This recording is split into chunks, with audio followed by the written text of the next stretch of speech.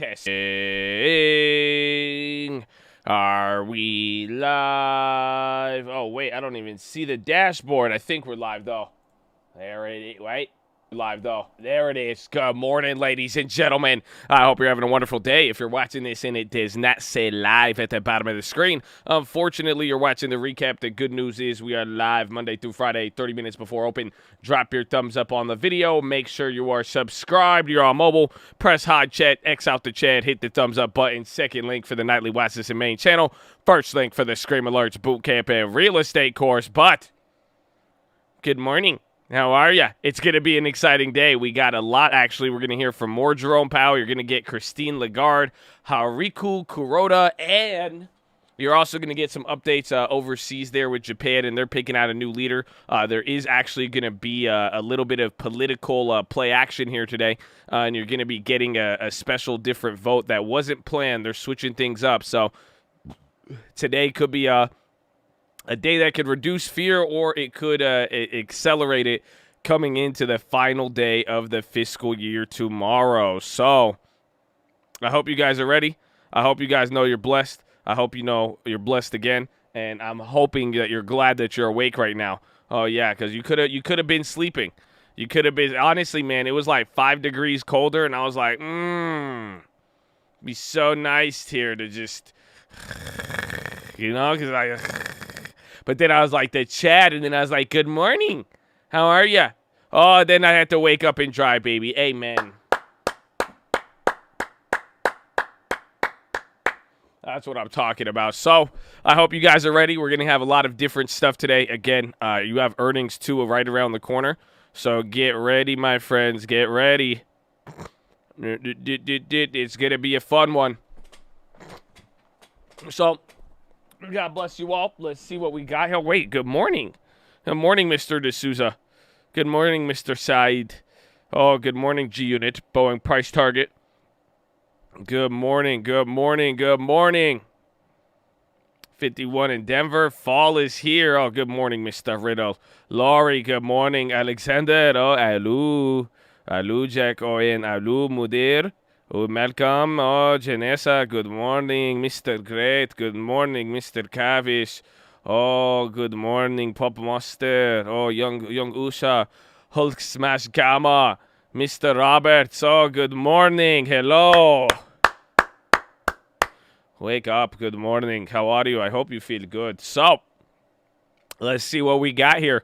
Again, you're going to get some power early on, but U.S. futures have advanced with European shares. Treasuries jump while the dollar was little changed. Asian stocks slump after yesterday's U.S. and European losses as concerns over stagflation and Evergrande swirled. Oil declined after an increase in U.S. stockpiles, and gold advanced and cryptos nudged up. Jerome Powell, Christine Lagarde, Kuroda, and Andrew Bailey may address investor angst over inflation, supply bottlenecks, and a threat to growth when they participate in the ECB forum panel today.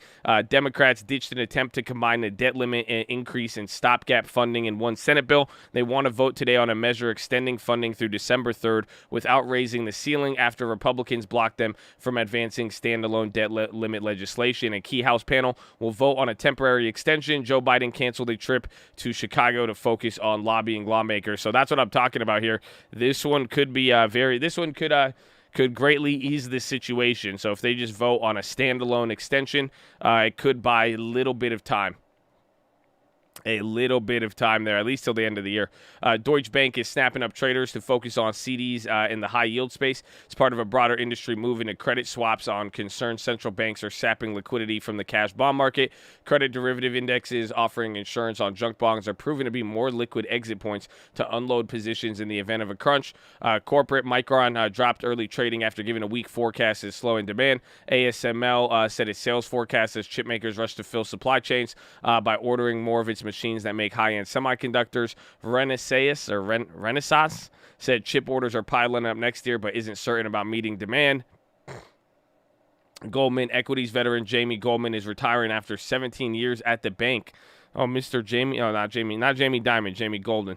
Kathy Wood sold nearly a $270 million stake in Tesla, about 11% of the ARK Innovation ETF. She's still betting on the company. The firm tends to trim the stake when it rises above 10%. Insider traders are so good that they've garnered a following. Tip Ranks, a data company that rates execs by how good they're timing trades, uses an algo to sort through SEC filings and comes up with a rolling list of the top 25 insiders. But a growing body of research suggests success may be down to something more than luck or judgment, and nobody is doing anything to stop it. Oh, they're cracking on it. They're cracking down on it. Yesterday blew my mind with the judges when they brought that up during that one. Was it the Fed? That one was that was Senate. That was a crazy point, but I'm sure we're gonna hear some other stuff like that today. Evergrande sold a 20% stake in a struggling regional bank to the local government for $1.5 billion. The lender insisted all proceeds go to settle its Evergrande exposure, offering no help to bondholders or home buyers. Evergrande's rating was cut to C by Fitch, one notch above the equivalent default level. And somebody remind me to show you that video. You know what I'm saying? Show me. Let me show you the video of Evergrande and their destroyal or their destroying property, the Chinese government.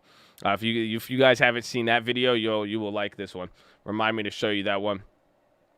6 companies are selling investment-grade bonds today.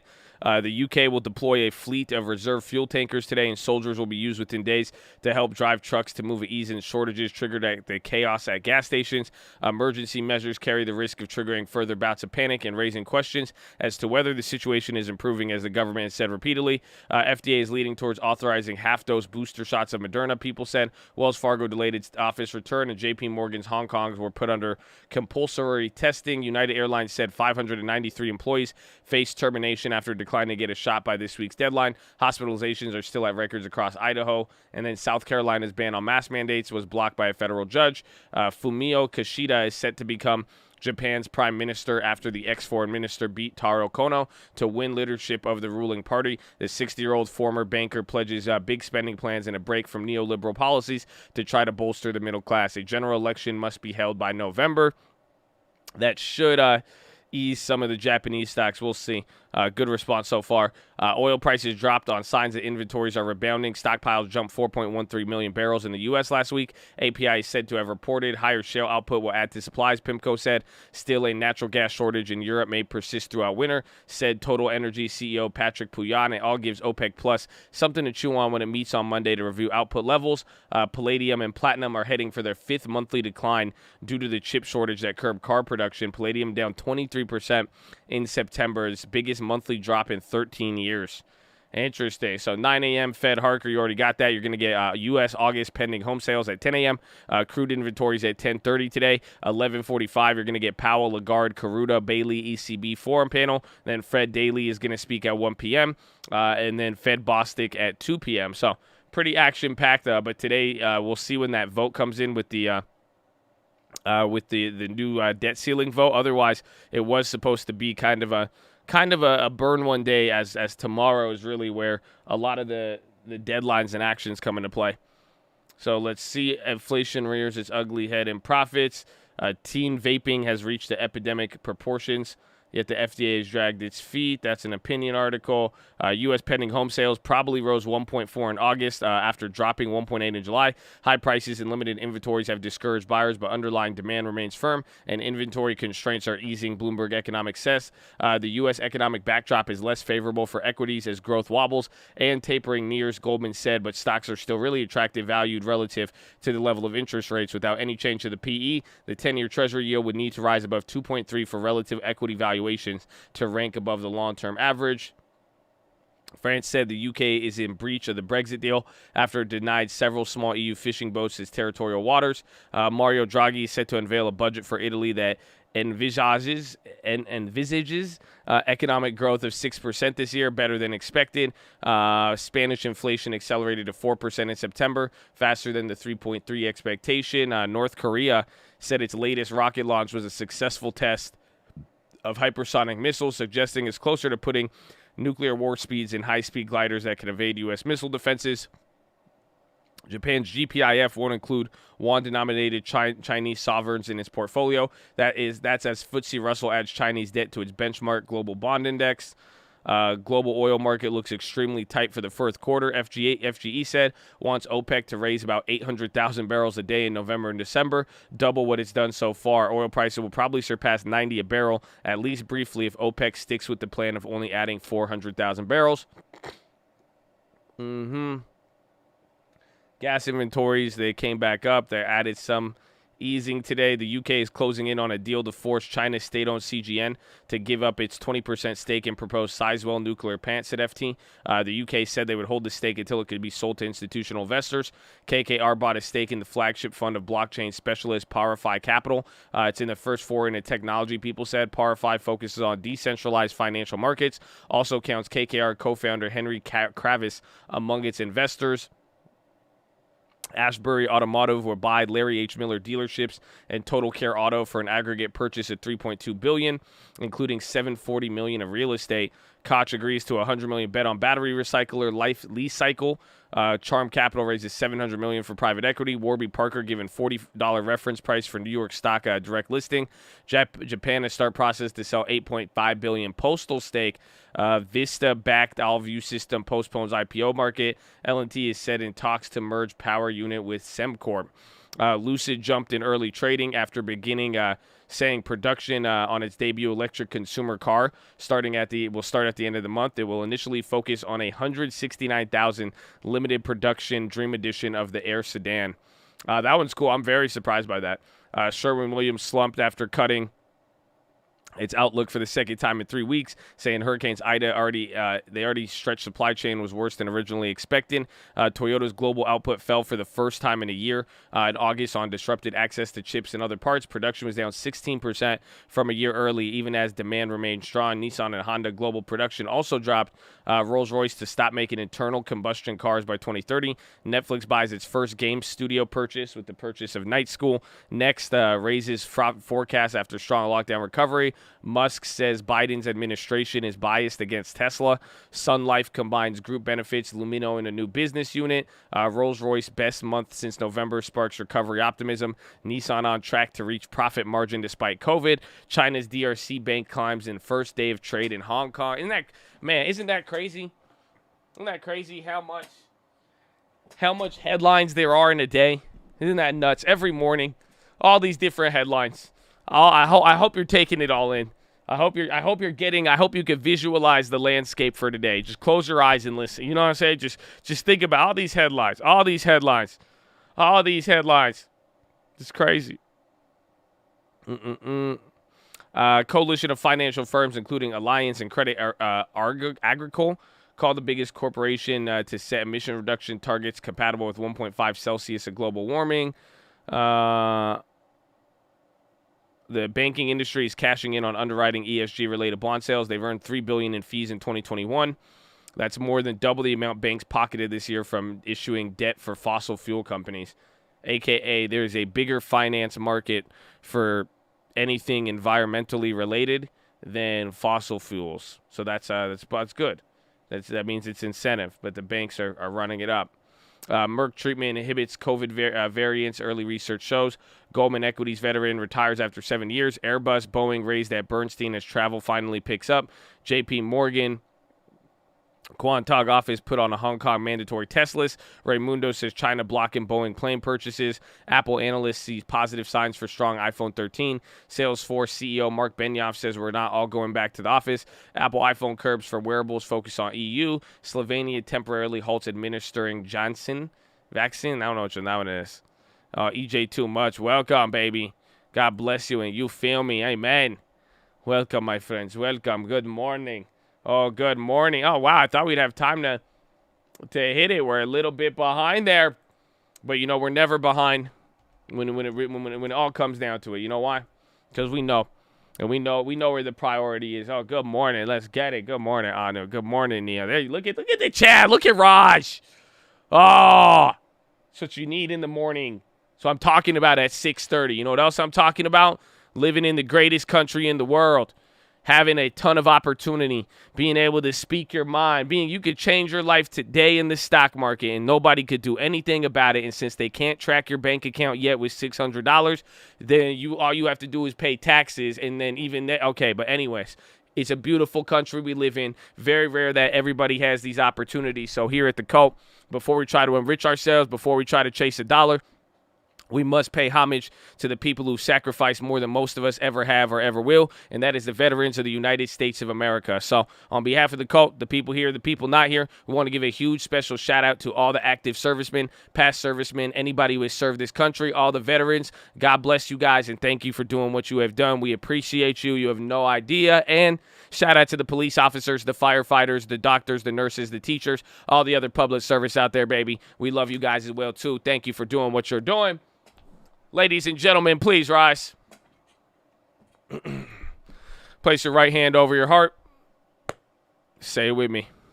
I pledge allegiance to the flag of the United States of America and to the republic for which it stands, one nation, under God, indivisible, with liberty and justice for all, baby. Son of the Jets!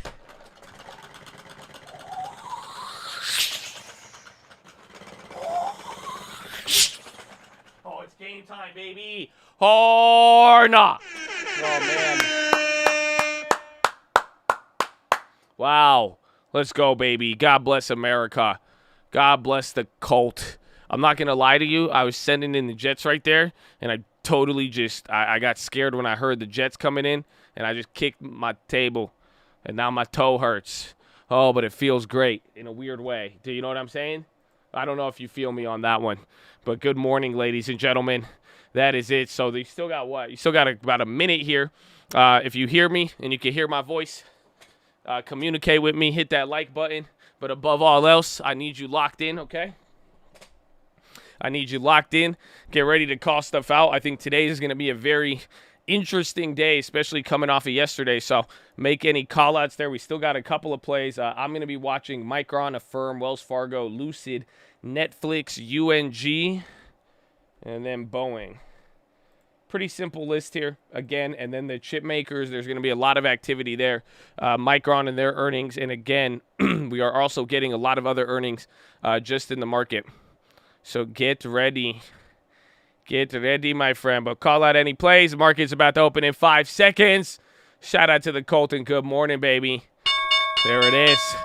Round one. Fight.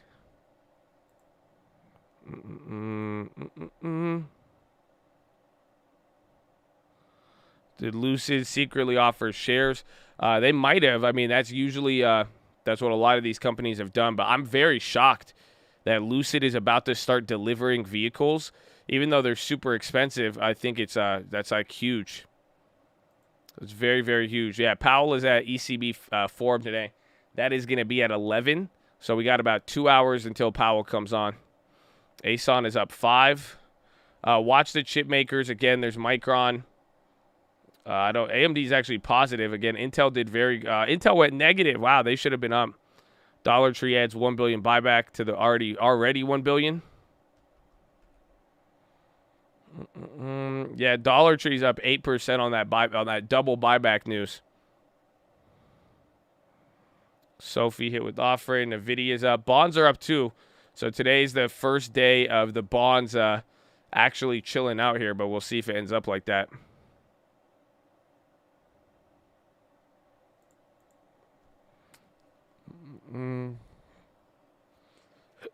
OPEC sees 1 million barrel day deficit in 2021. Fed Harker. I like the Micron's coming down again. Boeing's up 3.5. Jeez, was there any other Boeing news? I thought there was only bad news on Boeing. That's crazy. Disney's down. Dollar's up. Disney down 0.5%. There's Walmart. They got upgraded. There it is. There it is. UNG down 4. Wells Fargo up 0.5%. Watch it. Uber, UWMC doing its thing. Yeah, it's basically like it went up 3% yesterday. He's like, I'm tired, man. I need to take a break for 3 weeks. OPEC sees oil market returning to surplus in 2022. Facebook options lag. I can't do Boeing. I mean, Bradley Frizzle must be excited. A 3% move on Boeing. Eli Lilly on the high. UMC coming down. Vaccine stocks are up here. They were getting clapped the other day. Affirm as well. Affirm had crypto news. Facebook's up 1%. Boeing, I mean, I'm going to hold that play from yesterday. But that's probably going to get clapped there. But I think, again, just in general of the market, today is going to be... Today we have less events than not. The question is, do we actually get like a lot of activity? But we will see. And again, we have that little surprise vote. Otherwise, I think a lot of stuff, even though it's moving here, I mean, a lot of stuff is kind of tied to the overall bigger ship. Dollar Tree still going. Dollar Tree's up 6%. They got double buyback news. Robo little pop. Did Nancy buy more NVIDIA? I'm not too sure. Again, even then, watch Micron. I mean, they're there at the bottom 3%, but they touched 7% yesterday post-market.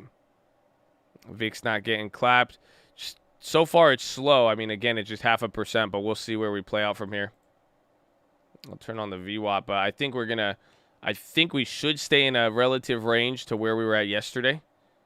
I mean, this is where we gapped up, so I mean, it kind of puts you in a lower range. I mean, I think we just need to see here again. I think within the first by the second hour of the day, we should have a lot. I mean, we'll see EU, but again, there's positive stuff going on. Japan has a new leader.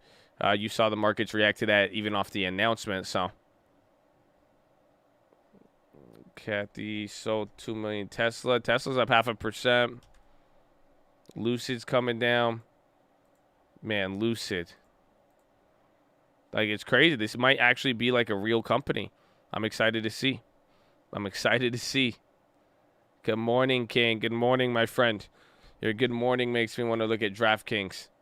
They're down, actually. Wow.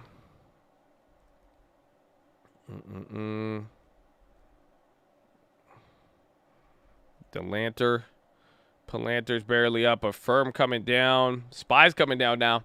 Again, you're still overall green, but we'll see if we actually go red here. NASDAQ is the leader. Dow is actually the laggard today. Only up 0.1%. The TBT play, it's related to bonds. So again, I'm expecting now that the bonds are breaking the level, and then like I said yesterday, you're finally seeing this level of bond velocity. It's the fastest in the last 3 months, but also in the last 12 months, they're moving a lot. So the idea here with bond velocity, whether it's moving up or down, but this quickly, you're probably going to get a move in the TBT. It's like a UVXY type of play for bond rates. Rolls-Royce first electric car, AAL tank. Airbnb's up 1%. SPY's coming down here. Again, watch for the Dow to go red first. That's only up 0.1%. Pult halted. And then TLT's going up. I mean, today's at least an interesting remix that we got here. Yeah, AAL's down almost a 2%, 1.5%. Continuation, options lagging. Could be. We had the ones from yesterday. Let me see those. That little earnings play. Those are only down 20% actually, which is wild if you think about it. Post earnings and then the stock drop. But so I have those two plays, $60. I'm gonna ride those out there, but it's I think you might have something there. But the premiums are not as cheap if you think about it. Roblox volume, AAL on the high. Oh, Roblox, look at you. Is that, Delanter. You're right, Delanter. Dollar Tree. Delanter is running. Now it's up 10%. Just moved 4% in those last two candles.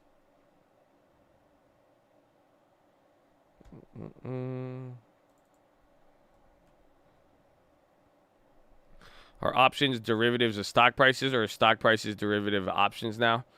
Well, it should be vice versa. It should be the former.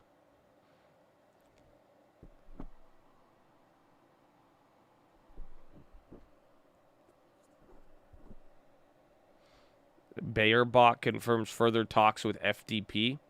Is this foreign? This might be foreign.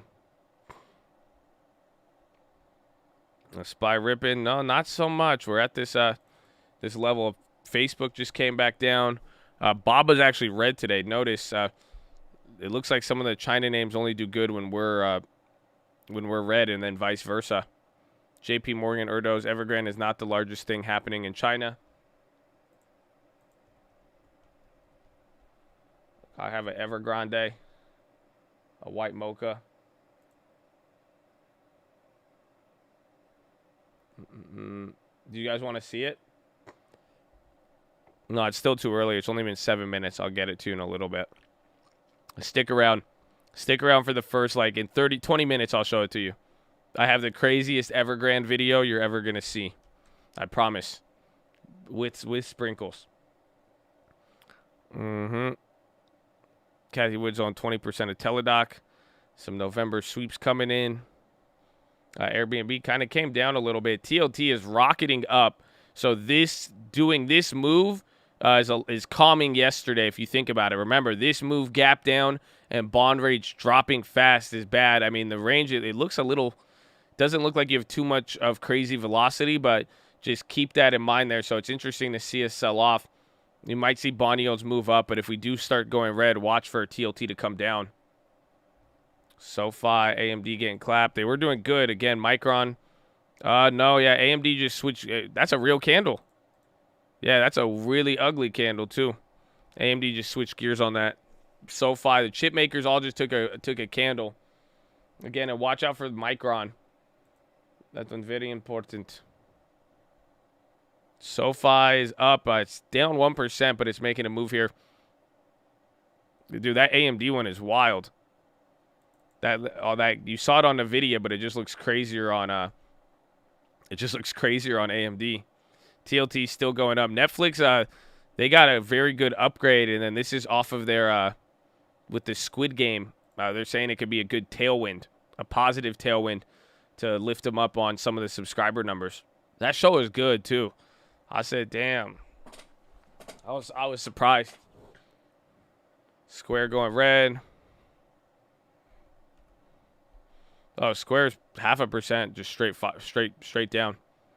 Squid Game, that's why the stock is up so much, because Squid Game, beyond just being like from a artistic standpoint, like a good show, it highlights, it got a lot of popularity, but now it's highlighting Netflix's foreign capability, essentially. The fact that they have a foreign title that is doing good in America, and then now, think about it, they made that to reach out to get subscribers in other places. So it's like a full circle, just very positive. It's hyped all around the world right now. So they got to make a lot of money, and it attracts a lot for them. YouTube is banning prominent anti-vaccine activists and blocking all anti-vaccine content. So that's why I tell you, you guys know I'm pro-vaccines, right? I just always, that's make sure don't clap me, man. I told y'all. See, I've been telling y'all. Let's play some red light, green light with weeklies. Nah, man, that shit was scary. Why couldn't they just let them? I'm not gonna spoil it. You should go watch it. Give it 2 weeks. No one's watching that show anymore. Well, they only have one season, but that's how everything plays out. They run through these shows, but by this, like, millions of people have already seen it. So that's like the nature of their business model. Generating that money, they need people to sign up for a reason. But I mean, a second season, you're already going to get a big following. I think they have a big follow-on contract. It was actually good. Yeah, I agree. But again, I mean, look, you're watching, Netflix is up 5% pre-market. You got a damn upgrade off of that show. Like, think about that. That's wild. AMD's coming down again. Facebookian. We're talking about Squid Game on Netflix.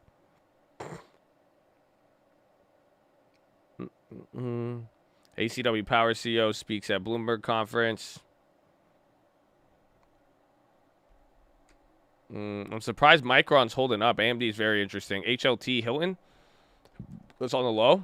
No, yeah, Hilton worldwide.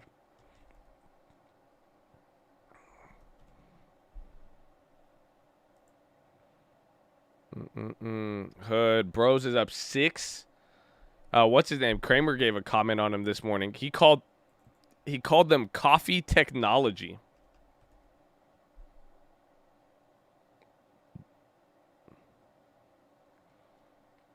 Yeah, Robinhood's up 1%. Affirm now only up 1.8. Overstock looks dead. Overstock just dies until it's not dead. But no, it's usually expensive. I mean, it's held up here the last 2 days. This will get interesting.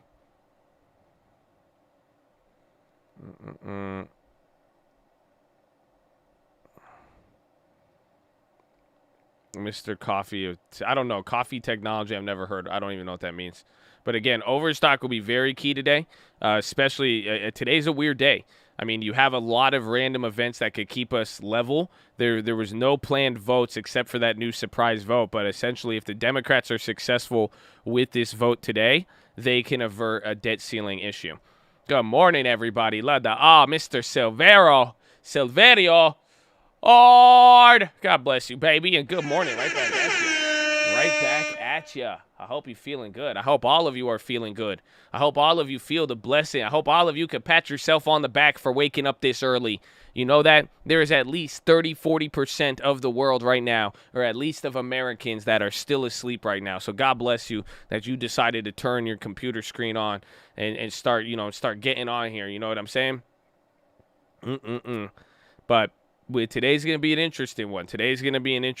Again, overseas stuff, we're going to hear from Powell. But above all else, the debt ceiling stuff from yesterday, that's creeping in. The bond market is not overreacting today. It's actually, surprisingly, we're coming back to where we were yesterday, but the bond market is chilling. So you're starting to see there's a lot of other weight here in the market. But somebody remind me to talk about it. I still need to show. I have a crazy Evergrande video to show you.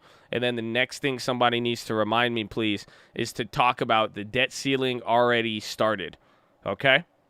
That sound good? Sound good, Chad? Great, Chad. Thank you. Good negotiation. Now make sure you like the video. Get that test of that sun.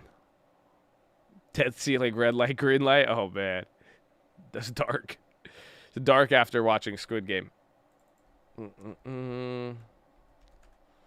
Delanter, Dollar Tree still killing it. Yeah, bro, that just moved 6% off of the first 4 candles.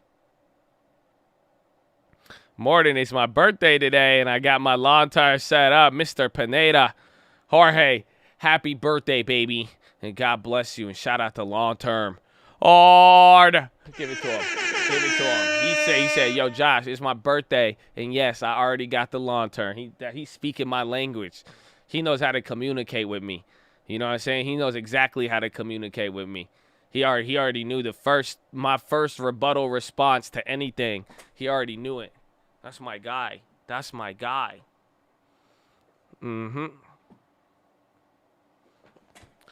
birthday. Spy coming down here. Delanter, Dollar Tree, another pop right there.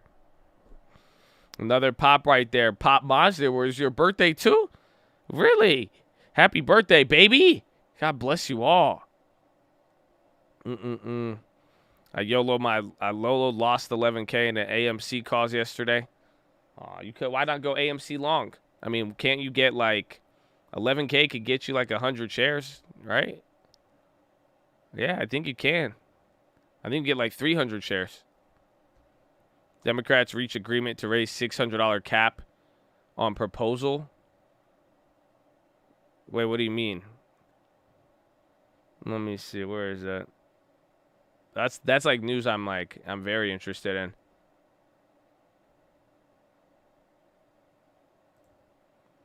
They're like, it's 650 now.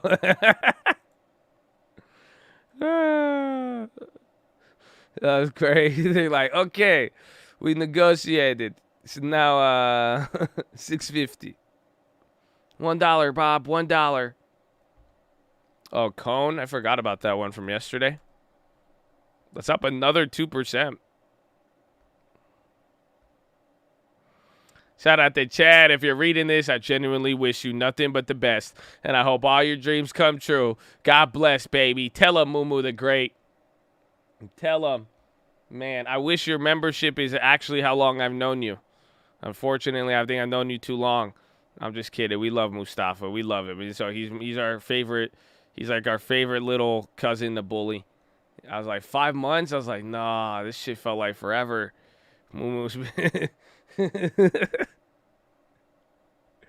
Oh, God bless, man. He said, if you're reading this, all your dreams are gonna come true. Amen. That's the type of vibes you need in your life, man. I don't feel me. Overstock on the low. Watch Cone, watch Netflix. I'm really watching the bonds here. I want to see what they're going to do. Like I said, from the beginning of the week, bonds are going to be the leader. Moo-Moo's the Colts Meg from family. Yep, exactly. CEI hype. Like I said it a couple days ago, I don't think there's a fair way to judge that company. I mean, it just looks like a hype stock, but the thing was, is at $100, $200, $1 a share. You could always do the small share strategy. Just buy one if you want to take the risk, hold it, and that's it. I'm gonna call real estate. You want to invite me to EXPCon? I've heard. I think I already got one of the invites there. I do want to come. I just got to see the date, and then if I need to see their public health standards, because if I get worried about it. But nah, I'm actually I just got to see. I haven't been to an event in a long time. I've not been to. I'm still kind of awkward. November 9th to 12th. All right, let's see. I know a lot of the other cult people are going. Apple's going up. SPY's above VWAP now. So again, bonds have really hit the air brakes today, and now came right back to the. This is like it's like trailing the 100-day. I don't know if you guys see it, or like the 50-day where we're having this drop, and then now it's kind of acting as this resistance here. So I don't know if bonds will move any more from here. If they do, if it goes to another 1% day, that'll be key. Target, Netflix, both on the high. Micron did bounce up.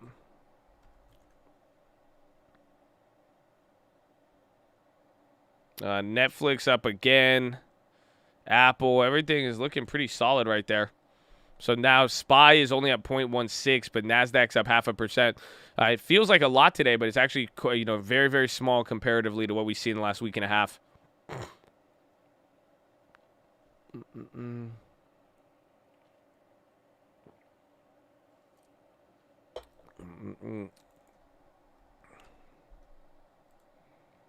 The transports, that is key. They don't hold up. FTSE 100 recovered.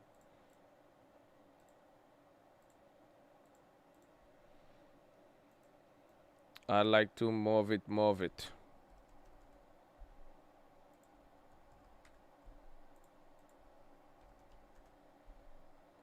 Let's see. Up 0.5%.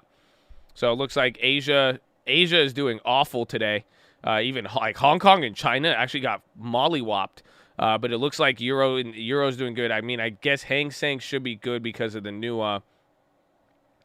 what's his called? The new Prime Minister of Japan. But other than that, like China got clapped today. And then you got 323 names up on the SPY so far today. And then we got 16 names up on the Dow, 14 down. Bradley Frizzle and the real organic peach. And on top of that, Boeing's up 3.5% today. Oh, Ardaho. Good morning. Good morning. Man, how does that feel? Do you guys realize, like, as somebody, like, we don't have, like, that many traditions growing up except getting beat. So it's like, I hope you guys can appreciate Bradley Frizzle. That Bradley Frizzle has brought some tradition to your life. You know what I'm saying? Like, Bradley has brought some level of tradition into your life, myself included. He has been able to bring you a tradition every single day. Y'all don't feel me. Y'all don't feel me. Yeah, that was deep. It was too deep at 6:50 in the morning. That's good. That's good. Y'all don't feel me. Y'all don't feel me. SPY hitting a new high here now. Looks like everything is starting to break out. You're pretty solid, 0.25% on the Dow. That was about to go red 6-7 minutes ago. So you're bounced even above VWAP. This is it's an interesting move right now. Minority Leader Schumer speaks on Senate floor. They say Senate could take action on stopgap funding today. So again, that's a very, very positive sign there if they do get that. So watch here now, because TLT, like I'm saying, TLT is either going to break through this resistance or it's going to break through the lower end of the floor that we've been at for the last 3 months. Remember, like, look at this move. It did come around breaking here. So really, I think as the stock market moves today, we have to pay attention to where the bonds are going to go from here. Walmart pop looking strong. SPY's killing it. Again, Netflix up 3.5. They're up 5% pre-market, I believe. Walmart holds up decent. Again, chip makers, Micron's still red, but NVIDIA flipped around. This is the next biggest industry to watch here today. And then oil, there was some signs of it cooling down, but if that picks up, that'll be interesting. Why is TLT rising? I mean, again, bonds were moving very rapidly. That's the thing. I don't even think we all processed it. I feel like bonds just get so weird and obscure. But this move down, the last 4 days of bonds, 5 days of bonds, has been faster than anything you've seen in the last 12 months. So even this move, remember when like bonds started to first get clapped in the beginning of the year? And you remember we would see all this, and then it was like day after day after day. Like, that's big, but that's like little moves day after day. But this was a lot faster of a move. So it's like when you're watching the bonds kind of go down that fast, a little bit of a bounce back up is not too crazy. That's what I'm saying. We're going to pay attention to the levels and the yields, because some of them mean a lot for investors as like key support or not. But we'll see where it goes from here. But I mean, I would expect some volatility in the bonds. I mean, it is whether because of tapering, because of inflation and everything else going on. Let's see, getting clapped the past few earnings. I think they're right for earnings puts. I think in a lot of industries, this is going to be a very pivotal earnings for a lot of companies, because now you're getting economic slowdown. You're getting these talks of the negative stuff, but a lot of people's earnings, in expectations 3 months ago was very, very optimistic. So I think a lot of these companies is going to be key. Good morning. Anyone sent me NFT? Somebody did, and then one of them disappeared. It was weird. Someone sent me an NFT, and then it just disappeared, and it just wasn't in my OpenSea thing anymore. I was like, that's weird. But then I told you the koalas have been bouncing. Do you guys know the DJ Marshmallow? He bought like a $30,000-$40,000 koala yesterday. I was like, what? I said, that's crazy. He bought the same koala, and then he went and he spent $40,000 on one.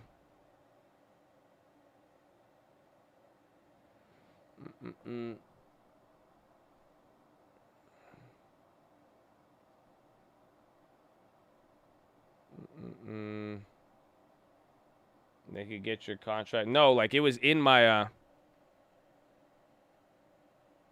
if you gifted an NFT, just hide it and don't interact with it. Really? It showed up on OpenSea. It looked like a popular one, but I clicked on the actual what's it called? I clicked on the OpenSea website, like the page. Does that mean I'm clapped? Because I got to like I went to the I didn't like buyers. I didn't do anything with it. But like I went to like here, like this like homepage where like it's on there, or like if you click one like that, they sent me the NFT. I was just here, if that makes sense.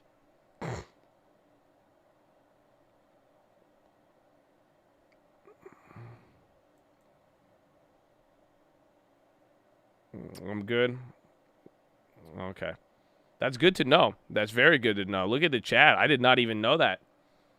I just see my laziness in the market would have saved me, because I just don't even fucking care and look at it. But that's wild.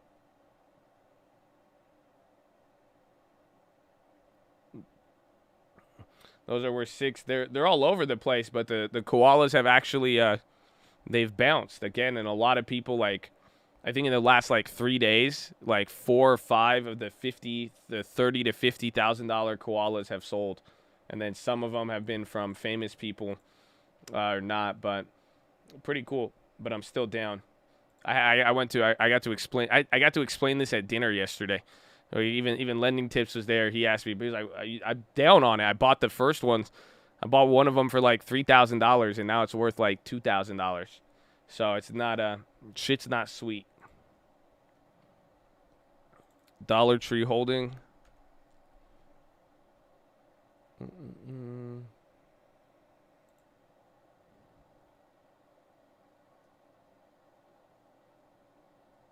Harker says a lot of what is called crypto tends to be more of a speculative investment.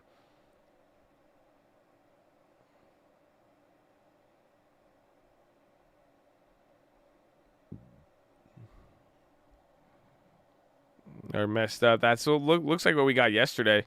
They're messing with the option chain. Bids are higher than the ask. What stocks? So if you guys are seeing problems with the option chain, post a stock for me. Kramer on a firm. Dollar Tree still up there again. You got that little boost, but we're coming back down. On SPY? NVIDIA, BA on all of them? Really? I think a lot of people said SPY and Boeing.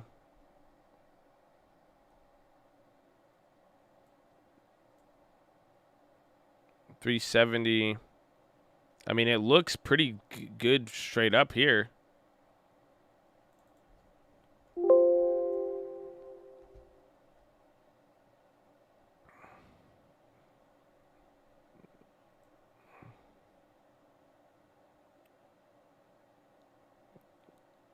$93. It looks normal to me. It literally, like, the whole chain is straight. I saw it on Boeing, Dollar Tree.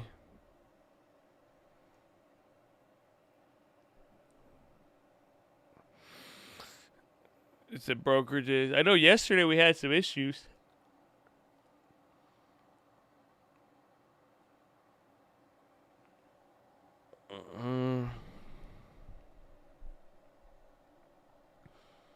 Put a firm next. I can. Is he talking good about it? Is Kramer talking good? Again, they've had a lot of back and forth with their news. Last week, Extreme made me smile. That's good. Well, we're glad to have you here. And keep your head up. Keep your head up. It's always a good day.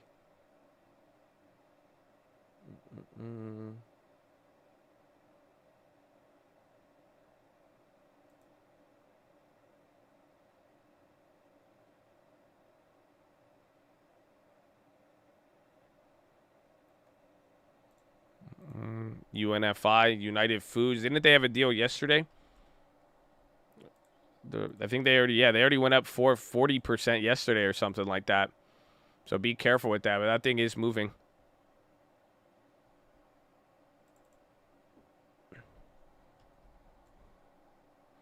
Standard Lithium, SLI, that's popping. Now look, do you guys see the difference here? Look at TLT. It's topping out right there, and now it's coming back down. This is going to get a little interesting here.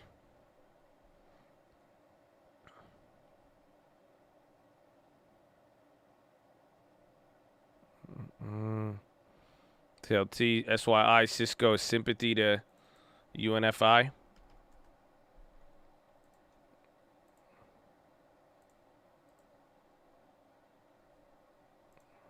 SPY's hitting another high. Let me see this one. They're kind of similar. Cisco. Pending home sales, 8.1. Expected 1.3. Jeez. Yo, that's crazy, actually. What month is it? It's, I guess, September. That shit needs to start dropping. That's fat. Pending home sales month over month. And then year over year. No, year over year is down 6 instead of down 13 expectation. Holy shit. Man, real estate's still gassing. Like, heavy gassing. Bro, that's fat.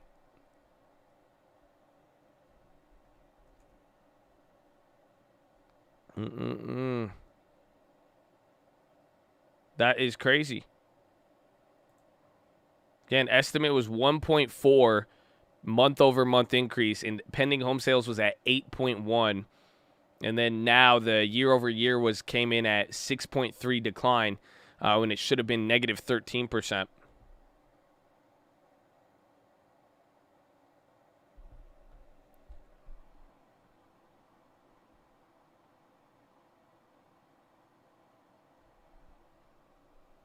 My realtor friend I saw the other day said real estate is booming. You gotta be careful. They all say that, but I had a showing. I had a showing, and this guy was showing this agent. We even talked about it. We were like, "This is the greatest real estate agent ever," but like, man, real estate agents just say whatever they want. They always say the market is hot.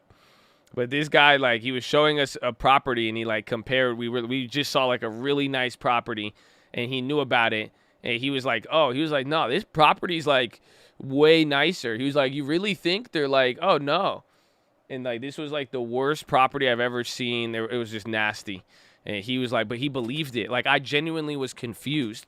Like he actually believed this property was like the nicest thing ever. And I was just like, whoa. Me and Lending Tips were both like, we literally were just like sitting there in the car afterwards, like, was it good or was it like, because we knew it was bad, but we were like, I don't know. He really was convicted in it.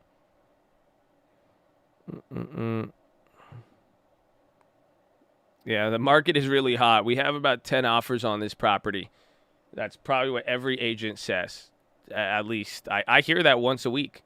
100%. And then I laugh at this point, but now that pending home sales data, they might have been not lying. They might have 8.1% month over month, and then the year over year is crazy because, again, by this time last year, real estate was jumping. There was at least a decent amount of demand, so to only be down 6.3 year over year that's a very strong print. Build long term, want to buy soon. Do you think I should wait for the market to cool off? Maybe coming with mortgage forbearance, or do you want to go to mortgage forbearance, or are you saying wait till that gets removed before you start buying stuff? That's the beauty of our strategy. By spacing it out once a month with your deposits, it will all add up. I mean, if you are on mortgage forbearance, I don't know if, as far as like, building your long term, I would try to get that situated. But again, I mean, saving won't hurt you. But in general, I would just little by little. I mean, right now the market's already dropped 5%, right? So what's going to happen in the next 2 weeks? Realistically, you're either going to get another 5 to 10% off, or it's going to be 5 to 10% more expensive, or it's going to be the same price.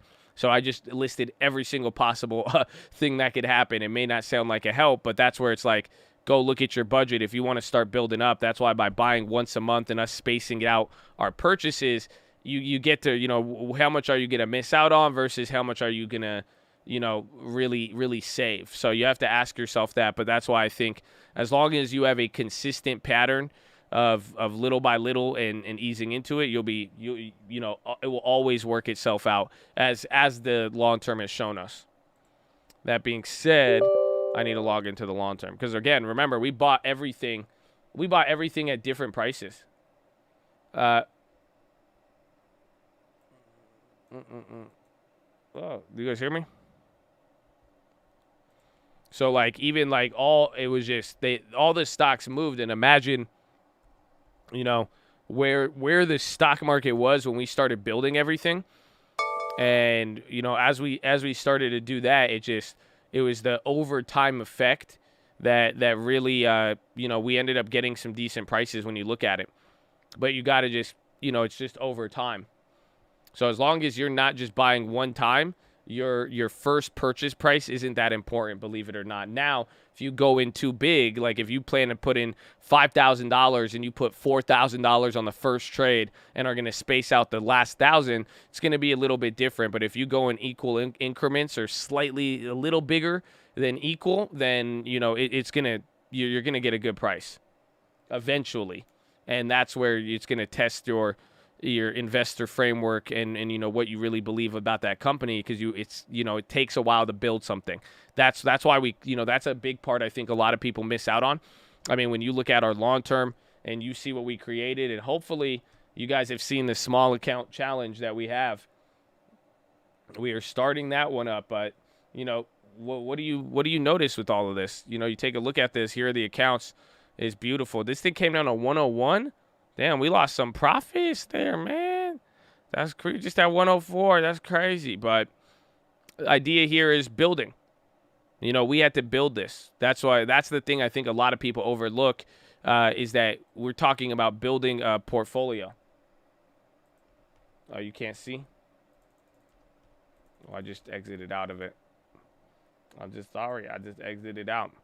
So that's what you have to ask yourself, you know, are you going, and that's what you have to make sure you stay committed to. Are you going to build it? You know what I'm saying? It's just like this was a building process of building these positions to you know, this is how it looks all collectively. But then when we start going to the actual stocks here, you know, look at, you know, Airbnb. This took 9 months to build our position. It wasn't just, I didn't just buy it one time and then that's it and say, okay, it's a good price, it's a bad price. It was little by little. You know, some of them, IRM, I only bought once. Abivai, this one took a little bit of building initially, especially when we get to the bigger account. You'll even see some of these, you know, you go about and adding, you start small, and then you add a little bit more, and then you add a little bit more, get some drip, you add some. So it's you got to build it. It's still all about building, and that's why little by little, you know, you don't build something with one piece of wood, with one nail, one hammer. You're not just like, okay, boom, that's my first one, that's what I'm gonna do. It's, you know, little by little, every day or every month, essentially, you're gonna be able to find that balance. High ticker is going crazy right now. There's like Tesla. High ticker is gassing right now. I do not know why. Arquite on the high. Uber's going. Visa's on the high. I mean, bonds haven't came down yet, but that's wild.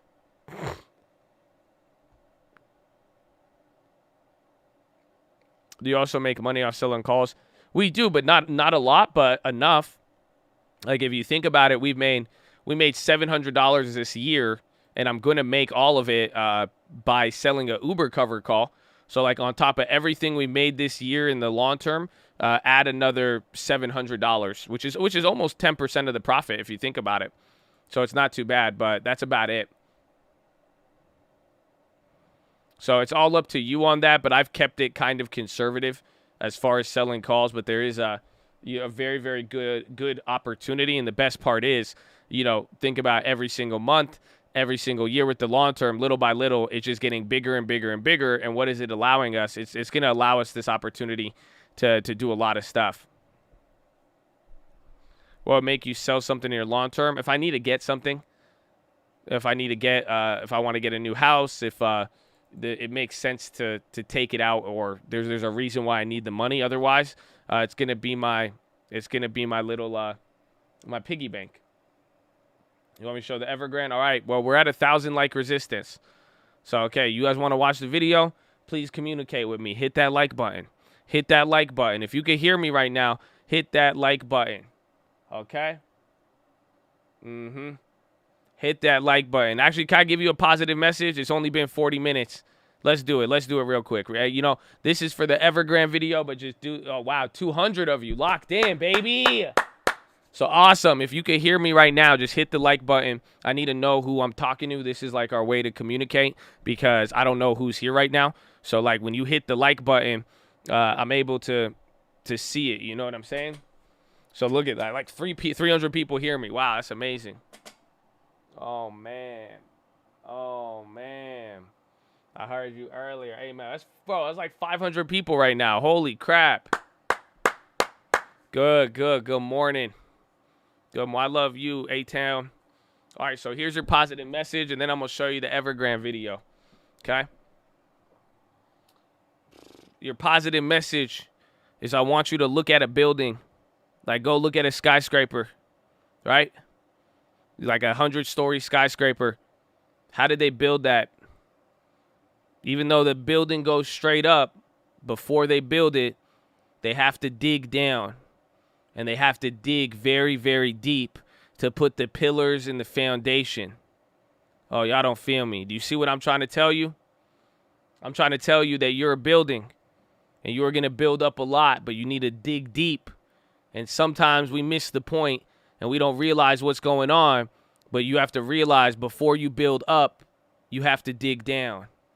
So you should be a little bit more excited about where you're standing because you may be at ground zero. And that means you're digging down and you think you're going the opposite way, but you're actually going the right way, my friend.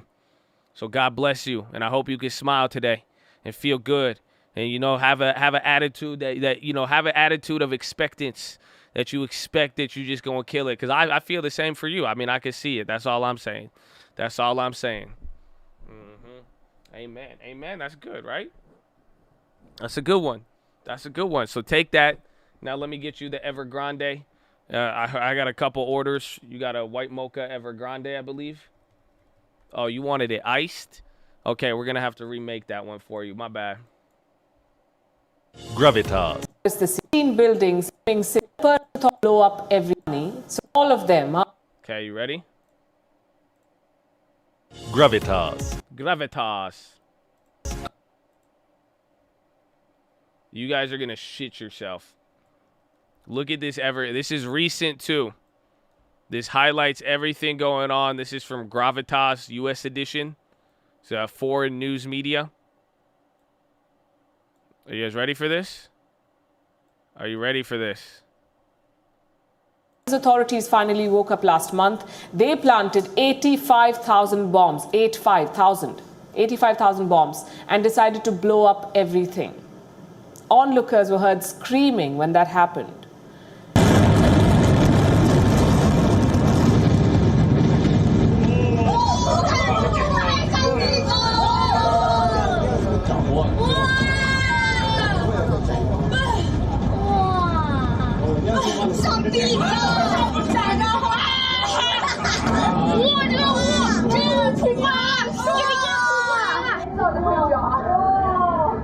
These dramatic pictures will now become a common sight in China.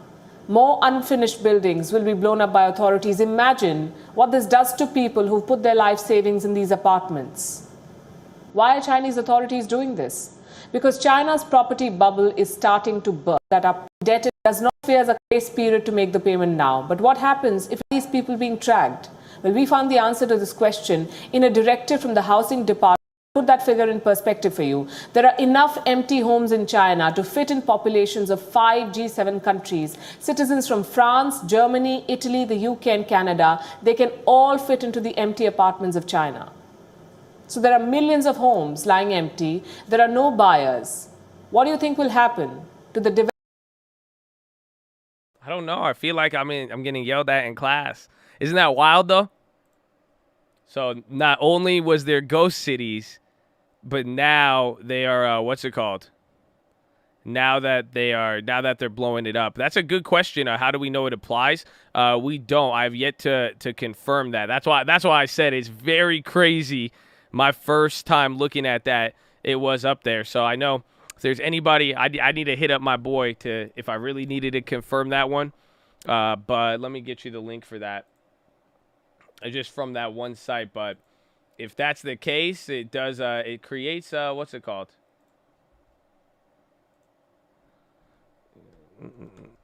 There's the link. How does blowing them up help? Oh, that's a big. I have big tinfoil. I have like crazy tinfoil, but like it's like actual tinfoil. Like some of you may think I'm crazy, but my tinfoil is essentially China has done this before, just with other commodities and certain things. But pretty much by lowering supply, that's what she's trying to explain there, is that you literally have enough empty apartments to fit in the citizens of 5 G7 countries. 5 out of 7 G7 countries could fit in empty apartments. So not only can it let them rebuild, but it lowers supply. It's like a coin burn, yes, for the crypto people. UUP, is it popping? Oh, wow. Yo, dollar's up 0.5%? I know it was up already, but that's actually wild there. It might get a little bit crazy. And Micron is popping there. That dollar move, I mean, we need bonds, though. Again, I think even though dollar may look like it's leading, I really think the bonds is what's going to set off the algos and other investors.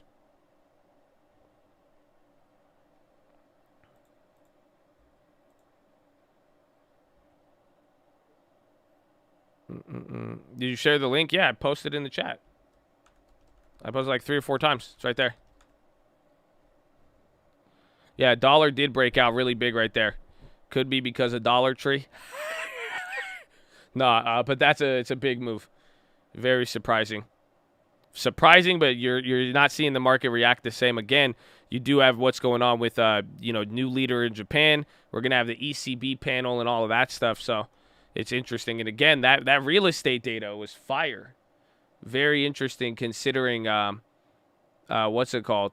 Considering you should be entering a slower season here of real estate. Pretty much after middle of October, or in October, after October, real estate should start to slip, or it shouldn't have the same demand as people get distracted. But that is crazy.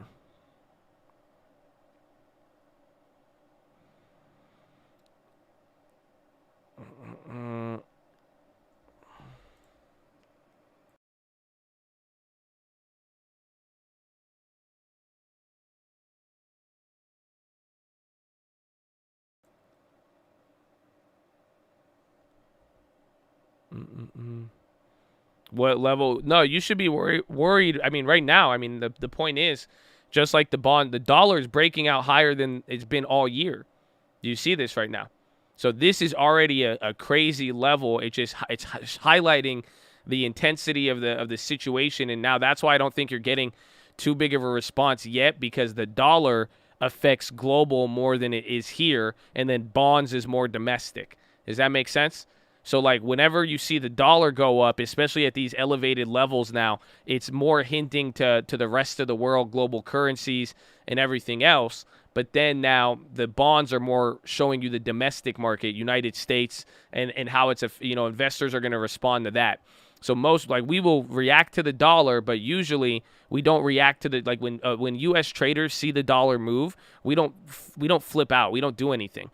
But what ends up happening is the dollar will go, if the dollar moves big, it starts affecting the euro dollar, the euro, the pound, now China, the yen, and those effects usually create something that could feed back to the market, but it's overseas that are going to respond to it a little bit more, right? Yeah, UUP, the pound is getting clobbered. Again, you have the ECB thing, but then Japanese yen, watch that with the new leader, but then bonds is going to have more of a direct effect on domestic investors. It's not to say it's like they're both effects, but I guess indirect is it's a good but bad choice of words with there, but it's just more domestic versus abroad. Dollar abroad, bonds domestic. And think about that for any country too, right? A lot of other countries, their currency will affect others. Don't underestimate though, please. I hope you guys, I'm speaking in a market sense. So economically speaking, everybody's domestic currency affects domestic policy or anything else that it could lead to their economy. So, but it is looking at it from, the stock market sets financials. People react overseas with the currencies, and then your domestic bond market will probably affect your market a little more. That was a good time to swap my euro to USD. Maybe, but the euro is fucking strong. I didn't realize that. That's it. I got a couple European friends, and the pounds, those things are expensive. It's not parity. It's like you get 0.8. SPY's coming up here. Watch if TLT comes down. A lot of the stuff that was holding up earlier is still up there. You got some bounces there from Micron. China Evergrande to sell bank. Yeah, that was this morning, and then none of the money got used to anything. It was wild. They said the money was strictly, the money they received was monitored pretty strictly. The BA News, I think it was an upgrade.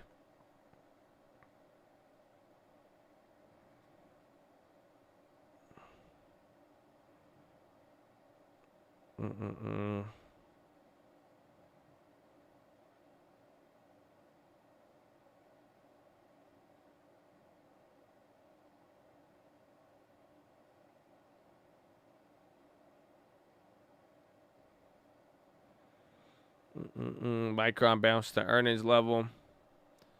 Josh, is a true dollar tree benefits from UUP? No. I don't want, to a certain degree, yes and no, but no.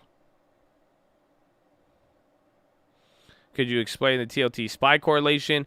It's just not always, and it's not like a one-to-one correlation. And remember, correlation does not mean causation.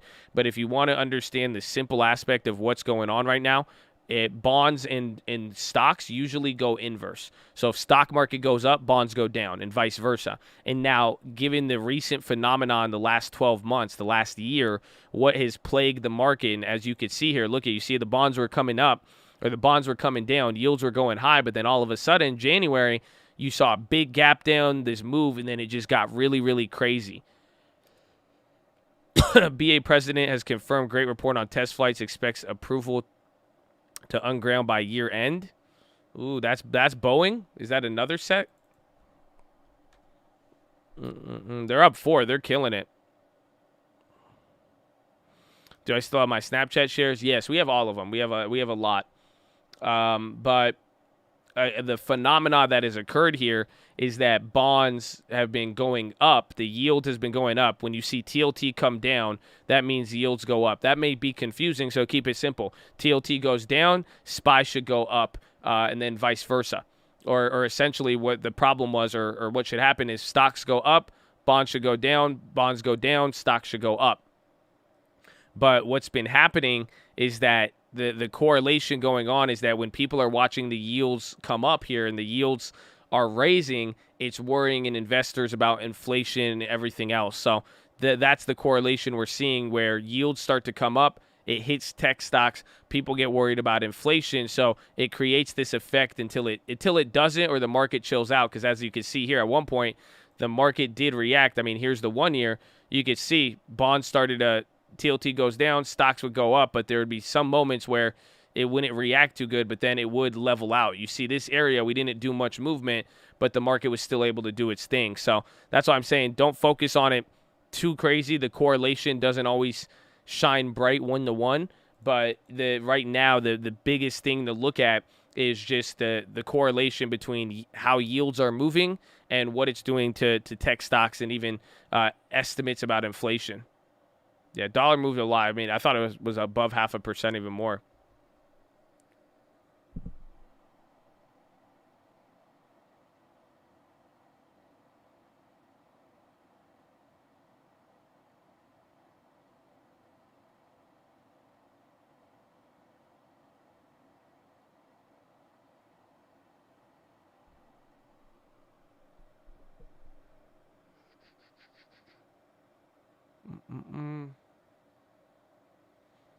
Roblo, Pop, Edit, Savaclop, Silver.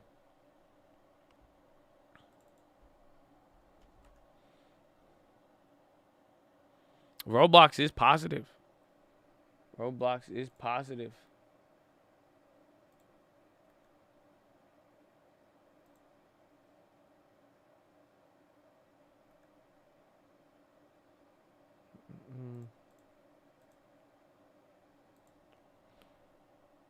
We appreciate you. I appreciate you. It's a blessing to be alive. A blessing for every day. UUP premiums, I do not know. I've not checked. I think they have been coming up a little bit, though. Everybody in the UUP. Where are they? No, it's still all down 80, 90, depending on timing and how far they are at. It's not going to move them too much. Because, again, isn't that crazy? This is just a 30-cent move.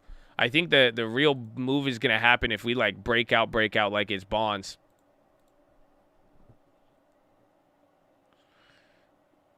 UBS. Hain again, Hain. Time is it? 7:30. They're up 1% on UBS. Those plays are down still. The HSBC's held up better. They're up, though, surprisingly.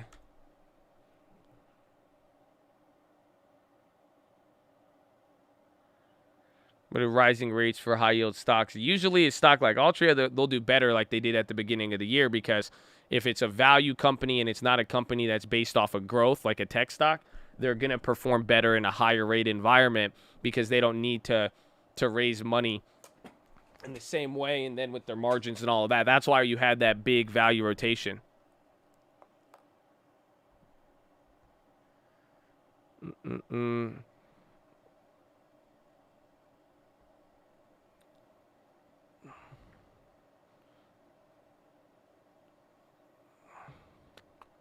We got oil numbers. Is the government shutting down? Yes. Government is going to shut down today.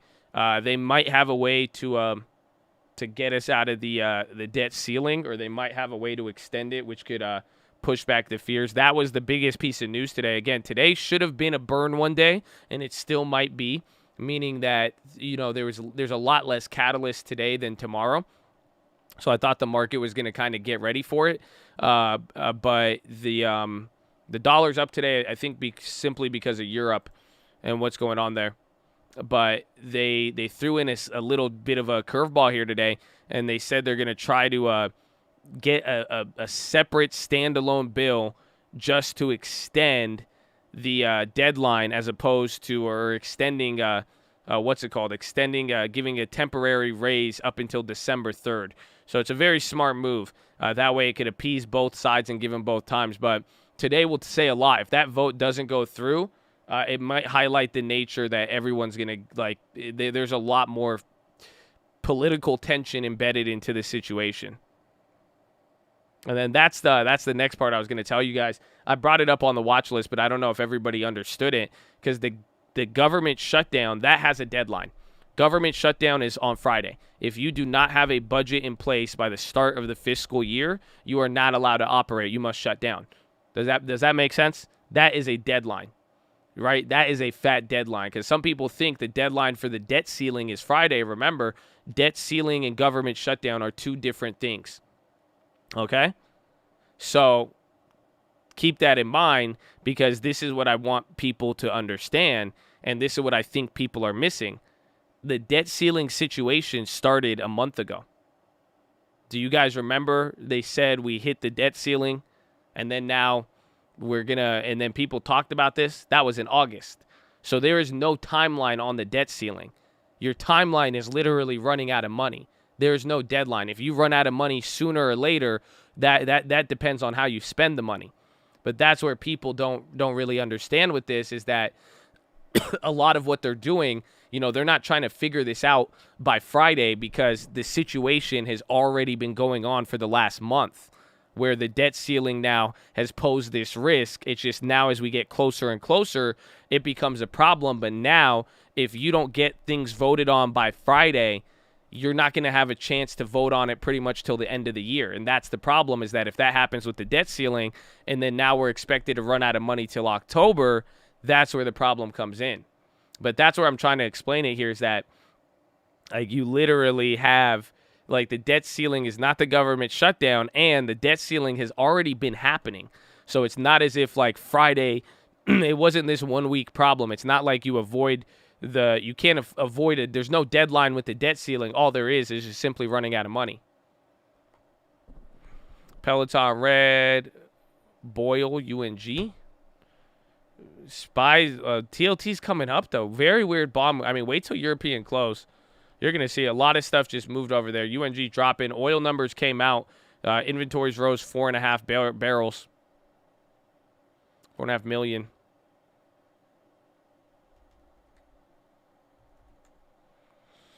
I mean, it's just a little move towards VWAP. None of these moves are baby food comparative to what we got. Now, everything's matched up at 0.5%. If you notice that, at one point, NASDAQ was leading, but this little stalling there, it allowed everything to catch up. But this is very, very small compared to what we've seen in the last couple days.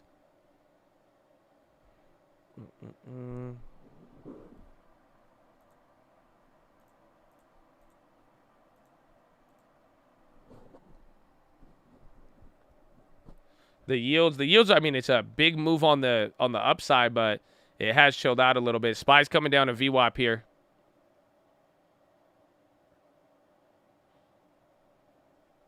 It was a process of how money gets made when the government deficit spends. They print it, they sell bonds, but then you got to realize there's no such thing as a deficit without, you know, the money coming in, or you have to have some level of exchange, essentially. Like, you can't spend money you don't have. So a lot of the even deficits that we run, we are just simply buying more than we're selling. So it's not, you know, when you look at deficit doesn't necessarily mean you don't have money, but the problem is it means you're spending more of what you're bringing in. So apply that on a trade sense and apply that on a tax sense. right? The government can spend more than they collect from their citizens, and then we as Americans can buy more products than we have sold to the rest of the world.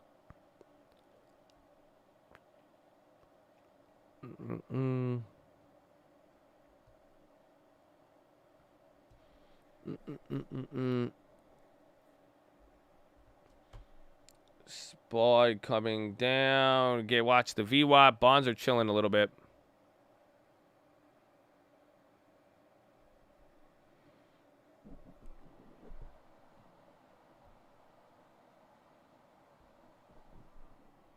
When Trump was trying to refinance the debt, it would have brought down our payments. That was one of his most, like, people made fun of that idea, but it was low key. It was low key very, very good.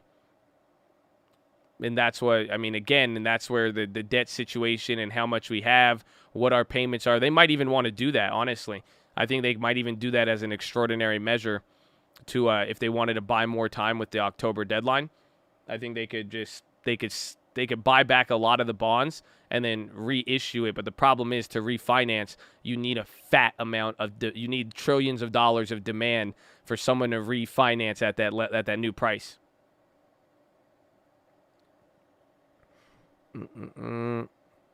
What's the date today? Is today Wednesday? Just because you're saying, well, just watch it a lot depends on where we're at on the week. So if we see a big move up, and if it does end up turning into a big move down, I mean, Wednesday's an interesting day for that move. We'll see. I think today we have a lot of weird catalysts, but tomorrow is the real dagger, if you think about it.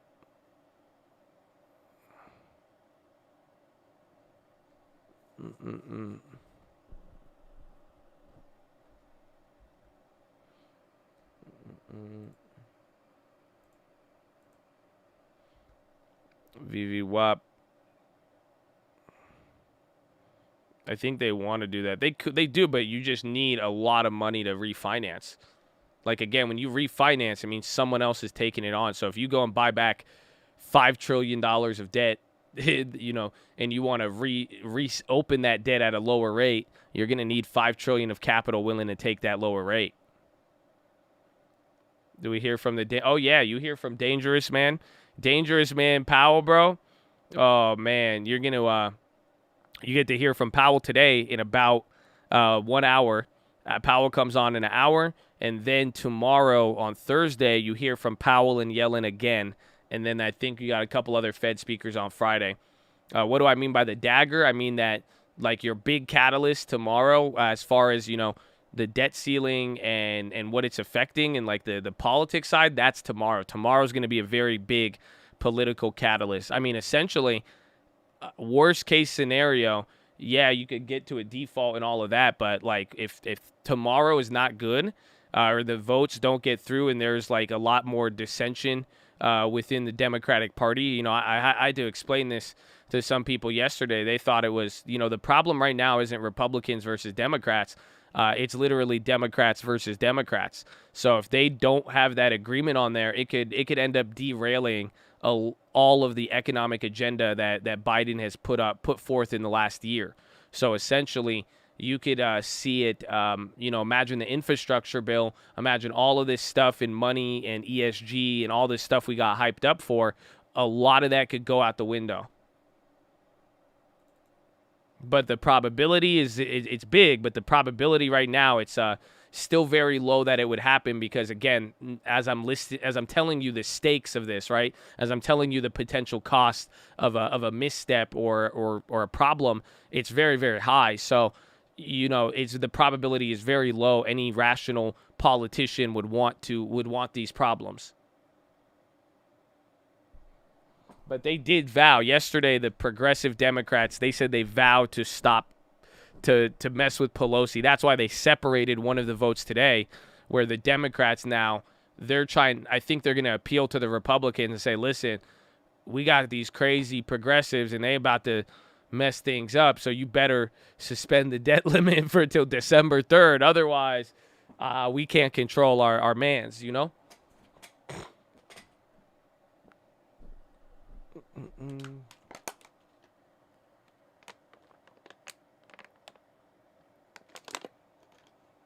CEI, free shares, bussing.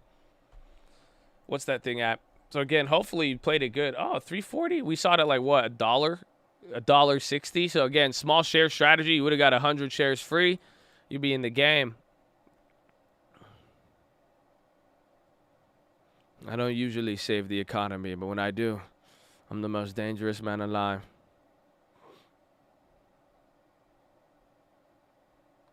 Want to let you know I can hear you now. Like the video. Well, thank you, my friend. I'm glad you're here, baby. Roblox moving. I just saw it on the high ticker.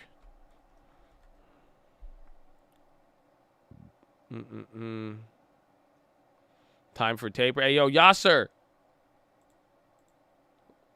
Yasser. I remember what you said last week and what you were saying about what I was saying last week, Yasser. Now you cut just for Yasser. I ain't forget, man. I know you see the I know you saw what happened in the last week, Yasser. Yasser. And now you gonna act like nothing, huh, Yasser? You gonna act like nothing happened, Yasser. I know, huh? Yeah, a little smiley emoji. I've dealt with you before. Remember Yasser? Yasser was coming at me. He was coming at me for my theories, Yasser. Yasser. I told Yasser.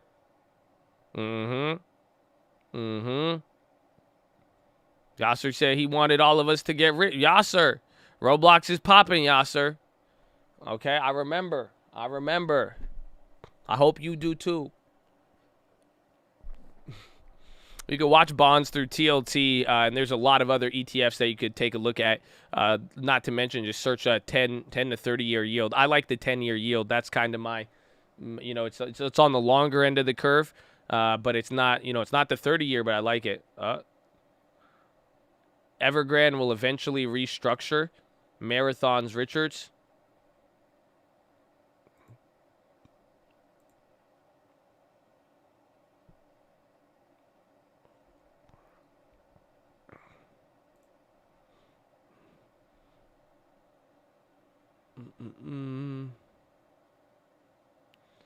Price different on TV and Weeble for what?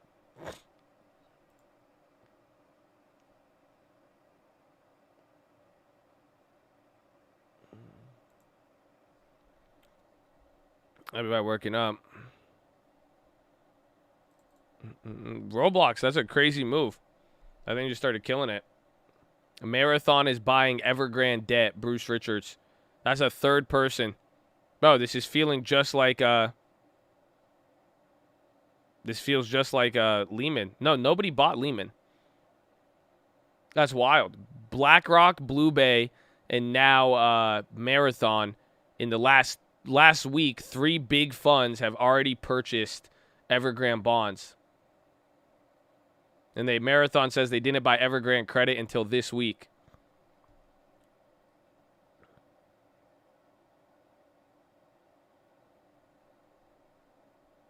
Lehman. Oh, Bear Stearns? Yeah. They had quote-unquote restructuring to a degree. Think they're buying it up? No, I think this is just what happens in late stage economics of it, essentially, with it. Like, I think some people are willing to take it, but where it's just like that, again, this happens every time. You've had such a hot market or a high area, people are chasing out for this yield. That's what happened in 2007. Do you think 2007, like again, by March 2007, you had 7 to 8% of the United States population subprime in default, losing their homes? What do you think Wall Street? This is why people get forever pissed off at Wall Street. So like, imagine that data was out there. You guys have lived through it. You see it. You get mad regardless of the data and where the market is, but you have to think about it. What did they do? Like, what do you think all of these big bankers did now at the first sign of defaults? Again, the stock market dropped a little bit, but then it came back up. But then 6-7 months later, you're literally watching default after default after default. A sizable portion of the United States of America defaulting, losing their homes. What do you think these people did? They didn't buy their houses. They doubled down on the strategy that got them there. Because they were like, oh, dude, this thing has been working. So what did they do? They literally went and they doubled down on high yield mortgage investments. So again, like, what's the problem with Evergrande is that people are buying 11% bonds from China, something they don't know about, and they're like, all right, we're going to do this, we're going to do that. They like the high yield, and then now it collapses. Now they're like, oh, it's a better deal. And now they're like, okay, we're going to go in. But now these are the funds that are touching it. Some of them have never bought it before, like Marathon right now. They said they didn't buy any till last week or this week. So it's just, it's very interesting.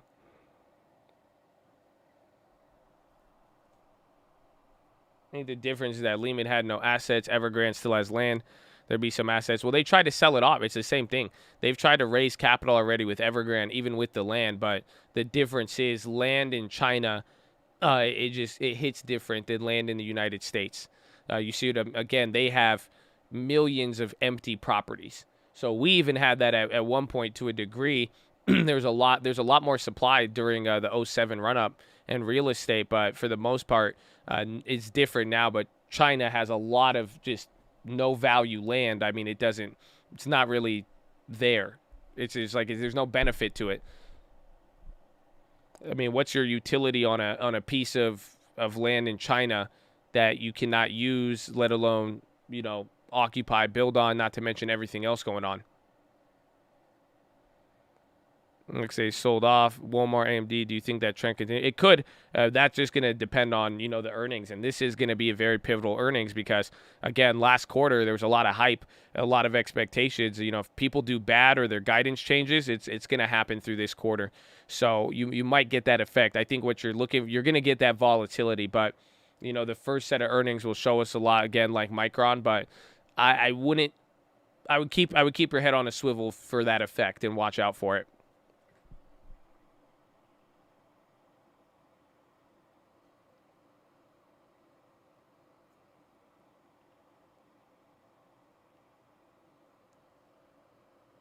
Senator Sinema to visit White House on Wednesday for more talks on spending. He's one of the, I think he's a moderate blocker on the Democratic side. So he's one of the moderate Democrats who the progressives they're trying to flip him and Manchin. What's happened in the market in the past 2 days? We were coming off of the Fed taper last week and all of that stuff. And then this week pretty much, and then Evergrande and all that stuff last week. And then this week was really bond yields starting to rise again, and that's part of the taper and everything we got last week, and it just led to the tech sell-off. And now people are worried about inflation as the yields start to go up. This wave of inflation is starting to come back up. That's what we got out of Powell and Yellen yesterday. So lately, it's just this week has been all about the bonds back and forth and the debt ceiling. I gave, if you watch the watch list, I gave 3 reasons why the market was going to go crazy this week, and it's debt ceiling, energy crisis. There was also an energy crisis in Europe and China still going. It's eased a little bit in the last 24 hours. And then the final part is and then you had the resignations of 2 Fed members. But a lot of this is just like, it's a lot of the bad news from last week swirling around, coming in here, and now we're getting the rates moving and then inflation talks and all of that. It's getting interesting.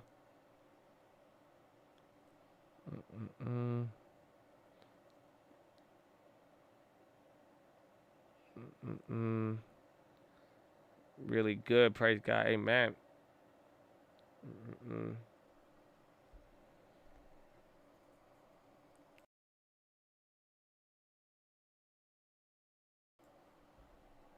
HIG big candle. AbiVi's up, man. Damn it, AbiVi. Before deposit, IBM's on the high. HIG just popped a little bit. IBM's up 1.4.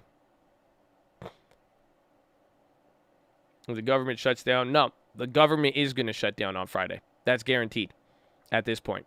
That's why it's not going to affect the market. We already know. You see, I knew that from 2 days ago, right? So the market is not worried about that. It's not the government shutdown.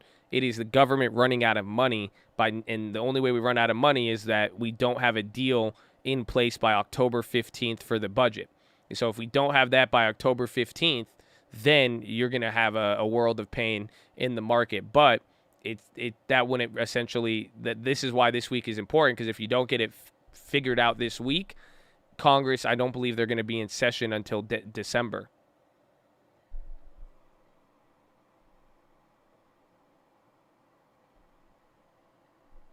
Why don't the Dems pass it? They have the votes. They don't. I mean, that's everybody keeps saying that, and I after watching this showdown play out, the Democrats don't have the votes. They're fighting within each other.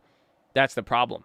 So like they're literally the biggest battle for Thursday is what are the progressives going to do to that infrastructure bill? If they don't pass that shit today with the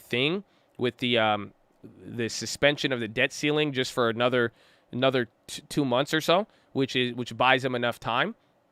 If they don't pass that, then the issue is not that. That's why there's these 2 Democrats that will say no, and then the progressives now they're pissed off.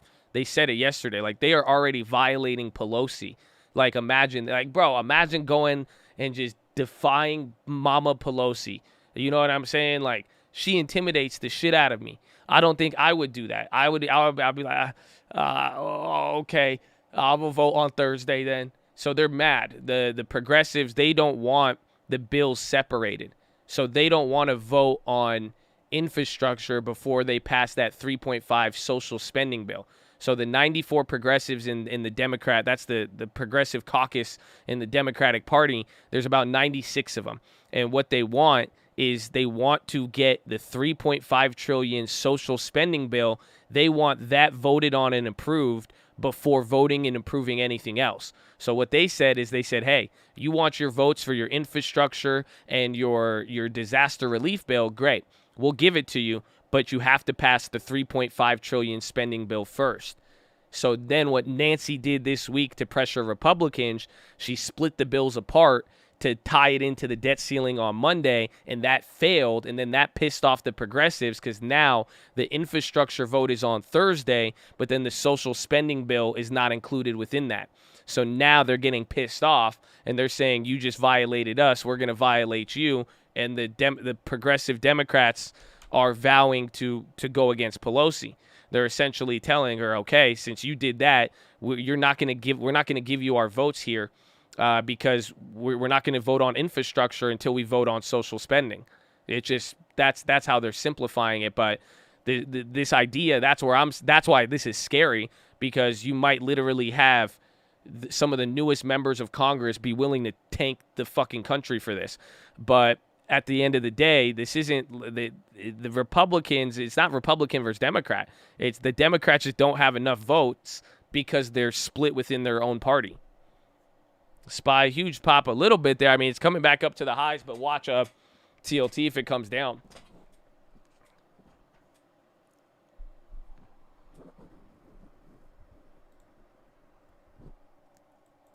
GME pop. Am I going to add wish to your long term? I already have it from IPO, and I'm totally, utterly clapped on it. It's not in the long term, but I mean, it's a cool company. But it is crazy. Yeah, their sales is big. Again, the thing with Wish, like Wish makes more revenue. Wish brings in more revenue than Shopify. How do I know all this? Which part? If it's the political side, even though some random people in chat get mad about it, I'm very involved with it. You know, not only do I have a degree in it, but it is something, we look at it every single day, and, few and far between. It's not as actionable as stock news, but, you can make big money off of political shit if you really think. These are the stuff where, like I'm saying, it might happen once every 3 years, once every 5 years, or even again as policies change. But if you could align yourself with that or interpret it, you could make a lot of money. But Wish makes more money. Wish makes more money than Shopify in revenue. Not making. They bring in more revenue, but they do not make. They do not make profit. That's the problem with Wish. That's why Wish is in the shitter, because Wish loses money at the net. It's not that they're diluting, it's just they're spending more money. They're just it's like Amazon China model where they're just burning cash. Their revenue is high. Dude, Wish's revenue is insane, but they're just spending so much money to get that revenue. The advertisements, the products, it's a commodity type thing. It's not shitty management, it's shitty margins. The margins don't work for them that much, and then with the size.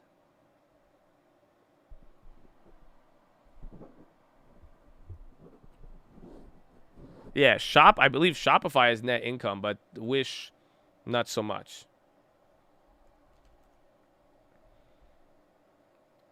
Let me see. I could probably find you a comparative analysis. Hold on. Relative valuation. Let's see if they even compare Shopify.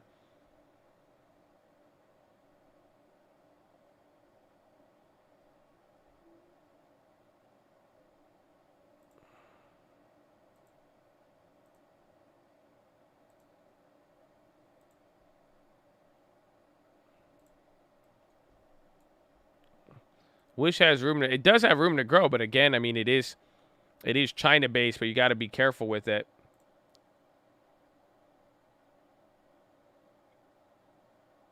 See, so their sales growth 33%. I mean, come on though, like look at that. Look at that sales growth with overstock though, baby. Hey man, but this is like EBITDA, gross margin. I want to see just the revenue. I want to just compare revenue to everything.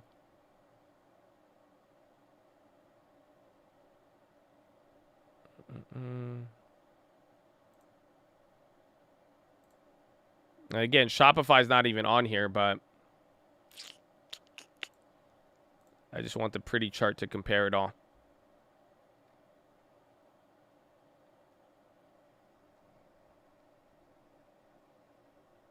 J-Pow speaking, yes, with the ECB. That is going to be in about 30 minutes, I think.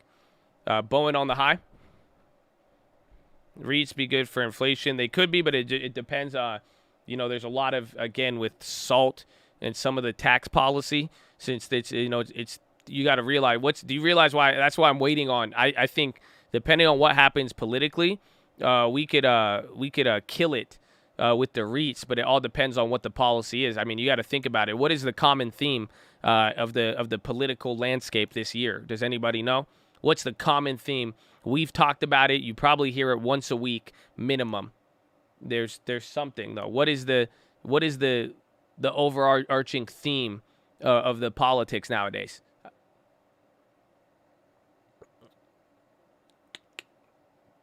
Taxes. COVID is right too, but taxes mainly.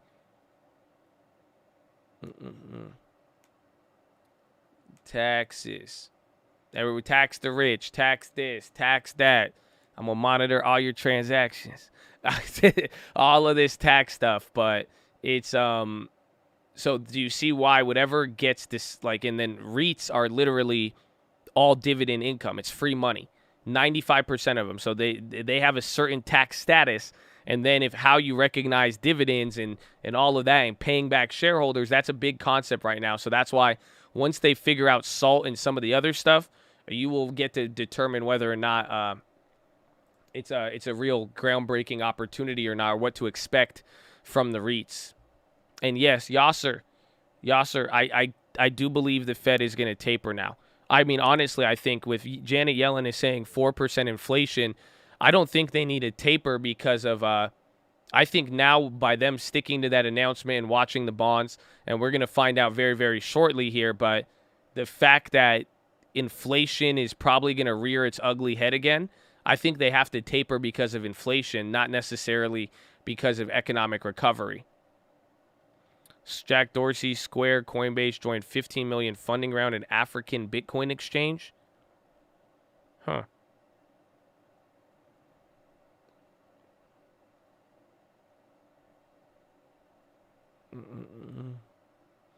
Powell, he said taper conditions are met, and I think they are, but it's just like, why? Again, we've been, sometimes we didn't believe it, sometimes we did, but then it's just like when you look at it and you start to, and you see it, it's just like, I think the reason he's sticking to this, it's like he's stuck to this timeline regardless of the data that we got, and I think they're doing it because inflation is the risk. So I know you're saying the economy is weak, but what would you rather have? A decent economy and then you start tapering, not even raising rates, or you let inflation now go up higher than 4% after you spent the last year. At one point, they said it was going to last 3 months. And then you finally had inflation chill out for 2 months, and now people are like, okay, we're chill a little bit. But if inflation comes back up, again, I don't think they want stagflation.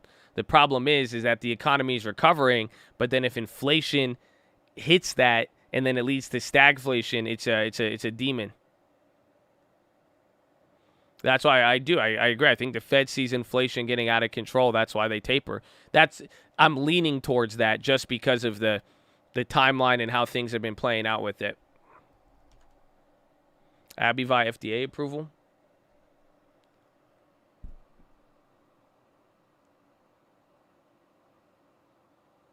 Interest on excess reserves. I don't think so, but they changed the repo stuff to provide that support with the tapering.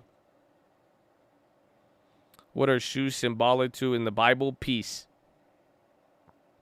Wear the shoes of peace so you could always keep moving. Always have peace in your heart, because if you do not have peace in your heart, you will not keep moving. So imagine, have you noticed that people who are not peaceful usually will stay stagnant? Oh, y'all don't feel me. And then that's why there's always that happy-go-lucky person. You know, they got peace. They may not even believe in God, but they keep going. They go from one thing to the next. They keep moving. They got peace. They got peace. That's the armor, baby. Lucid CEO speaking. Where?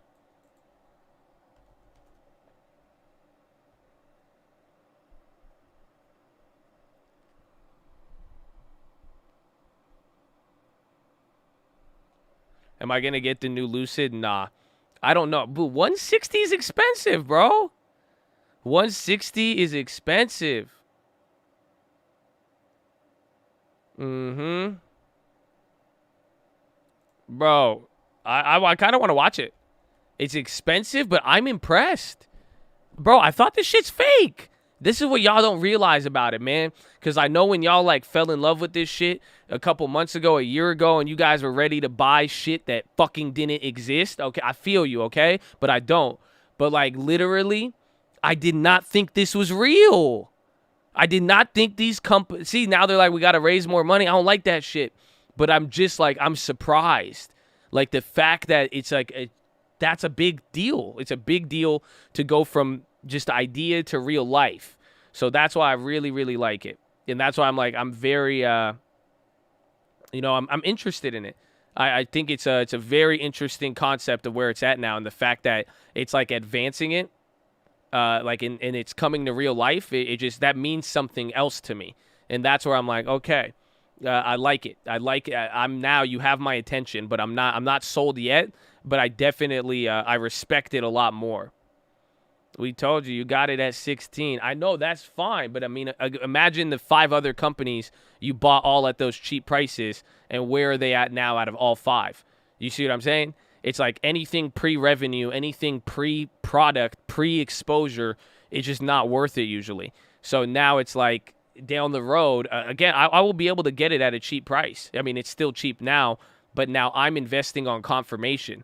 So if you think about the premium you're paying without confirmation, you're clapped. And yeah, some people bought that shit at $60, the same stock we're talking about that is now at 20-something. Let's see. I don't see it. Noble Brand platform for Coca-Cola trademark. Rather be late than wrong, baby. Equity markets are a little higher. We've got a bid in the bond market. Yields are lower. We are looking at a pound, though, that is being put under pressure. The stock 600 is up by 0.7%. The pound is down. Nah, yeah, they're not. He's gone now. No more Lucid.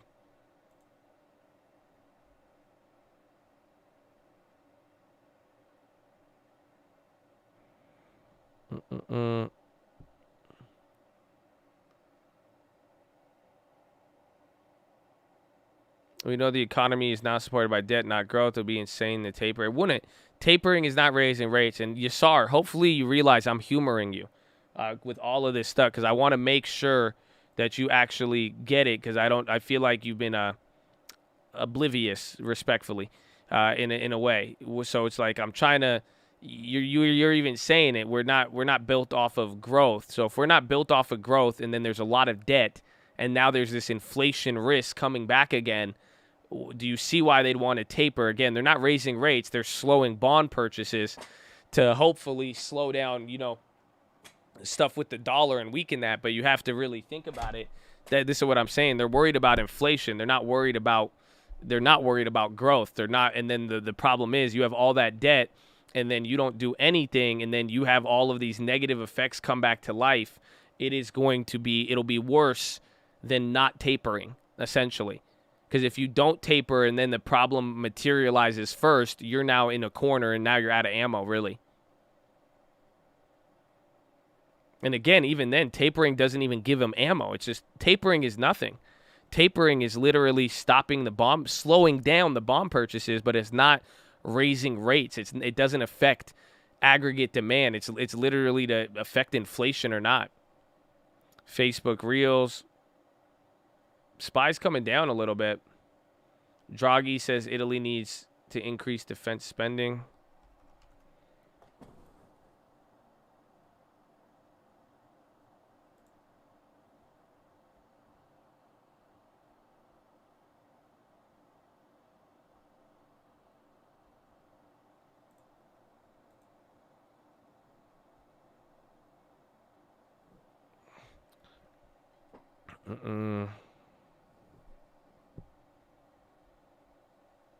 UWMC high, bro. That real estate data, but yeah, like Lucid though. I mean, I could take this stock seriously now. I mean, I'm really excited to see what this does. Like, you know, even though I'm not invested, I mean, this is one I will be watching. But you know, we're not clear just yet. But it's decent. Yeah, UUP is getting crazy. I don't know if I get the car. I mean, I wouldn't pay 170. That's so expensive for like not like a car that I don't know that that I'll make money on, or that will have the same reliability, or like that's expensive. That's not a cheap electric vehicle. That's Ford Camrys. That's crazy. Yeah, dollar's above 0.5% now. That's where it gets real interesting.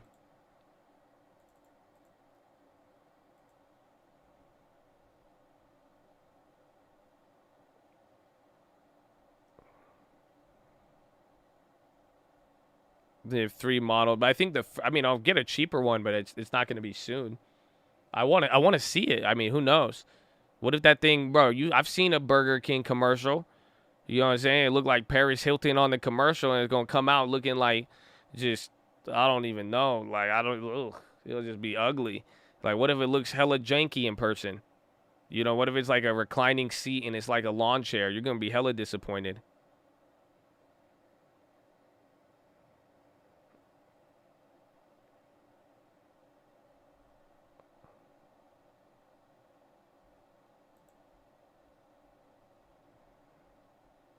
DraftKings, I like it. I think it's good. Pout. Oh, it's on the high ticker. We saw that earlier today. It's up 102%. We brought this up earlier.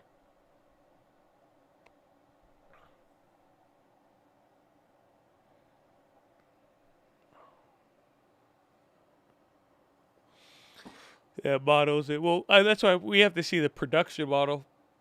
But again, I think it's cool. I mean, we'll see if they want to give me one for a good price. Otherwise, it could be decent. These electric cars are making supercars irrelevant. No. That's what I'm saying. It's like, you want to give me a 170 price tag and think I'm not going to buy something dope? You're crazy. Why would I get a fucking iPod on wheels with a reclining chair? You know what I'm saying? Like, it's just, that's it. That's but it's a different area though. It's cool. It's like, it's a cool car. If the car is cool, people will like it. But that's the thing now, especially in this market, like good cars and something with like value and rarity. I mean, you can make money on it. And not only that, just have a dope car. The 500-mile range though, I really want to see this thing. That's all it comes down to. I really just want to see it. Like, I just want to see the rain. I want to see, if they bring this shit to life, man, I'll be very impressed. Again, very, very impressed. Trying to start your own syndication investing. How would you suggest I go after capital? Attract the capital. So, do you have deals? If you have deals, the capital will come. Build and they will come. That's the easiest way. You could go raise capital, but then that's going to be based off of relationships and charisma, and if someone's willing to bet on you. But the best way to do it is to come with deals. If you're able to bring together deals and you're able to have, stuff lined up that you could take advantage of, and you could show the back end and what you're expected to make, and all someone needs to do is fund it, then that's where you have your advantage too. You come in with deal and that's how you syndicate, because if you have a deal that nobody could get, that's where you earn your percentage essentially. So it's like, otherwise they couldn't do it without you. So if you have 4 or 5 deals that have, crazy profit margins, or it would be a safe investment, and you're saying, listen, I have all of these ready to go, I'm going to give them to you, you need to fund them, and then I'm going to take 2% to 5, 10, 15 of the equity, whatever you agree on. But if you have the deal, that's how you do it. Otherwise, it's just, at that point, it's just, like I said, charisma and talking, if not.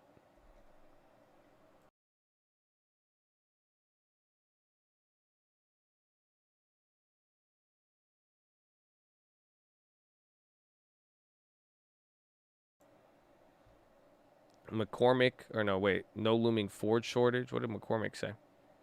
Oh, McCormick is going to report results.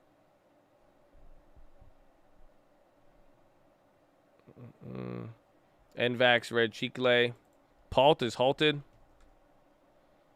NVAX was positive 3 in the morning. That's insane.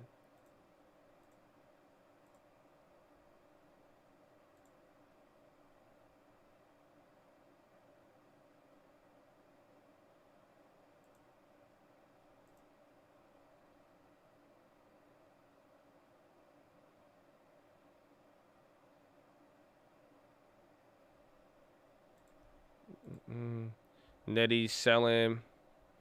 Bed Bath & Beyond or CarMax. I don't think I'll go after any of those.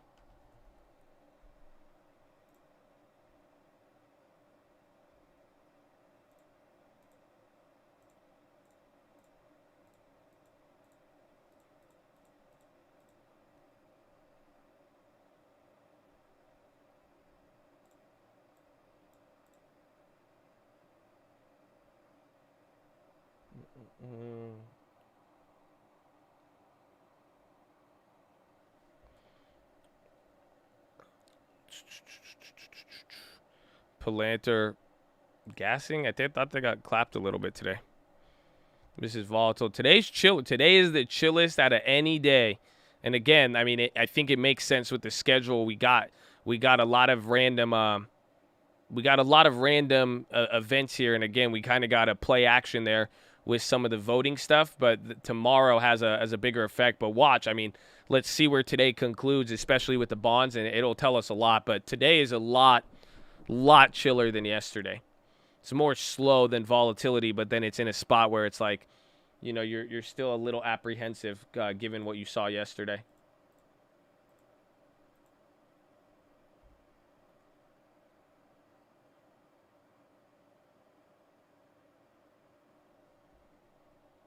Anticlimactic. No, I think anticipation. I mean, again, I think it depends on you personally how you feel. I feel more anticipation and kind of like there's not enough to set it over the edge right now, but we're waiting, and that's why the event risk here makes it interesting. Reverse repos, how does it play in? Think about reverse repos like the oil to the system in a weird way, or for the Fed and what they're doing. It's allowing them to keep things operating smoothly, essentially, is the simple way to put it. Even though it's vague, that's like shit. That answer is something Powell would say, but that's like the easiest way to understand it, and that's why they're going to tapering, they're going to increase the access to reverse repos to kind of balance things out, to just make sure the thing you want money floating around, or you want money easily accessible for the bigger money guys, so that it keeps everything funding and operating as it should.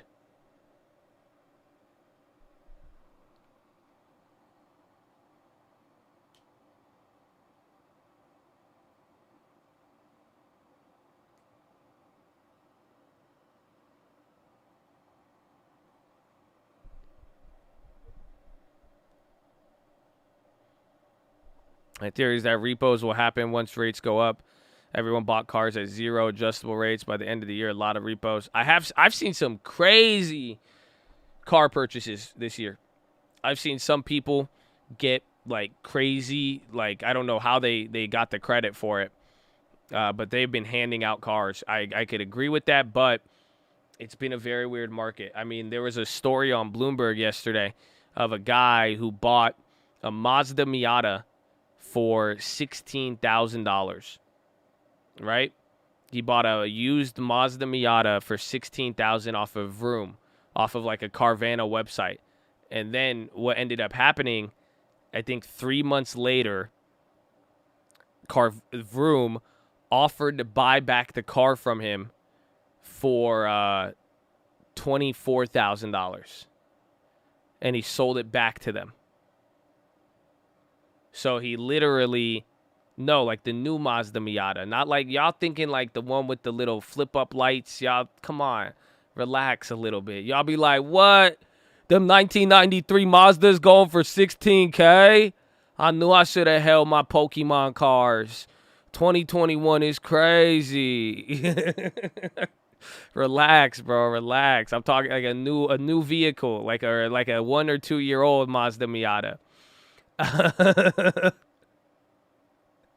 But they literally sold him the car at 16 and then bought it back at like 26, I think, or 25. And he sold it back. Are you ready for the direct quote from the guy who had that happen? He said, and this highlights this market, and just think about it. He said, I wish I bought 10 of them.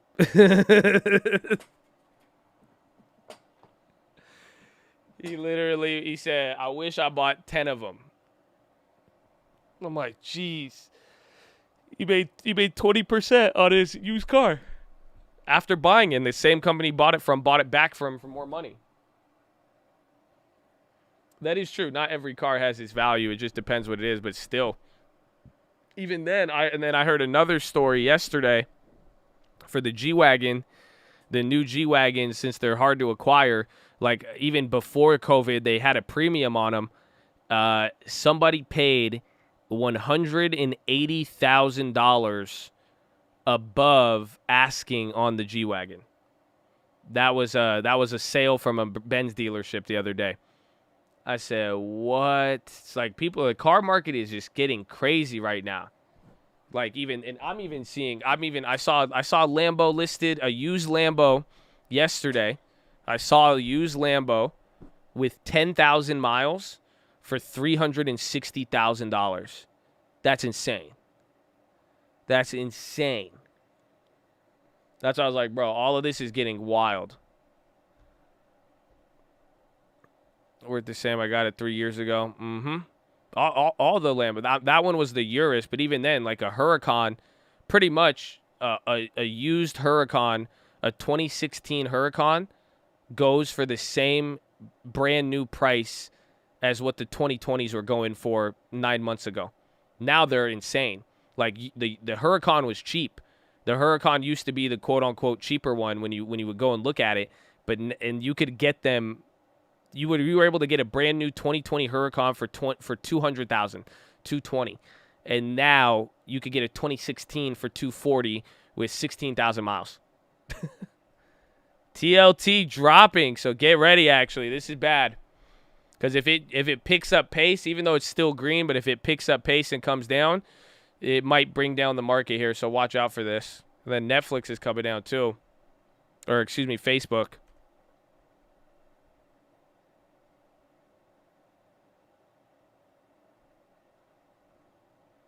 I thought they were all at 300. Nah. How much can I get for the red? Well, I could probably get like 200 or more for it now. If people are paying that premium, it's like it's crazy. And again, I didn't pay a premium at all, even back in the day on them. Like I'm not a fan of premium. I hate everybody who tries to get a premium out of me. But it's still wild. It is wild.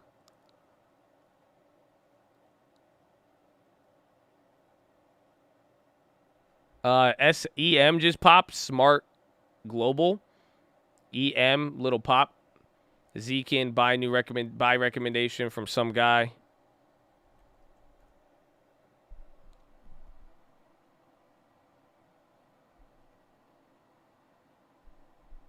So is EM. I think they popped at the same time there. Donahoe says the next week will be critical moment in tax talks.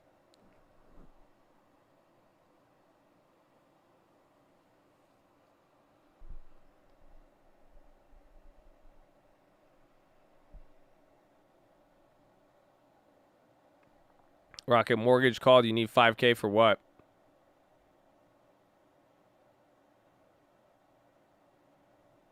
Navi drop. JD, new low of the day. Bonds are coming down now. Watch to see the market pick up. Yeah, JD sold off 3 finally. Stupid thing holding up. Those premiums need to come back, though.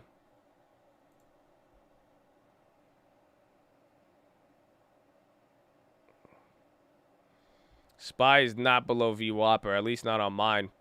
I'm just watching the bonds. I think, again, that's going to be a key leader here. ZK International sees volume. James Altucher, name stock. Altucher's a name sounds very familiar.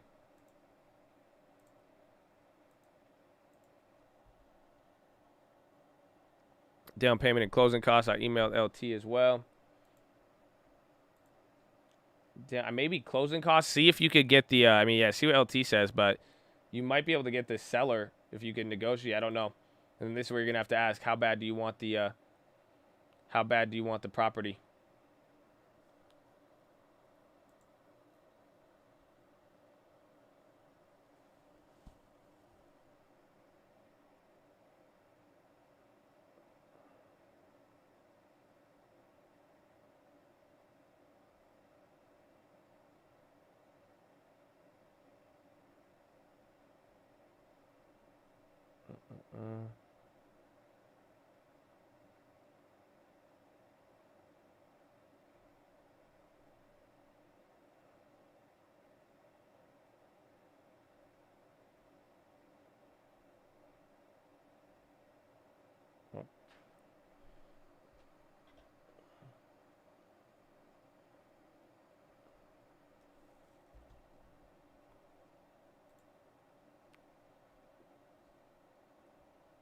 Is it a clickbait? Is Tim Sykes' homie? Oh, no way. I'm like, why does that name sound so familiar? Damn, that's funny. Bro, I got a Tim Sykes commercial the other day, and I smiled. I was like, yo, bro, I ain't seen one of these in a minute. It was crazy. I was tripping out. I was like, what? I was like, he's still out here. He's still out here. I was like, man, those were the days. Those are the days. Yeah, the ports are still congested, and now people are talking about the ports getting clogged up in China, actually.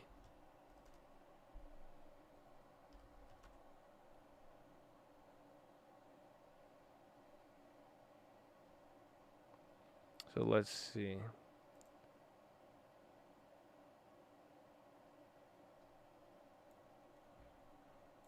Yeah, so now, like, there's 60 ships. Like, look at, here's Cali. Ooh. So this is the ship situation everybody's tripping out on. Like, again, remember, we've been documenting, but you can see it. I don't know. I wish we could see how they move, but there's a lot in the port. But these are all the ships waiting to get in. You can see that right here. There's a lot. Look at the arrows going towards the port versus out. But this is what a lot of people are talking about with, you know, you could see all these ships off of the coast, you know, getting ready. But now let's go to China. I think it was the Ningao port or whatever. It is insane.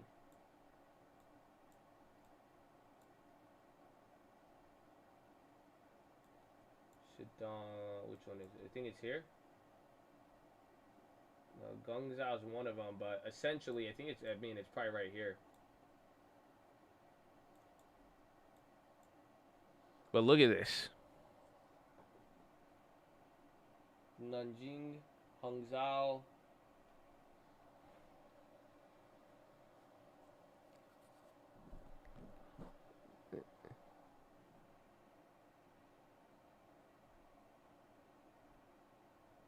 Oh, man. Yeah, see, there's Ningbo right here. This is the one. But look at, bro, that's a lot. So, like, if you thought that the, if you think ours is bad, like, again, and that's what's getting, that's what's becoming the problem, is that it's not only, you know, it's slowing down on both sides now, from China to literally coast to coast, China to California. It's bad because this is going to stretch out shipping delays, or this is going to stretch out the supply chain, so bottlenecks, right?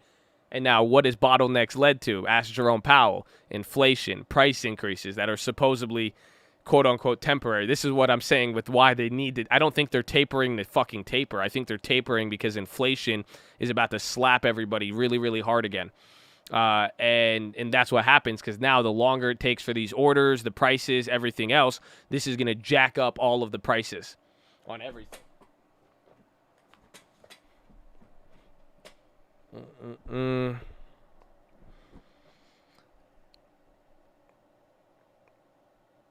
They are tapering really slow. That's why I think, I mean, again, and that's why inflation also moves in a very slow fashion too. Baba and JD are falling, SPY's coming down.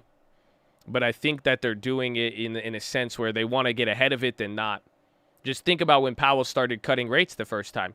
He was about 3 to 9 months ahead, or 3 to 6 months ahead of a lot of baby mama drama. So they want to be in a good position, if anything.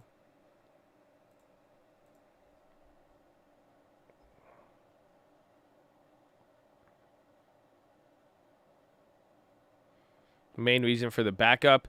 Well, I mean, it started with China and the closure, so it's not even, you know, there's a lot of things going on. It's workers, it's the virus, it's one port shutting down, operational capacity. Like, a lot of people don't do you realize, like, America is kind of messed up a little bit because America doesn't work around the clock.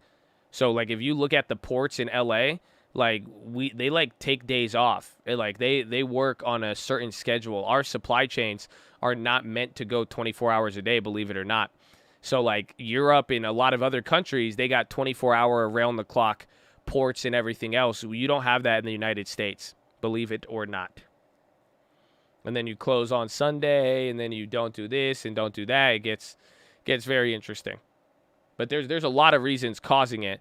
And again, a big portion was a couple months ago with China. When they closed down that port for a week, it starts to affect things. And now, again, other stuff from, you know, virus to people getting worried. Tesla, Chicle. Watch, China stocks are getting clapped right now. We the Chick-fil-A supply chain. I ain't even believe in Jesus. Why you got a Jesus piece? CI moving. Walgreens. Oh, very good value stock. Loved, at least today's. I mean, remember, yesterday at one point, 0 names in the Dow were up. So you definitely get a chill of that today. Anyone familiar with investor brokers, interactive brokers margin?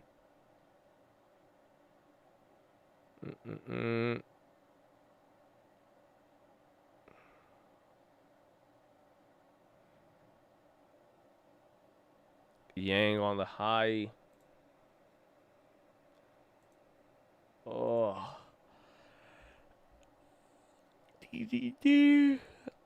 Tesla came down. Let's see, banks. Yeah, they did. Wells Fargo did really good. Facebook going red. Yep, they're about to. Apple's holding up.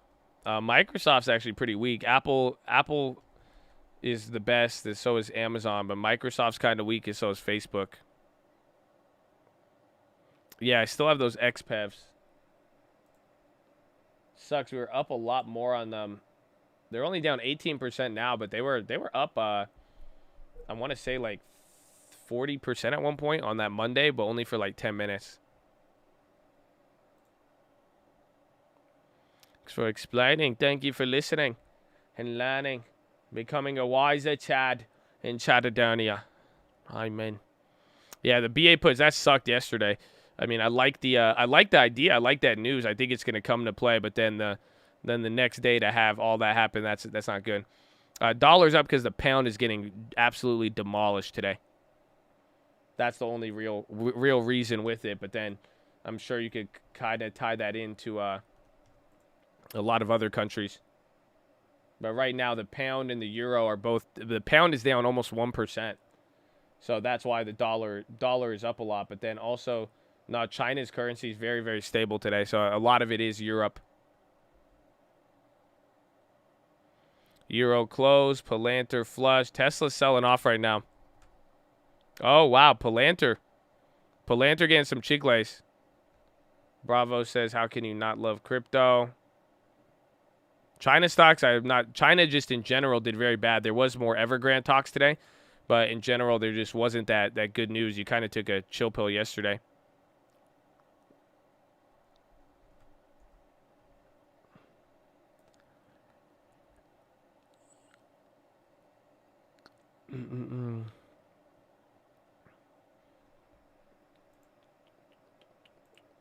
But yeah, the reason the dollar today, though, is Europe. And that's why I've always said, you know, again, I'm pretty sure if I pull up the pound, I wonder if that's breaking a key level. Yeah, see? This is what I'm trying to show you guys, because anytime, remember the first time we started tripping about the dollar, it's when you get up to these levels. It's like the dollar got elevated for a reason, but we didn't know what. You guys remember that? But remember I brought up that chart and then I showed you every global currency. You guys remember? And I said now with the dollar at this level, it puts everybody at like a breaking point. You guys remember? And I went through all the currencies. I went on Trading Economics and I showed you all of them, right? So take a look today. Here's the pound, but what do you look at? This is breaking. It's at where it started at 2020. You know, you start to pull out these charts, you'll notice this is another key level from 2018. This was the top from 2017. This was almost their low from Brexit. So again, if we start going through all the other countries and start pulling up the charts here, you'll start to notice, depending on where they play out, it starts to get to a global breaking point, some more than others. Like, where's the ruble? Like, I think the ruble's very weak now. Comparatively, it's up here. That's why if certain things start to happen and we start getting higher than some of these past points, starts to get very, very crazy.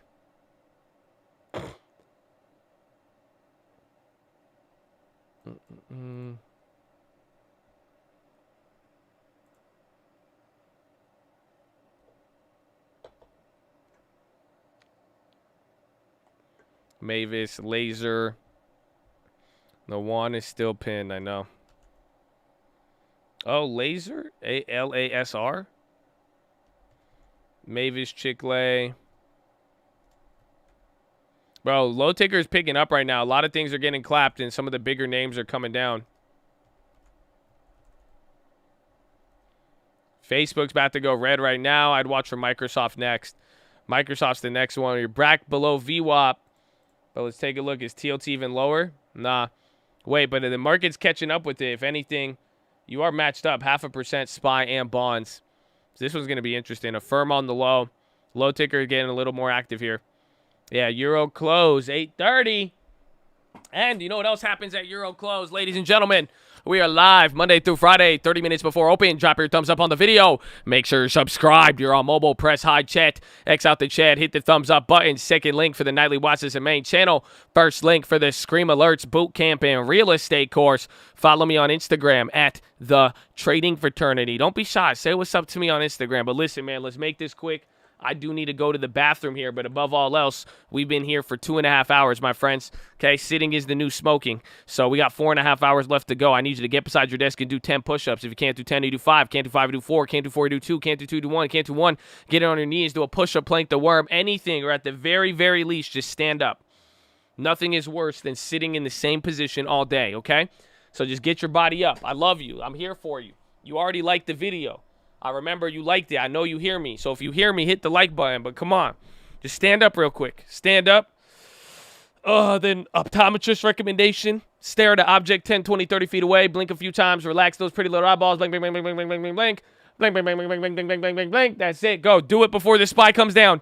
Do it before the market gets more exciting. Trust me. Get the body moving. There it is. Now relax the shoulders. Make sure you're not sitting crisscross applesauce in your computer chair. You look like a dolphin. Or like a weird, I don't even know what to call it. But get the body moving, chest to the sun, legs in front of you, flex the core, tuck the hips in. Boom, baby. Just like that. Look how easy that was. Look how easy that was. Right there. Peter Schiff tweeted about the debt ceiling, and he included an affiliate link to buy gold. What? He's like, debt ceiling, this is why you need gold. That was crisscrossing hard. It happens, man. It happens. You gotta watch yourself. Gotta watch. I need to go to the bathroom. The video is low. We're interesting moment here. Watch again for bonds to lead the way. Now I think bonds and S&P are matched up. I don't know. You guys see it?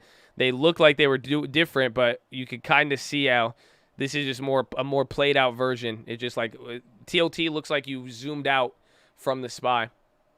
Oh yeah, there was that DraftKings news you just posted. Oh, they getting clap?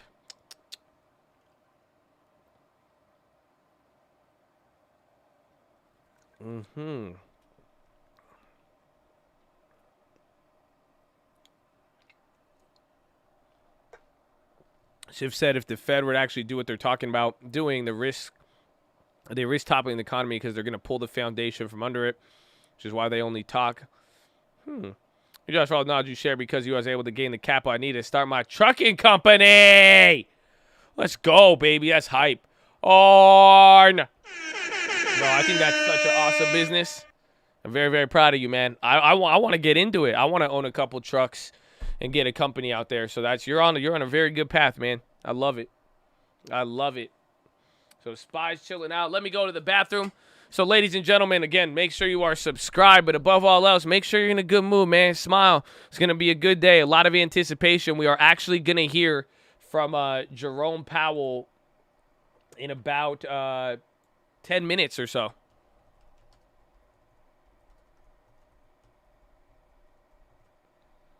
So, yeah, get ready for that, actually. I already have it up here. It has already began, but we hear from Powell and the rest of the gang around 11:45. So I hope you guys are ready for that. We're going to have that up here, but I'm going to go to the bathroom. But like I said, I need y'all to smile. I need y'all to enjoy the day. I need you to enjoy all the blessings that you have.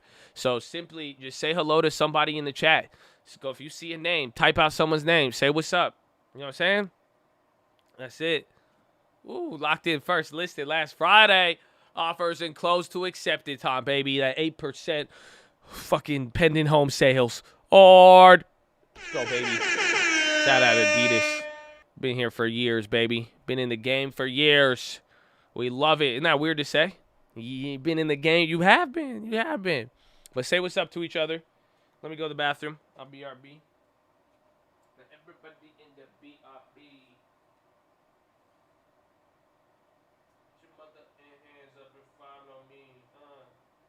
Everybody in the chatty chat.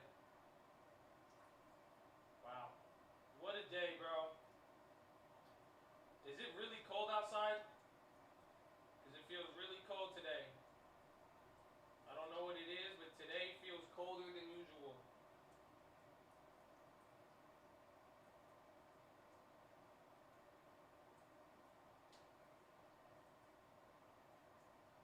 Yeah, today feels cold, man.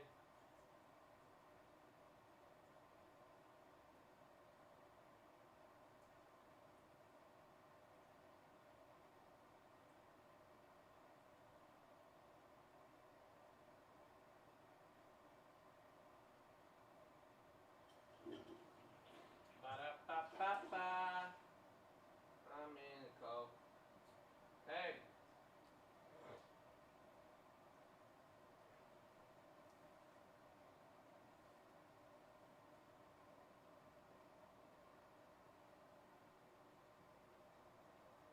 Woo.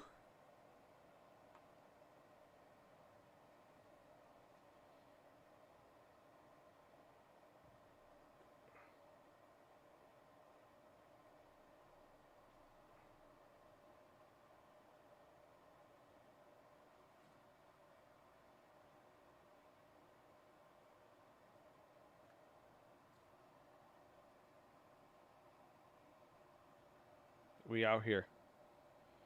We out here, baby. SPY under VWAP, NASDAQ slipping hard. NVIDIA just, that's an ugly chart to come back to. But watch the bonds there. We will see Google on the low, actually. Hold on. I don't even know if they were that weak earlier. Yeah, Google's down 1% now. Hold on. Google is outpacing there.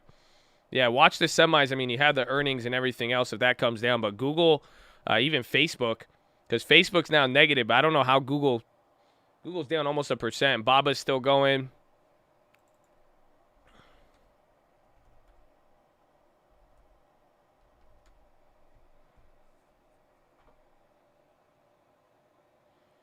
Well, Palantir's fallen again. We're gonna have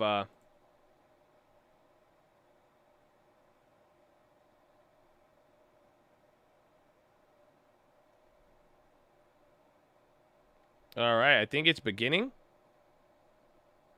Biggest economic risks confronting Europe this century, and the rest of the world for that matter.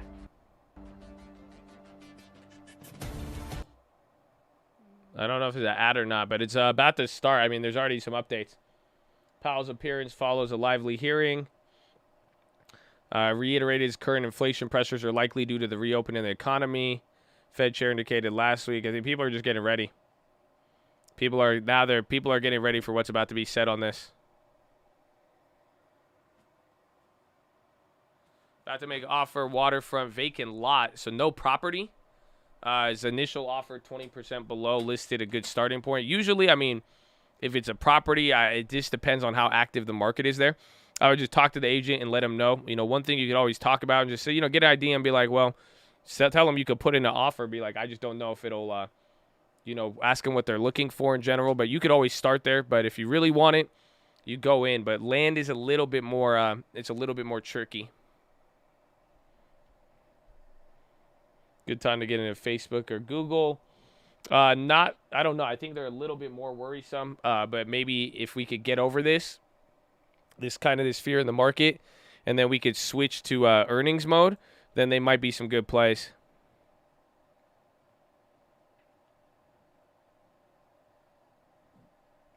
A lot of things coming down right now. It's weird what is down. Facebook's still selling off.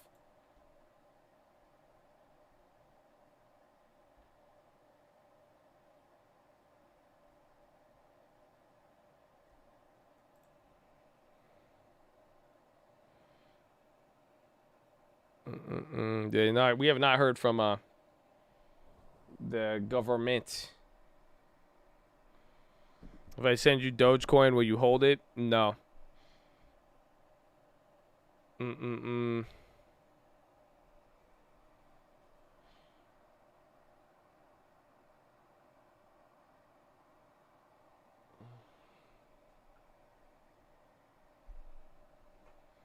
Spot coming down. All right, low ticker's starting to gas. That DATS company, that was from earlier, they're running. They're up there, but Tesla's on the low again. Again, I think Google is the real kicker, but Tesla's about to go red right now.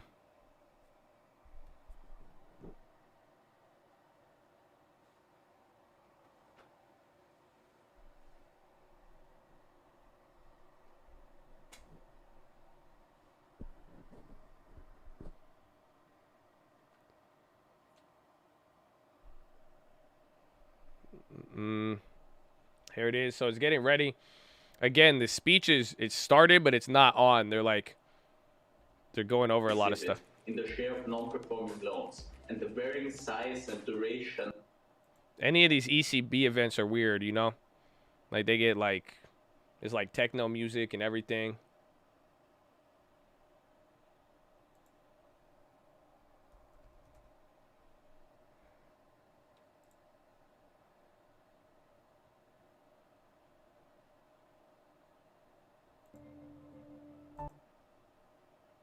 Yeah, so there's a break right now, and then it's going to start probably in like 4 minutes. You're going to get Lagarde, Karuta, pretty much Japan, Europe, or Japan, the UK, and America.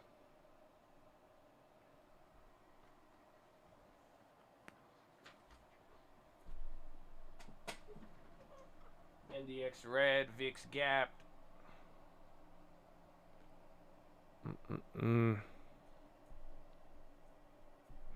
IZEA press relief partnership with data chat. Is that other, that D whatever? You and what one was that? DTAT? DATS? Is that the IZEA one? Yeah.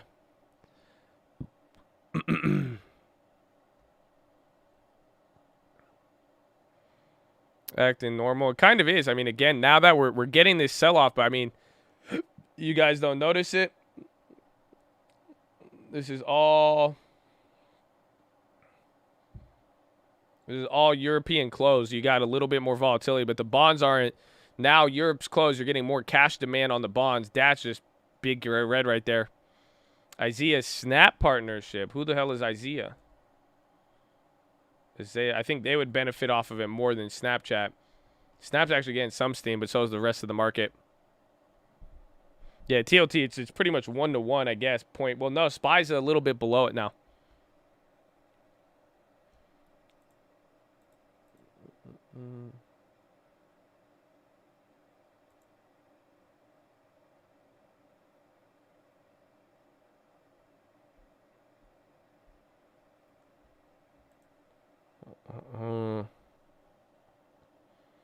Does influencer Collins with business? I'm not too sure what that is. In fact, a lot of the premiums aren't changing it at all. I mean, do you guys realize this week's move in premium, even after this drop, been nothing compared to last week's? This caused way more movement, believe it or not, because this was just, do you see how this one was like, it was a smaller gap down, but then you like slowly edged it. It wasn't as vertical. So the premiums are a lot chiller than what they were last week.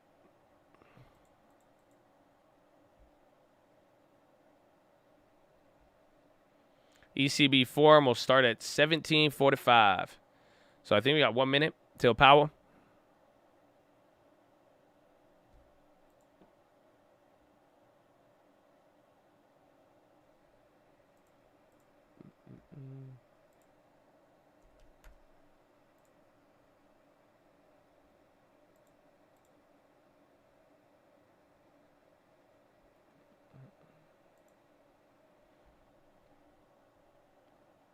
Wrong chart. KL. Did Coca-Cola go up? Good value holding up. Oh my gosh. Look at their... Bro, some of these companies have gotten clapped. Damn, Coca-Cola's already back to this? They better have good earnings. Yeah, we're going to watch Powell here. I'm just waiting for it to start. Yeah, O got clapped too. I looked at that one the other day. And that's what we're saying today. That's why we got to wait for everything else. Tech is dropping. I mean, rates did not go any higher today, so it's interesting. But tech was the leader this morning. Remember, the Dow was about to go red off the open, but now it's flip-flop. NASDAQ is about to go red here, while Dow is still up about 0.5%.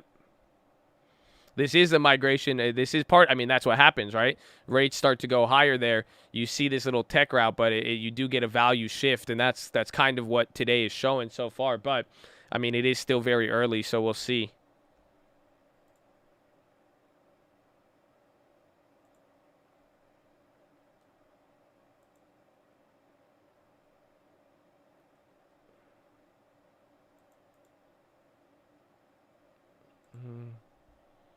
Are getting another haircut. Well, they sold out of Tesla.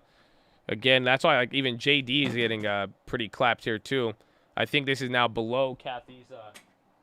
I think it's below the price, or maybe she got in on the really low there and then it shot up. Oh, is this what it is? Economic officials, both from governments and central banks, helped to make lockdowns possible, and in so doing, wait, what? saved millions of lives. Why did that sound so weird? Ladies and gentlemen, You make lockdowns possible? What? Hold on. What did I sign up for? Central bankers who are at the forefront of making those quick decisions. I'd now like to introduce the chair of the panel, Alessandra Galloni, editor-in-chief of Reuters. Alessandra, the floor is yours.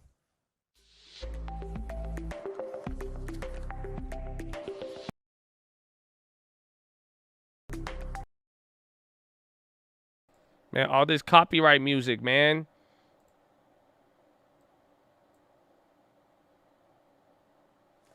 Hello, and thank you so much for this invitation. It is so great to be back at the ECB. Dan Kush, my and guy. in person with you, President Lagarde, and in the presence of Jay Powell, Chair of the Federal Reserve, Haruhiko, well, I pronounced that wrong, Kuroda, apologies, Governor of the Bank of Japan. I even practiced and tried to get my best accent. And of course, Andrew Bailey, Governor of the Bank of England. A special pleasure to see you here, Governor Bailey. You made it in despite all the queues at the petrol pumps in the UK. So good to see you there in virtual presence.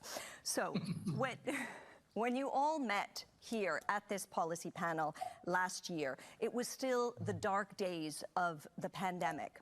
There had been a temporary opening up in the summer of 2020, but by the autumn, the situation was dire. Many countries were once again in lockdown. Vaccine discoveries had begun, but only haltingly. And you all concurred that the global economy was facing a sea of uncertainty. However, monetary and fiscal authorities had already started delivering their forceful and undeniably successful coordination that began sowing the seeds of the economic recovery that we are seeing and have been seeing over the past few months. So here we are a year later. Vaccines have been rolled out in big parts of the world, of course, not in all parts of the world. Huge stimulus packages have achieved their objective. Countries have opened up again. And of course, there is a global economic recovery. So I thought that the first question I had for all of you is just to assess where we are today. Are the dark days of the pandemic really over? And can I get your assessment of the global economy over the next, let's say, 6 to 9 months? I'd like to begin there to set the stage for the rest of our conversation. And I think I'll go with the sun. So I will begin with Governor Kuroda, then I will go to President Lagarde, then Governor Bailey, and then Chair Powell. So Governor Kuroda, over to you. Thank you. Thank you very much. The Japanese economy, of course, suffered a major contract by almost 10% from the previous year in the second quarter of last year. But since then, the economy has been gradually recovering or picking up. Now, two factors. One, the exports have been growing quite firmly on the back of expanding global digital-related demand.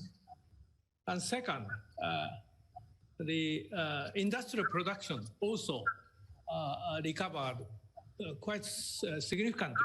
Now it's well over the level prevailed before the pandemic. On the other hand, consumption is still very weak.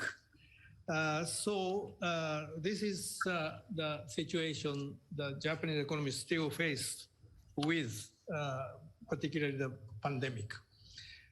But we think the economy will continue to recover and could reach the level prevailed before the pandemic at the end of this year or early next year. At this moment, the GDP is 2.7 percentage point below the level prevailed before the pandemic, but it is so close to the level. And we expect the GDP will reach the level prevailed before the pandemic, as I said, toward the end of this year or early next year. Two factors. One, the Japan's fully vaccinated rate has risen to nearly 60%, which is a level comparable to that in the United States and in Europe. And you may know that the government decided to finish or the end the so-called emergency state declaration. So all in all, I think the consumption, which has been quite weak, would gradually step up. On the other hand, corporate sector enjoys fairly firm profit situation, which is translated into, again, fairly firm pickup in business fixed investment. So, as I said, the weak point is still consumption, but that is likely to recover in coming months. So, although on the whole, this fiscal year GDP growth may be quite small, but next year the economy is likely to grow about 4% or something like that. So that is the situation the Japanese economy is faced now. Great. Thank you. Thank you. Thank you, Governor Kuroda. Can I just turn to you, President Lagarde, now to give us your overall assessment of where we're heading for the next, let's say, 6 to 9 months? Sure. And good morning, afternoon, evening to my three colleagues. I'm delighted that you could join, and I hope that next year it's in Sintra that we'll get together. I said yesterday that we're back from the brink, but not completely out of the woods. And that is certainly the good translation of what we have seen, which was a very unusual recession followed by a very unusual recovery. And we are in that process of recovery. It's a very unusual recovery because it is the steepest recovery we have seen in the euro area since 1975. By the end of 21, the euro area will be back to pre-pandemic level and will move back to the trend that it was on before the pandemic hit us. So this recovery is very unusual, very rapid, and I would say that it has been largely attributable to the rapid vaccination campaign eventually, because now over 70% of the population over the age of 12 is fully vaccinated. It is attributable to the removal of the containment and the lockdown measures that have been virtually removed in all euro area, except for some social distance protection, such as the wearing of masks. But it has not stopped or reduced the activity both in manufacturing and in services, which have picked up significantly. And we have seen some interesting reaction on the part of those who suddenly were sort of relieved and released, in the sense that we have seen a pickup of purchases of goods in particular, which was very unusual. And of course, the services now has been seriously accelerating, and we're using all sorts of unusual instruments to try to measure that. Mobility measurements in particular are clearly showing that people are going back to consuming services, and sometimes more than they had before pandemic. But contrary to last year, where we said that there was a sea of uncertainty, the sea has receded somehow, but we still have uncertainty. And those uncertainty operate as a threat to the growth that we are seeing at the moment in that really unusual recovery. I would mention two of them. The first one is the supply bottlenecks and the disruption of supply chains, which we have been experiencing now for a few months, and which seems to be continuing and in some sectors accelerating. I'm thinking here about shipping, cargo handling, and things like that. And clearly, if we look at some of the exporting countries in the euro area, they would have been able to export much more goods than they have because of these issues. How long those bottlenecks will take to be resolved and to fade out remains to be seen, and I think it's one of the question marks that we have on our radar screen. The second point that I would like to mention, because the euro area is a net importer of energy, is the significant increase in the price of energy pretty much across the board, led obviously by gas, by electricity, by oil to a certain degree as well. But, those are sort of base effects of what we saw last year, which was a major decline of those prices. And we'll see how long it takes for that to fade away. It should go out in the first part of 22, but those are two uncertainties. And I would mention the last of the uncertainties that we have to account for as well, and that is potential new waves of a pandemic that would be vaccine resistant and that would lead governments and policymakers to yet again go back to containment and lockdown measures. It doesn't seem to be the case at the moment, but winter is coming. We know that these variants are particularly contagious in times of colder weather than what we have now in Frankfurt. Great. We'll certainly be talking about all of these threats. But let me turn to you, Governor Bailey.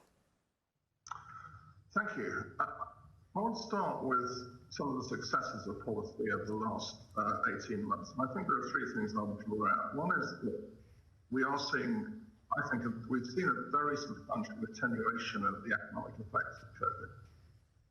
Secondly, and consistent with that, the impact of the COVID shock on household incomes, on employment, and on the viability and health of businesses has been a lot less than I think we feared it would be going back to the spring of last year.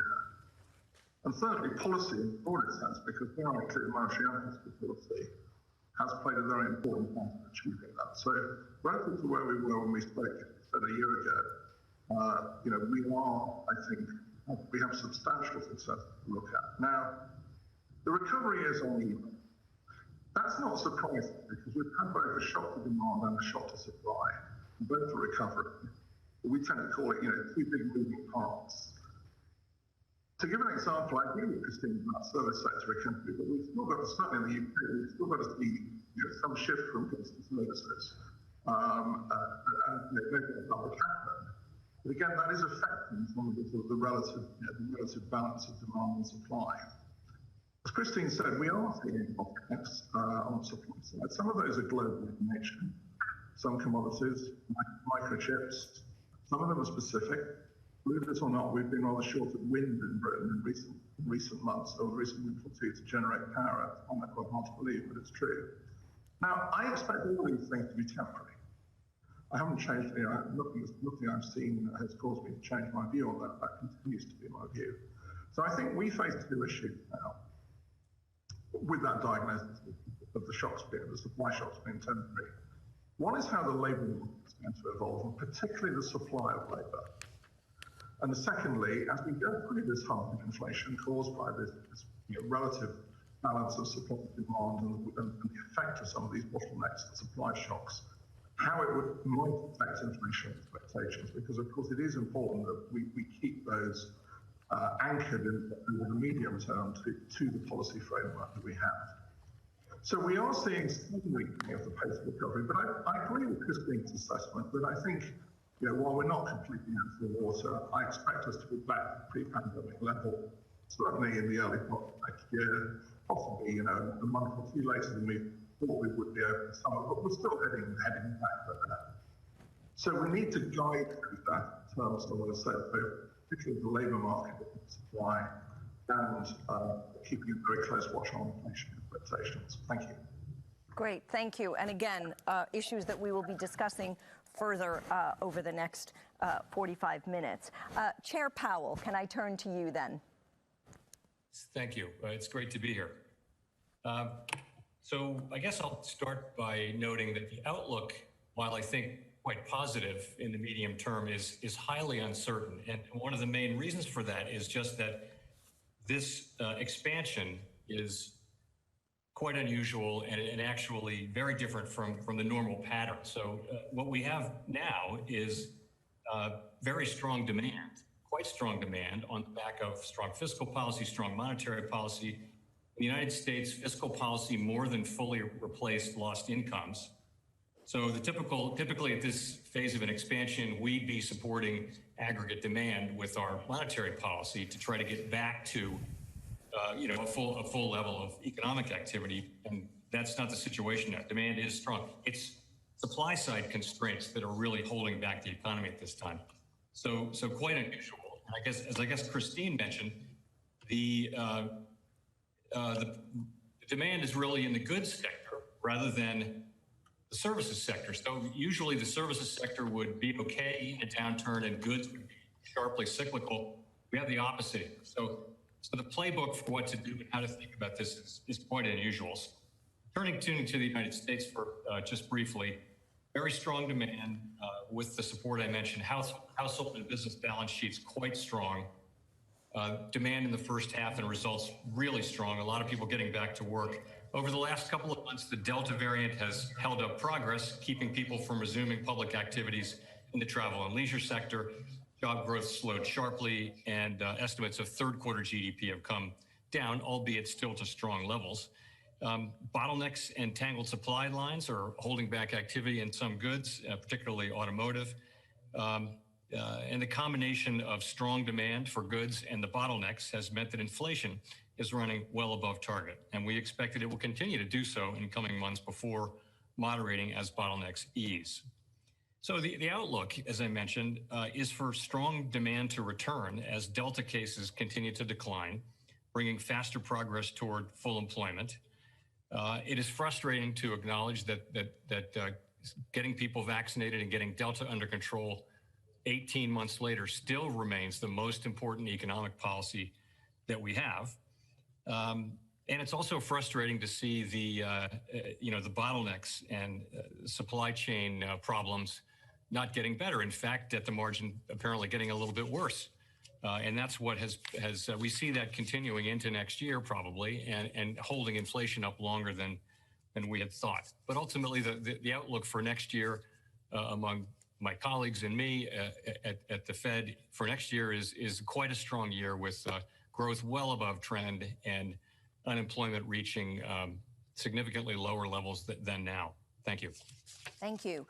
So it is quite interesting that uncertainty is still a part of the lexicon here a year later. But let's delve into inflation. You have all raised it.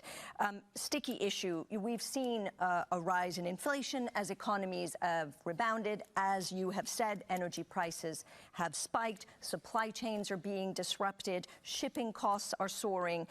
All of you, or rather the Federal Reserve, the BOE, and the ECB, have all characterized this as transitory. But history would suggest that temporary inflation, if it goes on long enough, becomes permanent. And we have spoken, we at Reuters have spoken to policymakers who privately express more anxiety about the stickiness of this inflation and, of course, the effect it could ultimately have in dampening growth and therefore hurting the livelihoods of people whose lives have already been upended about the pandemic. So let's talk about that a little bit. Chair Powell, your own forecast suggests that inflation is stickier than the word transitory would suggest. Should central banks start acknowledging that we have basically let the inflation genie out of the bottle? Well, this is important. Let me explain what we mean by the word transitory. So, tell me, Jay. For some time, Jay Dangerous. We and others have been forecasting that the current inflation spike will not lead to a new inflation regime in which inflation remains high year after year. In other words, that is what we mean by saying that the spike will be transitory. We don't mean that prices will come down. What we mean is that this inflationary spike will not lead to a new regime of ongoing higher inflation. As I mentioned, economic forecasters and pricing in financial markets are well aligned with that perspective. And why is it our perspective? It's really because the current inflation, as I mentioned in the beginning, the current inflation spike is really a consequence of supply constraints meeting very strong demand. And that is all associated with the reopening of the economy, which is a process that will have a beginning, a middle, and an end. And we see those things resolving. It's very difficult to say how big the effects will be in the meantime or how long they will last. But we do expect that we'll get through that. Now, Alessandra, I think you identified exactly the right risk is if this period of higher inflation, even though it ultimately is very likely to prove temporary, if it lasts long enough, will it start changing the way people think about inflation And we monitor that very, very carefully through a number of different lenses, because we think that is quite important. And we do not see evidence of that now, but that's quite important. And so, of course, if we were to see sustained higher inflation and that were to become a serious concern, I will tell you the FOMC would certainly respond, and we would use our tools to assure that inflation runs at levels that are consistent with our goal. Thank you. President Lagarde, in your speech yesterday, you seemed to give more emphasis than you had given before to the upside risks of inflation.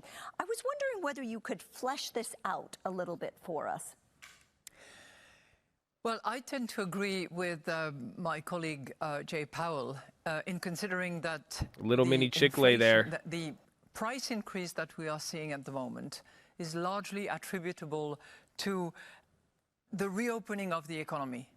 So whether you look at energy prices, whether you look at some VAT aspects in the euro area, particularly in Germany, whether you look at some prices having to do with sales, all of that is base effects, and it's, the economy reopens, it went down during the lockdown period, it's going up, but on average we are pretty much back to where we were in 2019. Now, just like what Jay was saying, we monitor very carefully the possible impact that lasting transitory price increases could eventually have. And in particular, we are very attentive to inflation expectations and making sure that they remain well anchored. Well, when we look at that using a variety of instruments to measure those expectations, we see that they went up by about 50 basis points, but they're still at a distance from our 2% target. The second aspect that we look very attentively at is the wage increases and the wage negotiations that are going to reopen in the euro area. At the moment, we are certainly not seeing any widespread contamination, so to speak, of those price increases into wages that would produce the second round effect that we would be very attentive to. So we monitor carefully, but we certainly have no reason to believe that this price increases that we're seeing now will not be largely transitory going forward. So if I can just follow up, does that explain then why, to a certain extent, your assessment and that of your colleagues here is similar, but the conclusions with regards to the Eurozone as to upcoming policy changes is different? Because, of course, Governor Bailey and Chair Powell have made, clear indications about possible rate hikes down the line. Well, we started in the euro area from a different base. We are at different interest rates. Ours are certainly for the DFR negative, and we have asset purchases that are underway and will continue to be so until we are confident that we reach the level that we have set for ourselves. So we start from a different base. Our inflation levels at the moment are different as well.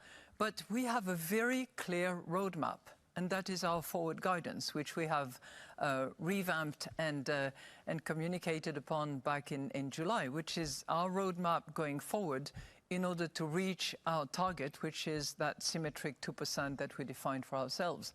That forward guidance is very clear.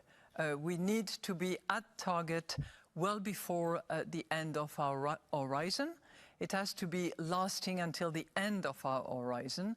And third, we have to be content and satisfied, Governing Council of the ECB, that there is sufficient progress in the underlying inflation so that it will be sustainable in the long run. So that's probably the reason why we are at a different pace in our monetary reaction function.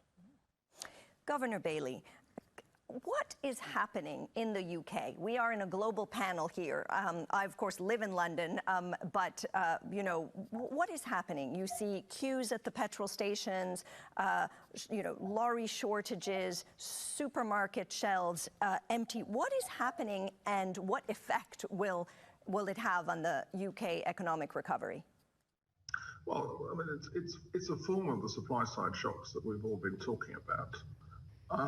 We have had a number of, frankly, shortages and supply side shocks, which don't have a common cause, I would say. And I think it's important to emphasise that. Some of them are global, some of them are domestic. I think they have different origins.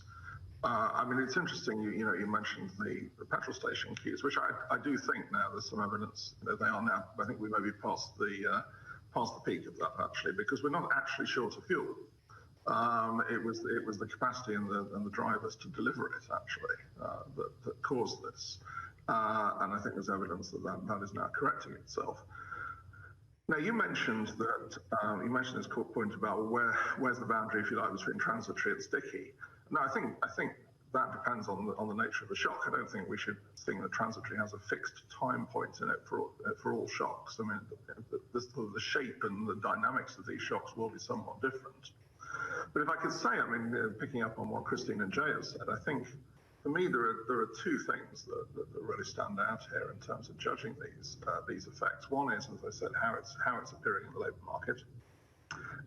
We've got a very obviously important development tomorrow night actually in the UK, because the so-called furlough scheme comes to an end at midnight tomorrow night, and that will have an important, I think, role in shaping how the labour market and how labour supply relative to demand evolves. And the other one is the evolution of expectations, and I mean that is where I think we have to be very focused in terms of policy. But I would emphasise a point I've made a number of times: monetary policy can't solve supply side shocks. Monetary policy can't produce computer chips, it can't produce wind, can't produce truck drivers. That's not something we can do. What we have to do is focus on the potential second round effects from those shortages. Can I just, you mentioned the furlough program, and as you said, there's still time to understand, right, what happens after the end, the impact of the end of the furlough program. But have I understood correctly your recent comments? In which you're saying that there's no reason the BOE cannot start to raise rates before it has finished quantitative easing at the end of this year. Are you trying to message that you're considering raising rates maybe at the November or that's December an awful question. meeting? Well, I'm not going to prejudge. What? Our next meeting is the beginning of November, and obviously, as you'll understand, I'm not going to prejudge what we will decide at that meeting. That's not for now. It was only an awful question because it could have caused a reaction depending on what he said, but he answered it good. As I'm sure you know, our quantitative easing program is somewhat different from some other quantitative easing programs, because it has a fixed length of time and a fixed amount, and that length of time is actually almost up when it finishes in the middle of December. So it is now in its final stages. I mean, talk of tapering is rather different in our case because it naturally tapers off. And the point that I and others have made is that when we consider policy in the round, as we do, and particularly with the asset purchase scheme now coming towards its end, we do look at all the tools at our disposal. And we have said a number of times, and I think this is an important point to make, that when we come to decide to change policy, the preferred tool will always be rates, because we understand the effect. The effect of rates in the monetary transmission mechanism is much better understood. They are the primary tool, I think, of central banks. Certainly I can say that for the Bank of England. But that's not to prejudge what we will decide in November. And just the last thing, because again, it's a global audience here. How much of these problems, of these supply problems, are COVID? How much are they Brexit? And don't answer Brovid. The answer I'm looking for is not Brovid. Well, actually, the interesting thing is they're not just those two, actually. I mean, we can't, I think, we certainly can't attribute the lack of wind power to either of those two. I don't think the semiconductor chip issue, it may have some connections to COVID, but I think it's got other causes. So when you look at each of these shocks, you'll find different things at work. Now, as I think Christine was saying, and Jay, COVID, I think certainly has had quite an influence on, or has been the big influence on the shipping issue, for instance, because it's caused this, this imbalance of supply and demand. It's disrupted shipping flow, as it were, over time. So I think that one can put down, a lot of that to shipping because to COVID, and also because, by the way, it's a global market. It's not just a European market. Okay, all right, thank you. Governor Kuroda, Japan, of course, is in a different situation, which you talked about. Consumer inflation stuck at zero, raw materials cost are rising. So I did want to pick up the supply disruption issue with you. Factory shutdowns caused by the pandemic are triggering shortages that are affecting global manufacturers, including Japan's. Could Asian nations lose their role as the global parts production hub? And what would that mean? Yeah, maybe before going to that issue, let me explain a little bit about the price situation in Japan. As you said, currently core CPI inflation is around zero. But it has been pushed down by more than 1 percentage point by mobile phone charge reduction alone. So excluding temporary factors like this one, the underlying inflation is not so weak as the headline figure. But two facts. One, certainly the Japanese economic recovery is somewhat lagged behind US or European economic recovery.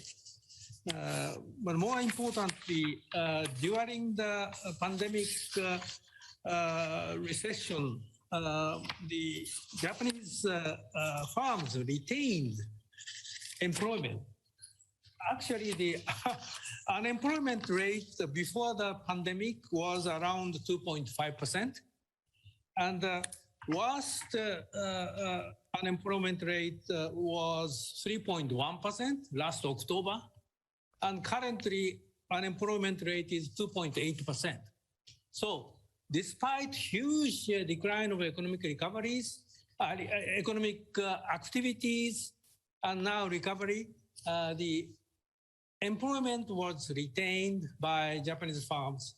And so even if the economic recovery starts and in coming months it would become stronger, but inflation acceleration is unlikely. So there's no kind of speed limit in that sense. Now, supply disruption in Asia, there are two factors. One, semiconductor supply shortage, but that is more or less, if not solved, but become less important as far as the Japanese economy is concerned. But then, in recent months, as you may know, some Southeast Asian countries have suffered from huge increase of COVID. Qualcomm antitrust news, a little bit of a pop. Hard to get some follow through here, but watch out for it.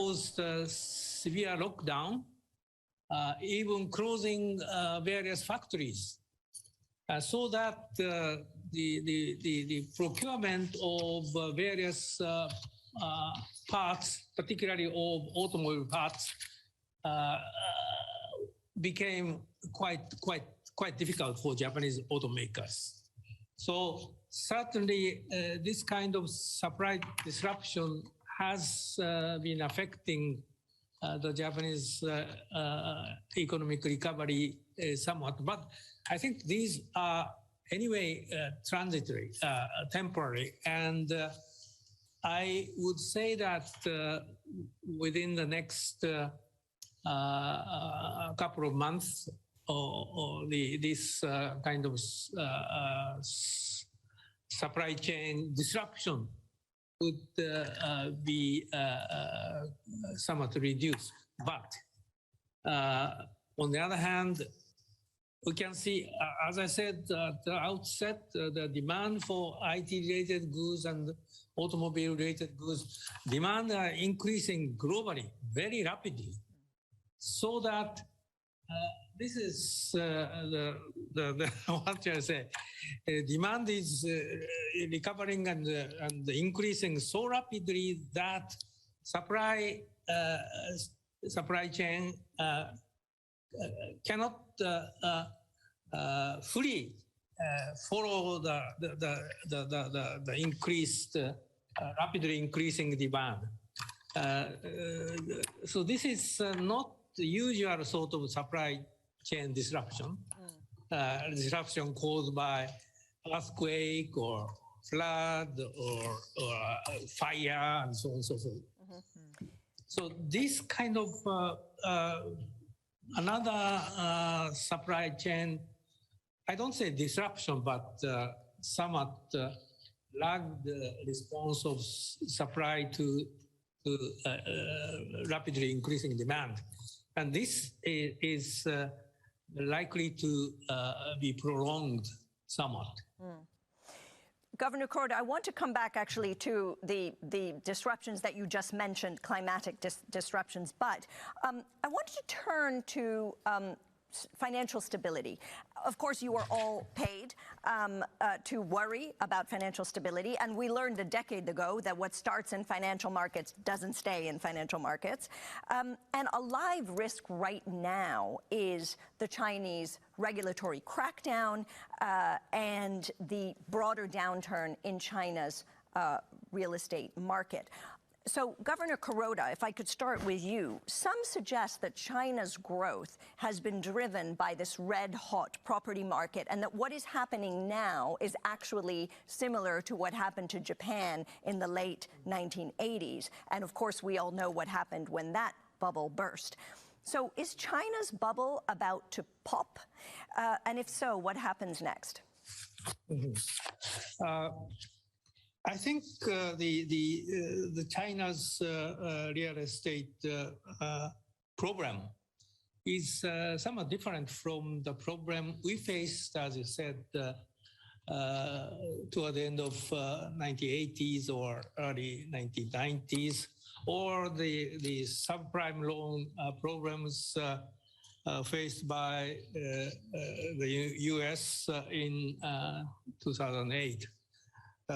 Because one, there appears to be, what do I say, extremely speculative investment in real estate market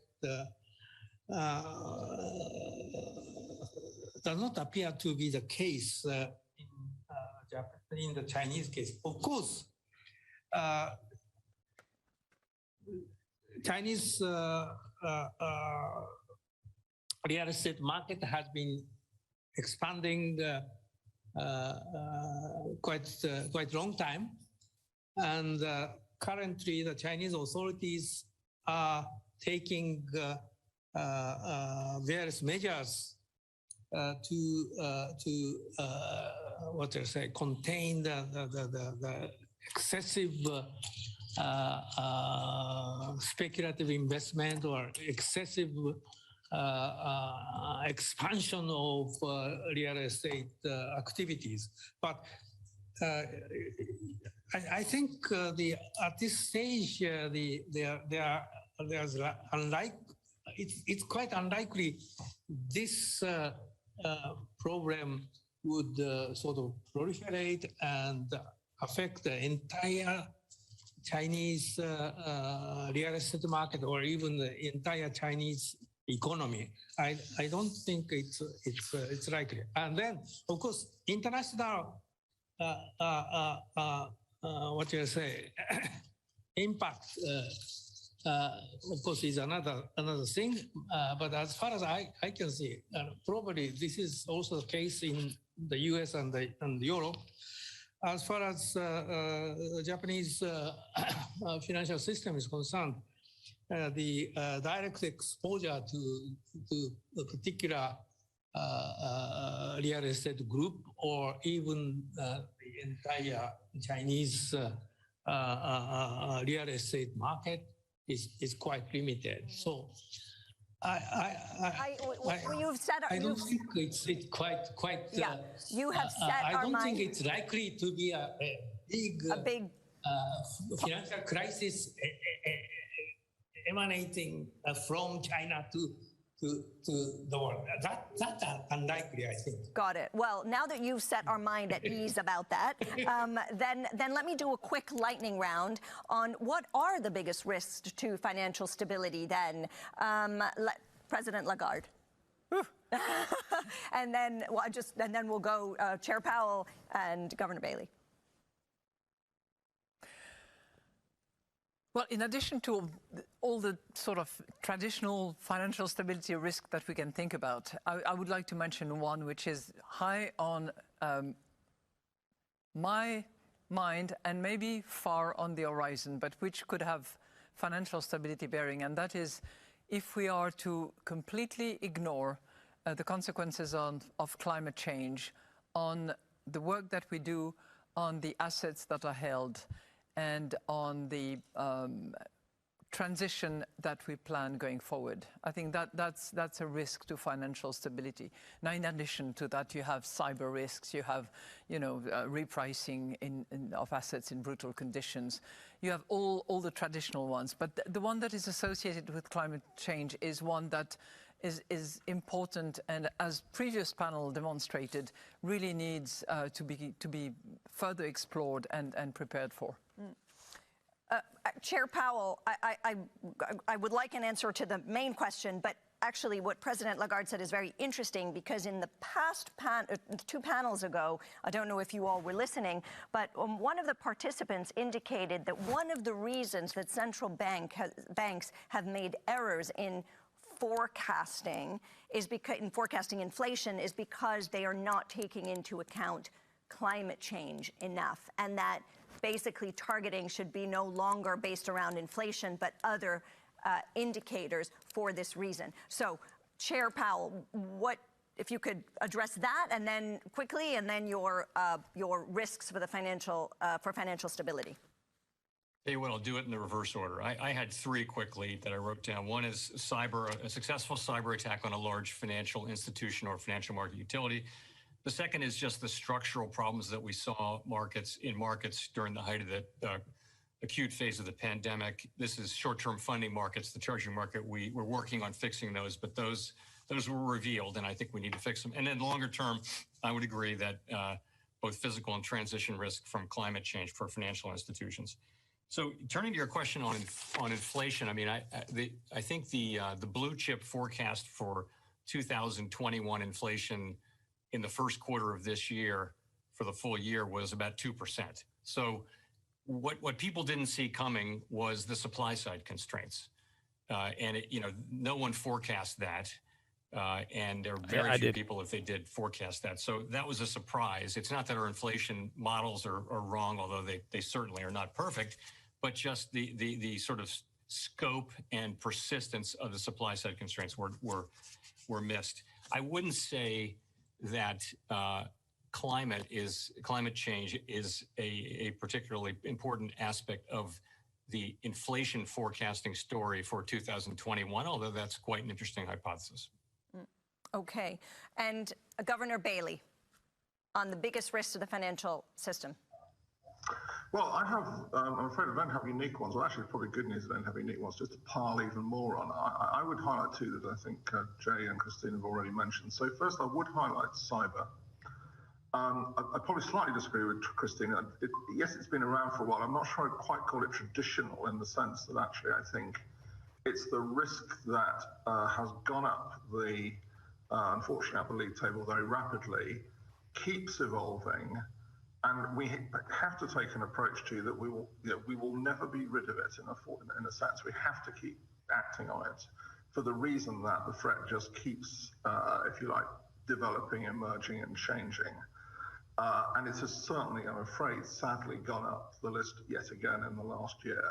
The second one I would say, as Jay highlighted, is the stress that we saw in funding markets and in the non-bank financial world, particularly going back to spring, March of last year. where we saw not only a stress in that world, but also the capacity of that stress to have financial stability and broader systemic implications. We saw what we might call core markets, as Jay highlighted, being affected by that.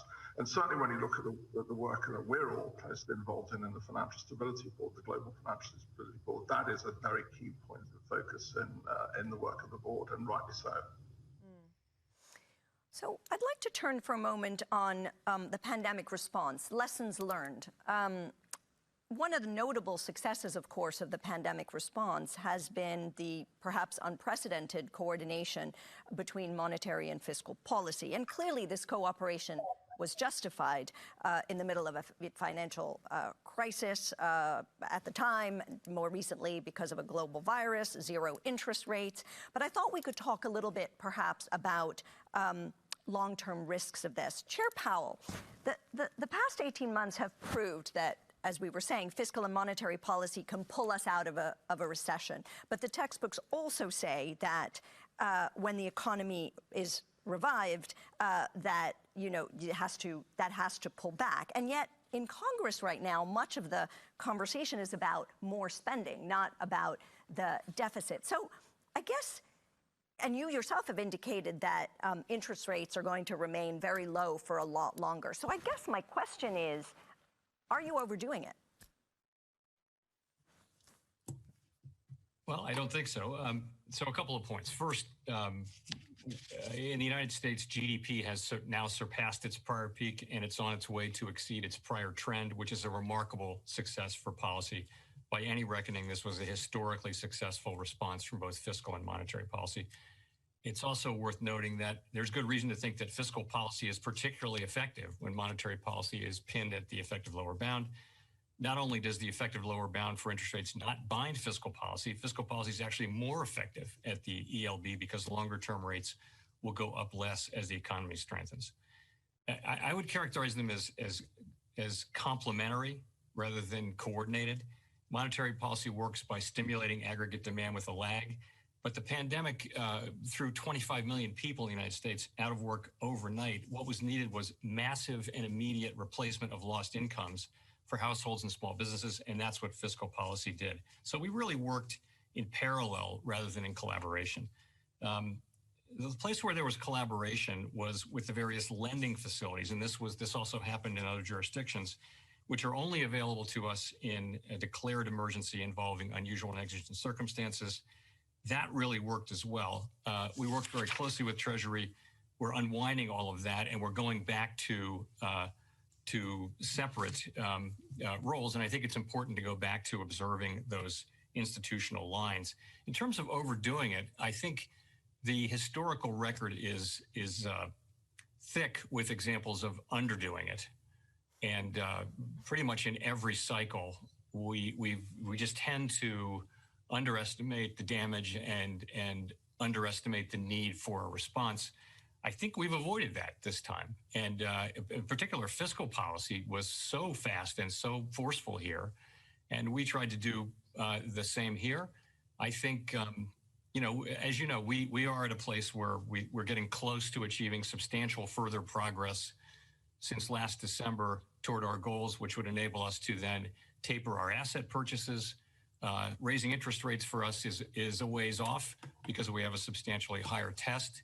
But about half of the FOMC believes that test will be met by the end of next year, and 8 of the 9 remaining members believe that it will be met in 2023. So we definitely responded strongly, and I think we're turning to the process of normalization in a careful way, and I like to think that's the right way to do it. President Lagarde, Chair Powell rightly talked about re-erecting the red lines, the red institutional lines. But in the Eurozone, can we actually wean central governments off of central bank cash? I was listening very carefully to Jay, and there was a lot that I could actually just echo and subscribe to in terms of the relationship between fiscal and monetary authorities, fiscal and monetary policies. And I think what has been exceptional compared with previous major crises is the fact that we worked in a very complementary way.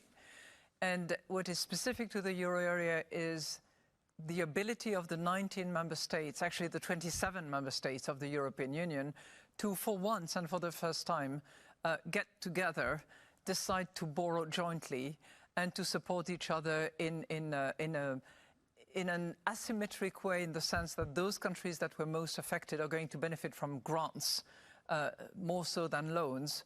And that is under this Next Generation European Union Fund facility, under which each of the member states is accountable to the rest of the group to actually do some structural reforms to be eligible to those funds. But I would completely agree with Jay that, you know, once this pandemic crisis will completely recede, and we're not completely at that point yet in the euro area, each of the two policymakers, fiscal on the one hand, monetary on the other hand, should continue to secure and preserve its independence and continue to deliver under its mandate. For us, it's price stability, and this is what we have to stick to. Governor Kuroda, today's news, of course, is that Japan will soon have a new prime minister. Do you expect a change in relationship between your bank and the government?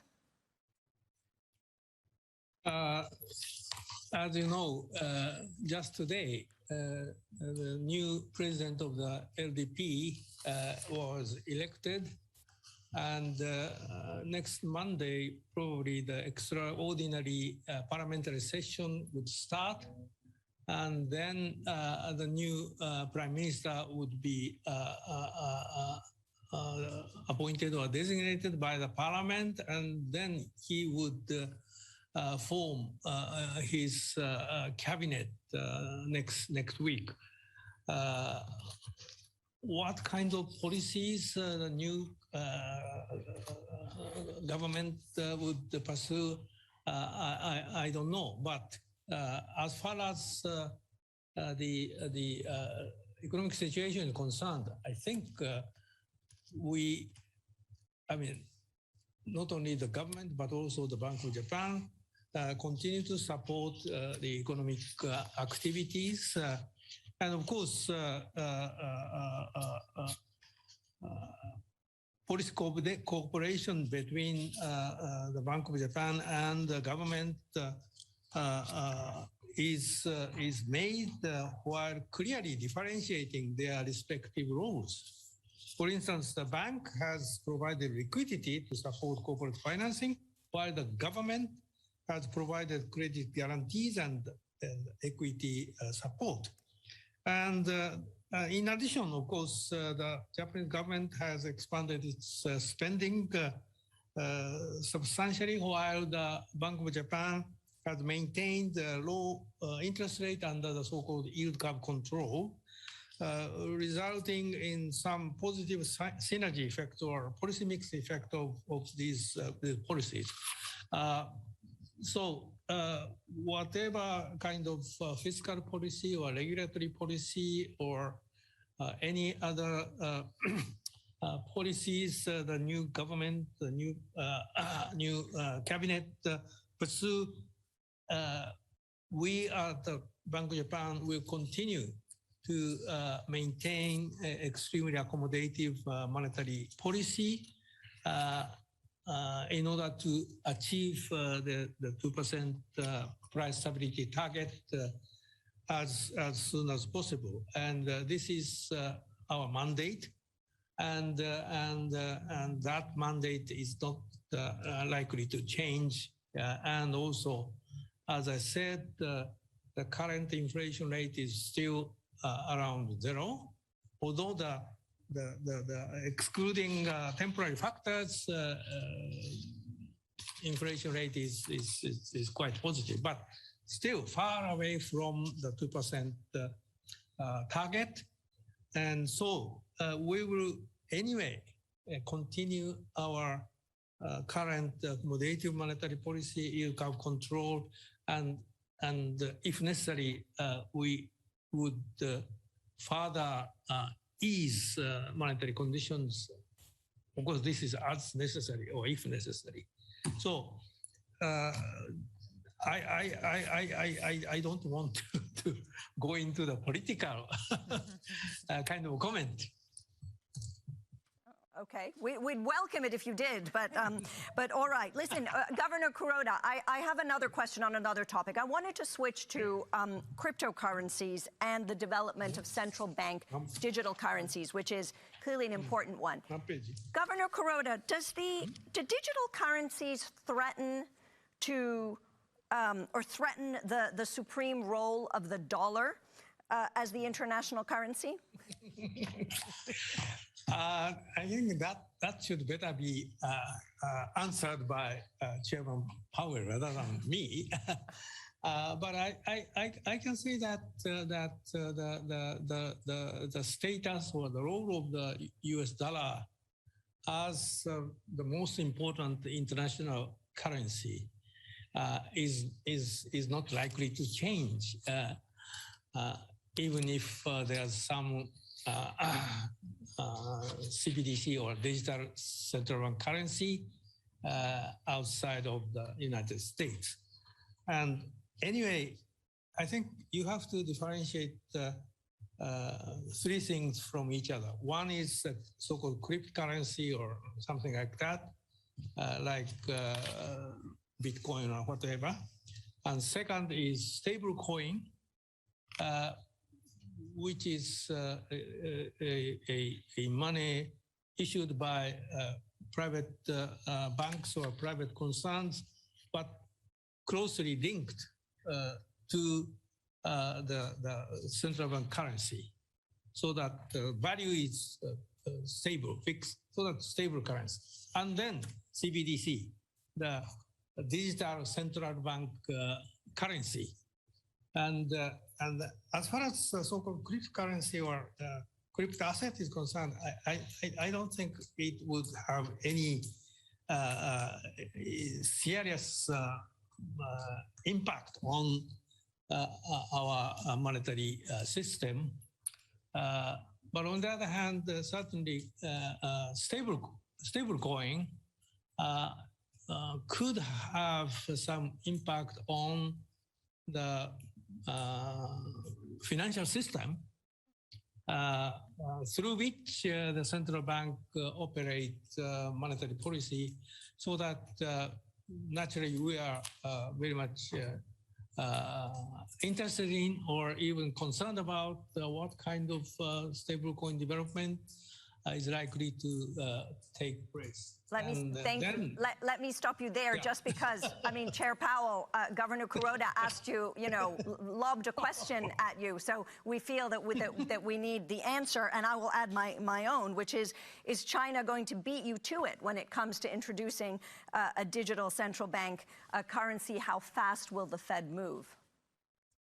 We'll answer that question, but I would first like to note that the comments I made earlier about doing too much, overdoing it, I can really only stand in judgment on monetary policy. I would never comment on fiscal policy or current fiscal policy discussions. So I guess I would say it's very important that we as central banks maintain a stable currency and a stable payment system for the public's benefit. We're seeing transformational innovation around digital payments, and we at the Fed feel like we need to assure that we can continue to deliver to the public a stable and trustworthy currency and payment system. So there's essentially myriad private currencies and currency-like products popping up all over the place. And we are working hard to evaluate whether to issue a CBDC, and if so, in what forms. And I would say we're doing quite a lot of work on the policy issues, which are quite significant, and also the technological issues, which are quite significant. And the question at the end of the day for us will be whether this is something that would serve the public well. And something we're looking at quickly, I know we're running out of time, but we are going to publish a paper in the not too distant future in which we lay out our preliminary thinking and seek comment from elected representatives and various interested parties as we work to. So we want to be in a position to make a well-informed decision on this within a couple of years, and I would have thought that that's timely. It's better for us to do this right rather than try to do it fast. as the world's reserve currency. But nonetheless, it's an urgent matter because digital innovation is moving very quickly. As Haruhiko pointed out, stable coins can be very popular, and they exist mostly outside of the regulatory perimeter, which we need to be very careful about because this is the public's money that we're talking about. They look a lot like bank deposits or like money market funds, but without the regulation. So this area is moving so quickly that there is a sense of urgency in wanting to push ahead. Great, thank you. Now, we're going to do a last round, which is I'm going to cite back to you the biggest, the thing that worried you the most last year, and I'm going to ask you whether those fears were justified. But before we do that, I must ask you, Chair Powell, you've had a tough last couple of days. Two of your closest associates have resigned. You've been called a dangerous man. You know, very soon you could go back to riding your bicycle in your beautiful country. And do you want a second term as chair? You know, I'm going to continue my long practice of not commenting on this. My focus is on doing my job every day. That's enough to keep me more than adequately busy. So I won't have a comment on that for you. All right, then the last lightning round is last year when you were in this panel, you were asked what was the thing that worried you the most. And I'm going to cite back to you what you all said. Governor Kuroda, obviously, you were not here. But so, Chair Powell, you said that the thing that worried you the most was that there was a longer run, that there could be a longer run change in productive capacity and that people's lives would worsen. So I would ask, I'm going to come back to you for that, but just think about that. And the top line seems to suggest not, but I would ask you whether that fear is justified. And then what is your biggest worry now?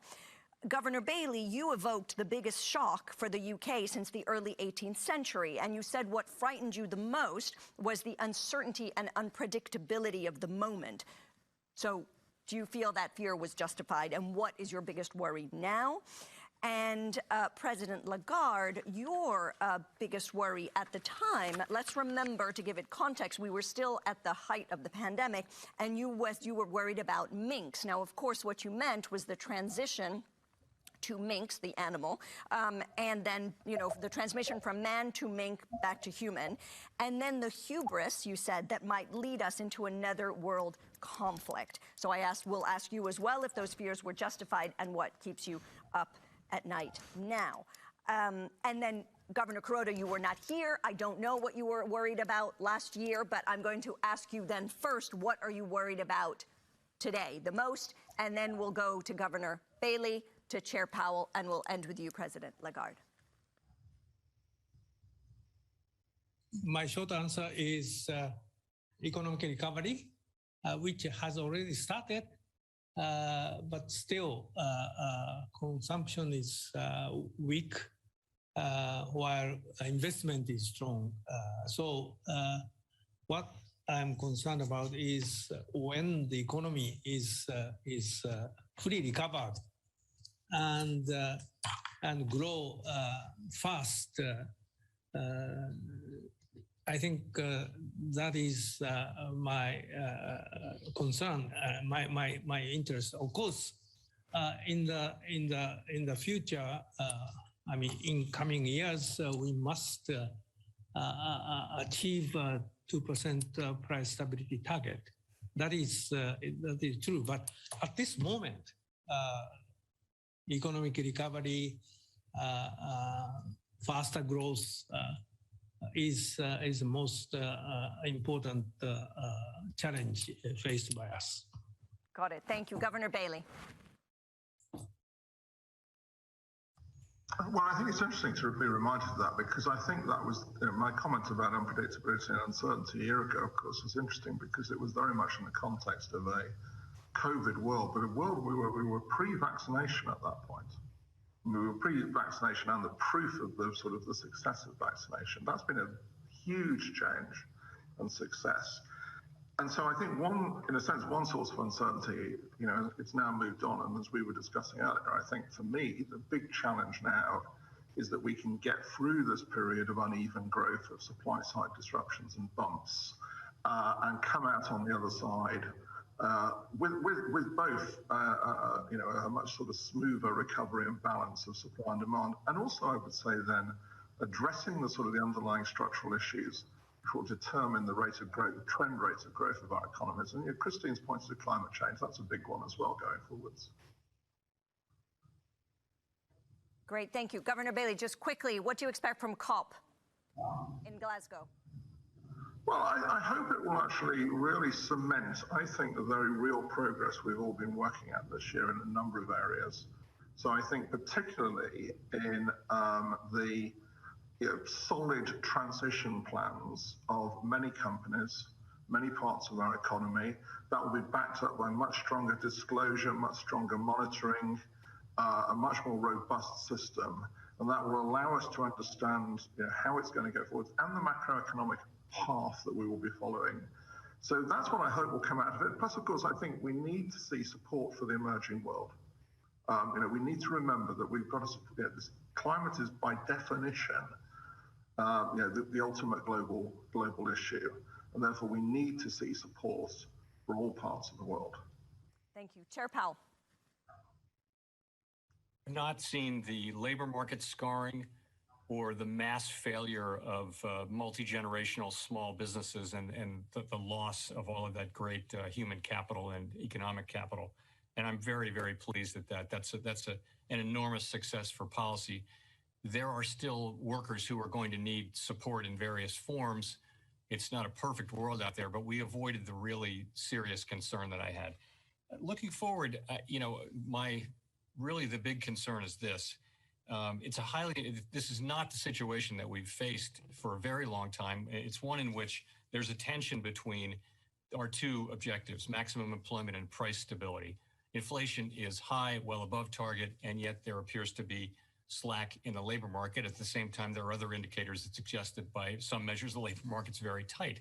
So managing through that process over the next couple of years, I think, is the highest and most important priority. And it's going to be very challenging because, we have a hypothesis that inflation is going to be transitory. We think that's right, but we are concerned about underlying inflation expectations remaining stable as they have so far, approximately. So that's what I see as the big challenge for us in the next, call it the next couple of years. Great, thank you. And lastly, President Lagarde.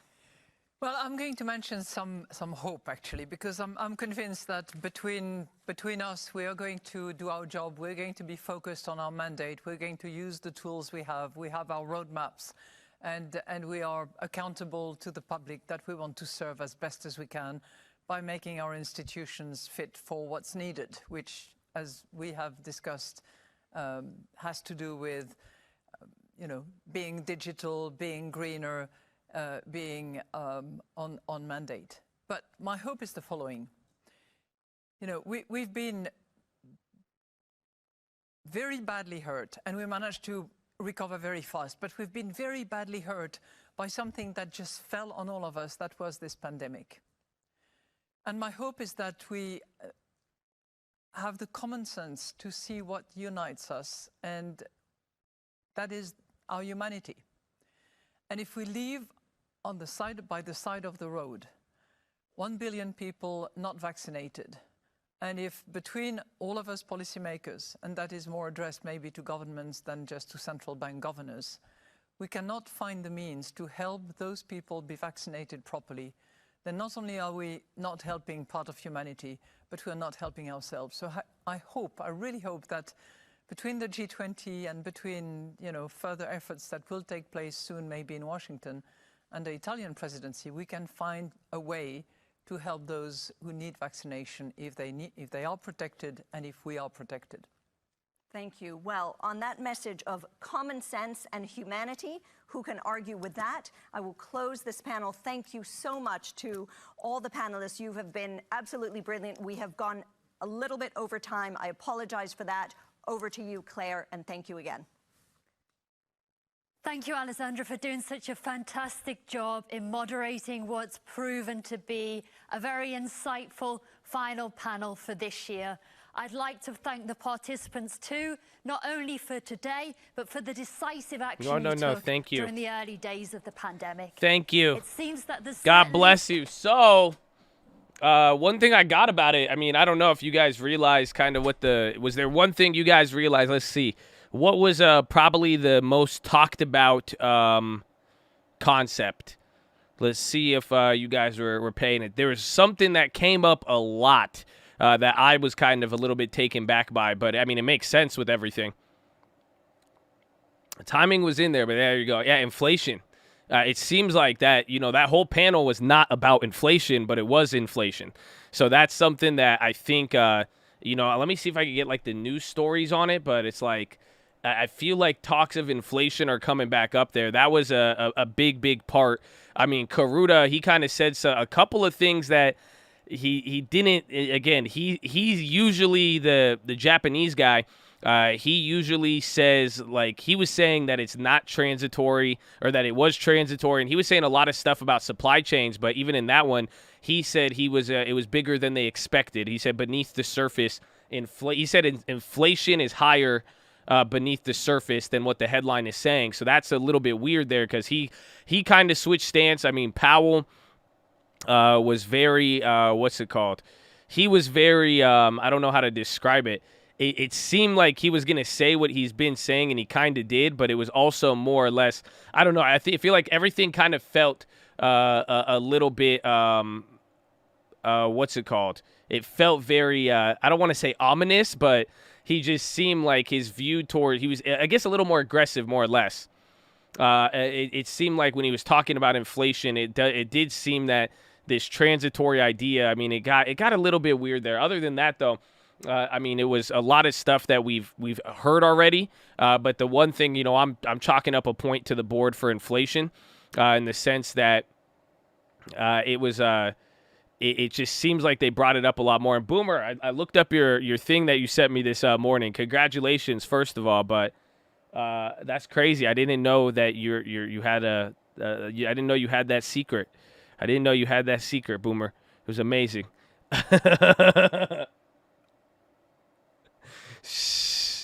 Joshua. But inflation is the key, and I mean, let me see if I can get you the news stories on it. Oh, what? Where did my favorites bar go? Oh.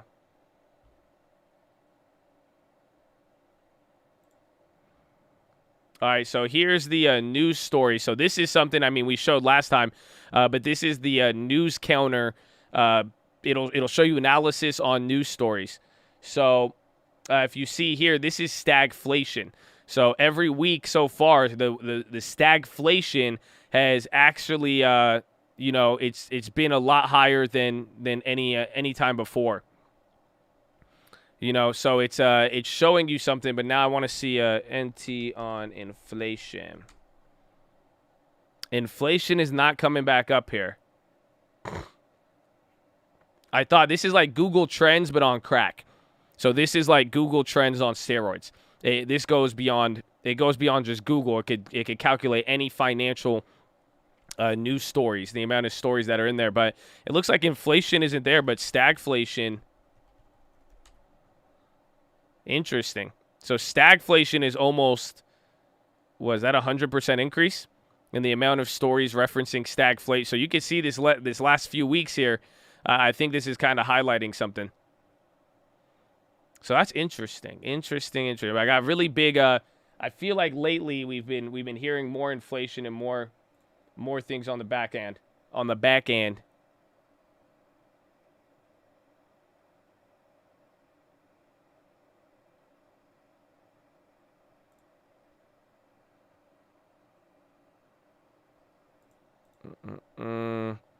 That's I'm kind of thinking about. I'm like, wow, stagflation is low key creeping up here.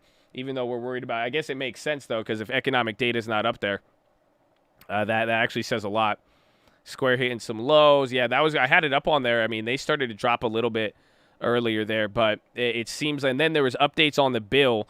Nancy said that the bill is going to be dead on arrival. I don't know if she's talking about today, but then they did say that they are going to change she said that, I think she said they're gonna scrap the infrastructure on Thursday, but I think that might mean she's gonna package it. So there's a lot of things going on right now. Grom Halton Musk says people should be open to psychedelics and predicts the next generation will normalize the substance. I think we'll see greater receptivity to the benefits of psychedelics. Thank you, Elon. Thank you, Elon. Interfax, Bank of Russia. LT has a good video out. We like good LT videos.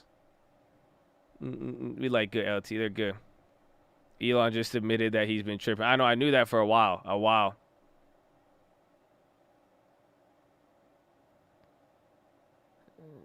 Giselle. All right. Clever nut. That's a nice name. Clever nut. Powell, inflation is high. Labor market has slack. How many bad jobs report? I mean, that's the real issue is going to be, do you get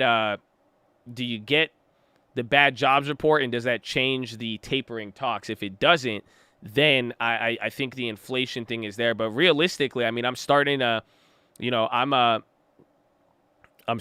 double down on. I feel like inflation is the same philosophy from the beginning of the month, even though we had that little period where we thought it was kind of transitory. I feel like it is inflation, or more or less stagflation, I think it is gonna have a very insidious effect here. They ain't gonna taper. I think they have to. I'm honestly getting to that. I don't know. Do you see? I'm viewing it differently now. That's the whole point. I've been viewing taper and inflation as not really linked as they are. Essentially, like I'm saying, like they just, if they're worried about inflation, they have to do something. So it's like, I mean, you don't think last week that Powell, you think Powell last week announced tapering and it was so telegraphed? Like, think about it. Like, again, I gave you the rundown before it even happened. Everybody on Wall Street had an idea, this like timeline. Maybe everyone's good at reading Powell, but now you had some of the worst data that last week leading into it. So it's like, why would he stick to that announcement? Why would he even put himself in that corner? Essentially, Powell it would have been better for Powell to just kick the can and keep talking, and without ever saying we could taper as soon as next month. Why would he say that? Essentially, you have to ask yourself that question. And my answer, my opinion on it, is that he said that because I think they're getting worried about inflation. I think that now that the reason why he would put himself in that opportunity and get kind of position is because they're worried about inflation starting to get out of control. Remember, that was the risk from January, February. You guys don't remember that?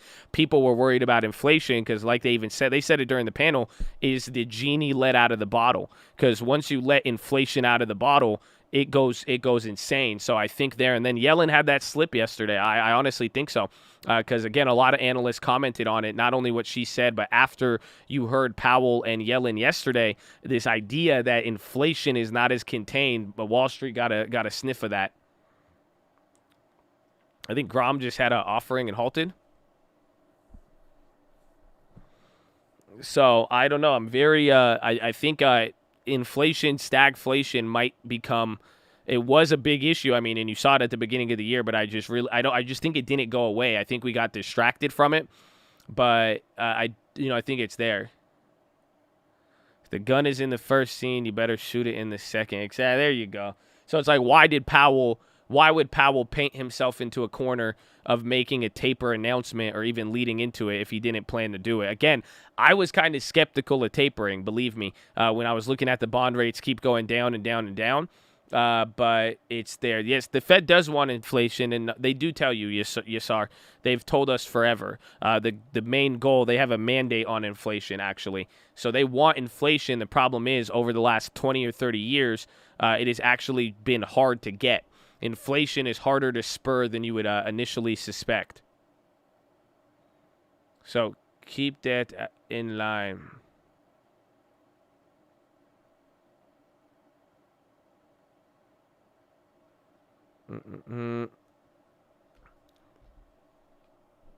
People on PC, Taperfy. Everyone is badly mistaken if you think economy will be fine. It's getting ready to crash and burn.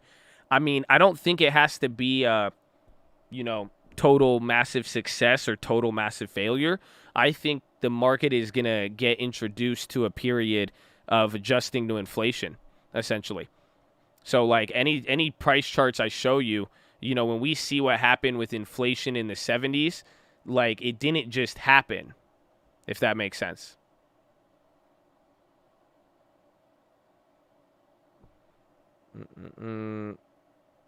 Let me see.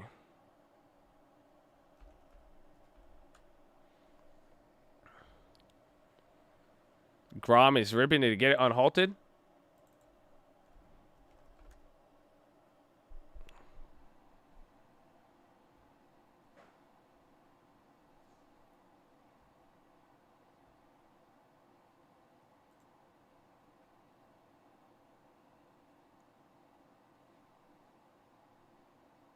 Wait, where's the fucking CPI? Why can't I find it as easy? Show me urban consumers.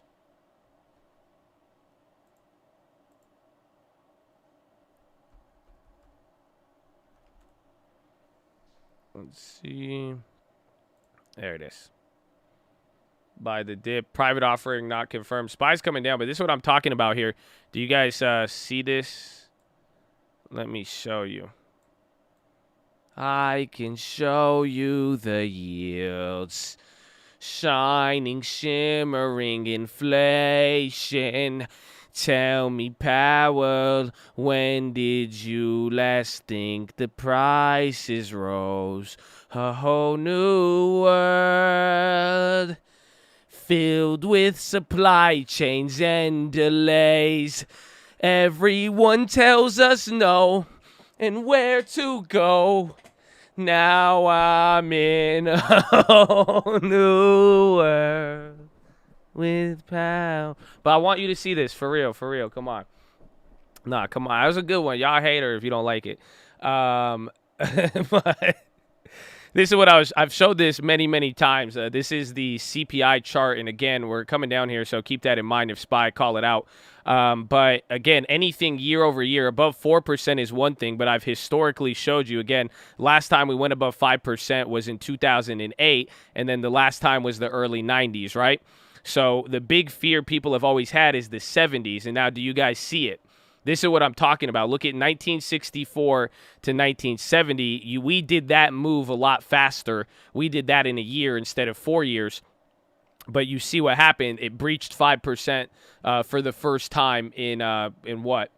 In maybe 20 years, right? So at that point in the 70s, and then what happened? It dropped. We actually haven't had the drop. Instead, what did we have? All we had was that we had inflation stagnate and stay elevated but not come down. That was kind of like our drop, assuming it gets worse from here. But then what happens from 1970 to 72, it declines a little bit, but it's still high, but it falls below 5%. And then what goes on? It starts to shoot up to 12%. And this is where people start talking about it. And that took from 72 to 74. And then it dropped again from 74 to 76. And then from 76 to 78 or 80, it went right back up to 19. So do you see that? And what I'm trying to show you is that inflation is it's a longer term effect on it. And that's why, like, we're going through the waves of inflation. Remember that first video I made in January or March telling you to buy real estate? Do you guys remember what I was speaking in terms of waves? You know, yes. And then Paul Volcker, the only way this came down exactly was Mr. Volcker to come clap everything. But this is the waves of inflation, and now it's a really interesting point that we're at because, like I'm saying, we didn't have a drop. You see what I'm saying? It wasn't a drop. It was more a small drop in stagnation. But I think given the amount of fuel in the system, that's what makes it a lot worse. But this is where I'm trying to explain it, where it's like we're getting these moves, and that's why you guys are saying transitory. I think the Fed realized it. There's no way I could spot this, and then fucking Jerome Powell is like, nah, it's chill. Well, I'm just going to announce a tapering announcement, but then not going to do it, and then put myself in more of a corner that I didn't need to be in when I could have talked my way out of it. You see what I'm saying? So I think they're getting worried about this, because if you get another tick up in inflation, then it starts to turn into this. I mean, look at what has history shown you, my friends. If I'm showing you the history of CPI, anytime you've been above 5%, what do you notice? That's this line right here. This little line, right? What do you notice about going above 5%? Do any of you see anything? Anything stick out to you? We could get pretty lines in here. If you want some pretty lines, you know what I'm saying? Let me get that horizontal line, son.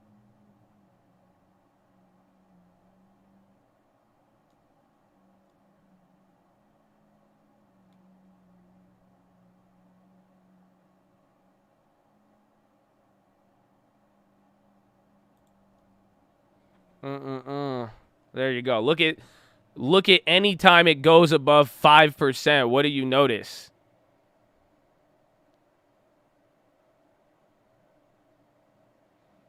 Do you see it? Free pony zone, yes. Not sustained. Very good observation. I like that. That's a great counter argument to it all. And that's the point. It does, and that's why people say it's transitory. And there you go. There's your answer to why everybody thinks it's not scary, right? But anytime it has gone above, it has rocketed up and almost tripled, or at the very least doubled. Anytime inflation goes above 5%, usually following it afterwards, it's going to double. Now, you're right. It always does come back down. That's why inflation is harder than you think. And that's the counter argument to why people say, yeah, it's transitory. Exactly. There is some other stuff. Yeah, Grom is going crazy. That's the one right here. Then there's the SPY. But pretty much what I'm trying to say is that I think the Fed is worried, because if it goes above 5%, you're running a historical risk of getting up to 10 or 12, essentially, unless it comes down right. It has to come down now. And that's why I think they want to taper to hopefully slow that down, so that way they could pin runaway inflation. So that's my theory with it, and that's why after listening to the ECB panel after the last couple days and seeing what the market's really worrying about, I think it's key. Damn, Grom is up 250. Warby Parker opens at 54 after direct listing. Does anybody know Warby float, WRBY?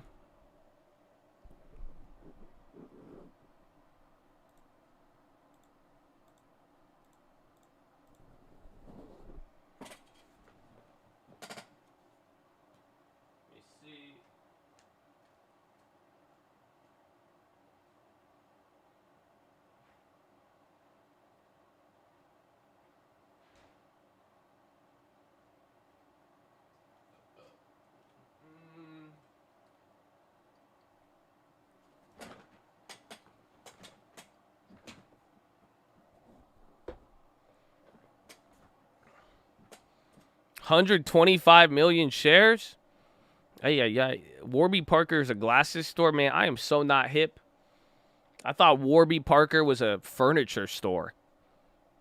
You mean tell me I could get bifocals there? That's crazy. Too many dollars chasing too few goods. Inflations will rise. I think, I mean, again, I don't know, but do you guys realize the risk around this time? Like, do you see it, though? This is what I'm expecting now, depending on how it plays out. But do you guys see what the problem? Do you realize there's a big problem in play, though? Very big problem. Let's say inflation goes back up again, right? Let's say inflation starts to rocket up and we repeat what we got at the beginning of the year. Does anybody know the risk? Or what would be different this time around?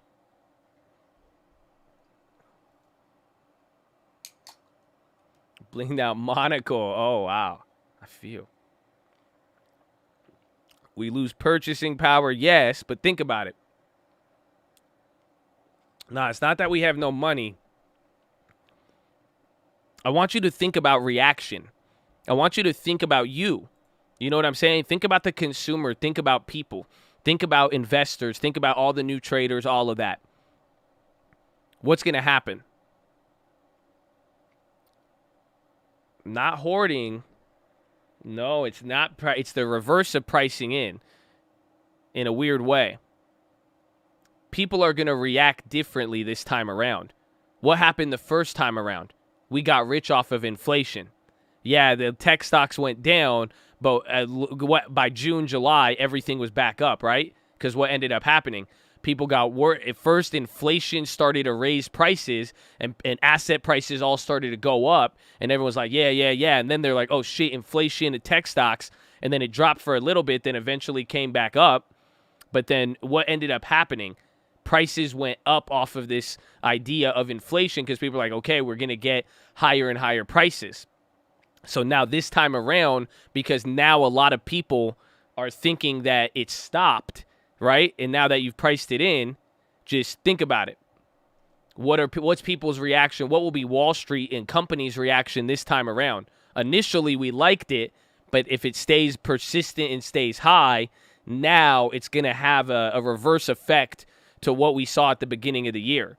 That's what potentially could happen, is the way I'm kind of looking at it. But pretty much I'm saying that once you go from no inflation to recognizing inflation to everyone getting used to inflation, if the second wave comes in, that might create, essentially, I don't know which way it'll go, but the second wave of inflation runs the risk of bringing about a totally opposite reaction than what we've seen.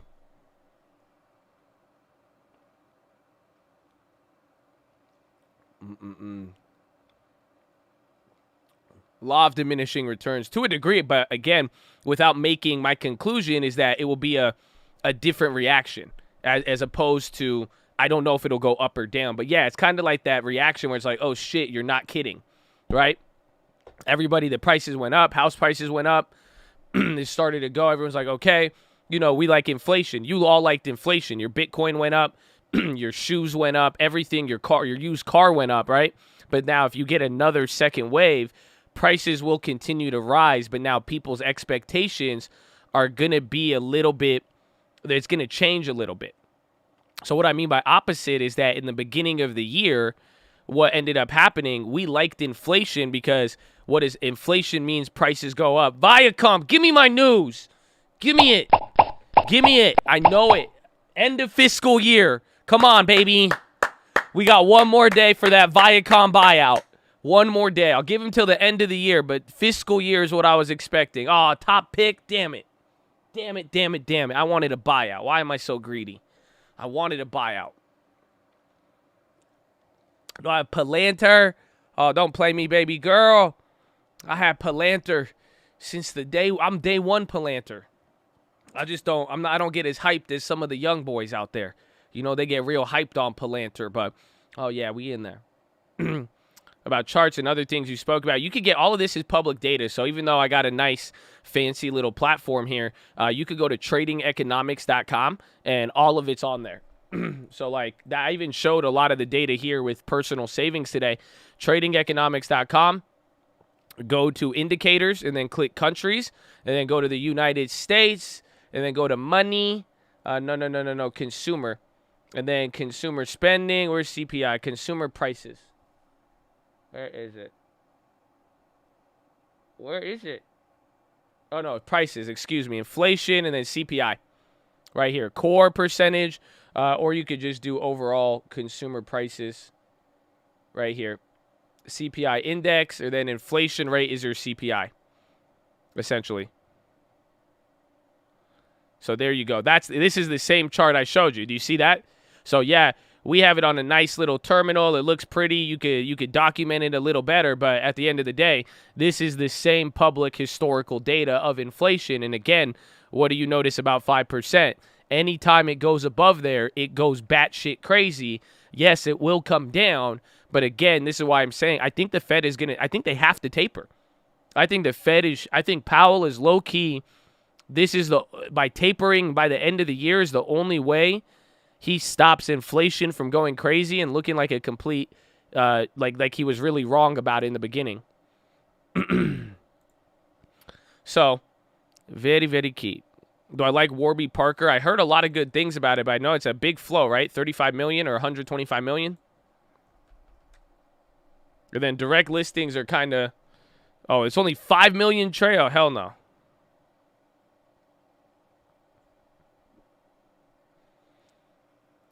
What about the job mandates and employment? Those don't matter. None of that matter. Like, sadly, again, what do you notice? Like, everyone's like, vaccine this, get this, get that, and they're doing it. But what's took over? The debt ceiling. It's the money. So although, you know, I'm pro-vaccines, make sure you guys do your research. But it has nothing to do with the health issue right now. You know, we're focusing on the finances of it, because you clearly see when it comes down to the money and liquidity, the government quickly starts to focus on it, right? So when we're looking at what you're getting now, you know, I don't think the jobs report's important to it.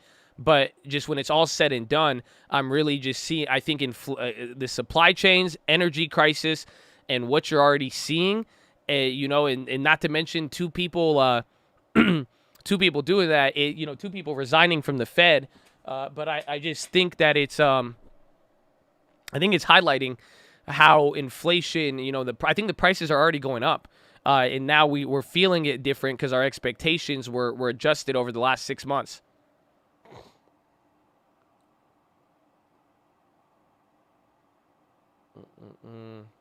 So, yeah, this is it's a very interesting one.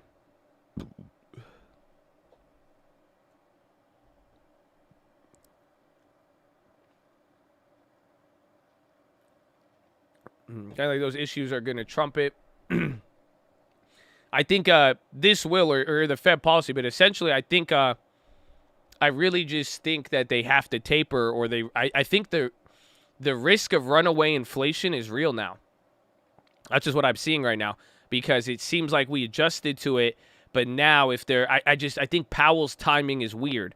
I just think he forced himself into a corner to announce this tapering, and now you still have people split on whether or not he's going to do it. He could taper for credibility, but I don't think he would.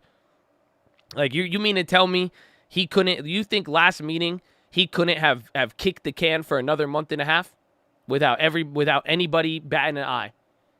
Think about that. You would have been disappointed, but you know Powell could have came up there, said although we saw this and things have changed and this and that. He did, but he said he's going to taper. He said last meeting, he said we could taper as soon as next month. He did not need to say that. He did not need to say there was progress. He could have had one extra month and a half. Why would he do it a week ago? Why? You see what I'm like? Why though? Why would he now, next meeting, whatever he says, last meeting can be held against him. So why would he bring up anything? Like, he's a very crafty fool. I know he is. That's why I'm like, I don't think he would do it. That's why I think they're going to taper, and I think the bigger picture is they're worried about runaway inflation. I don't think his credibility is on the line. What I'm trying to say is that by saying what he said last meeting about giving this like pseudo timeline on tapering, that puts his credibility at more risk than if he didn't say it at all last time. Does that make sense? So it's like if he said said something completely opposite of last meeting, yeah, maybe his credibility would have hurt, but it would have not gotten hurt as much as saying I plan to taper as soon as next week and then completely changing his plan afterwards or not following through. That would hurt his credibility more, I believe. So I think it's just getting to a very interesting spot, but I think that's the next risk in the market. I really think that runaway inflation, aka turning into stagflation, I think that now is probably I think that's the thing underneath the surface right now. Pretty much Burry is going to be right and Kathy is going to be wrong. The play would probably be short bonds, honestly.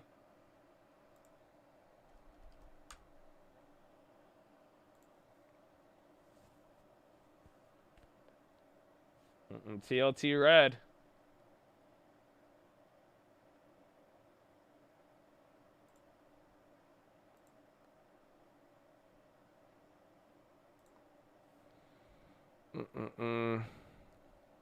Did I say I meant no? Burry's right, and I think Burry is right and Kathy's wrong. And there you go. Look at TLT. SPY coming down now too. Big red TLT. I think that was a good discussion. I said that earlier, but it was hard to see. But now I'm like, I don't know. I'm getting pretty confident in it. Like, it's not, now it's just becoming, like, it's becoming more obvious, like I'm saying. That's what you want to see. Where it's just like, why, again, after this whole discussion, I hope you guys picked up on it, because it's just like, why would Powell do any of that? And then the last 2 times we heard him, it's there. And then I don't think Kathy said deflation. I think Kathy got caught in the first wave. And Kathy thought the first wave was the whole ocean. Whereas now, like I'm showing you the history of it, it's like there's a big ocean here. You know, this isn't, Kathy thought this is what it is, where, again, I'm thinking you're going to get several waves leading to something a lot bigger.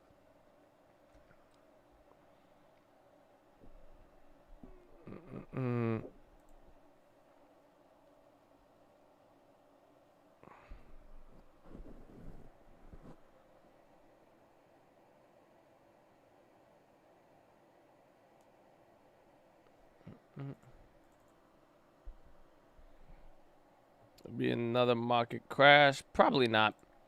Again, because I'm not saying, I hope you guys, I said that though, like I'm saying, you're not going to get a market crash. I mean, the market will go crazy, but I don't think, I think it's just going to be a different period of adjustment. Just how we adjusted the first 6 months to getting used to higher inflation. I think the world has to adjust to higher than 5%, essentially. So it doesn't necessarily mean clapped, but it does mean, you know, things are going to be a little bit different probably.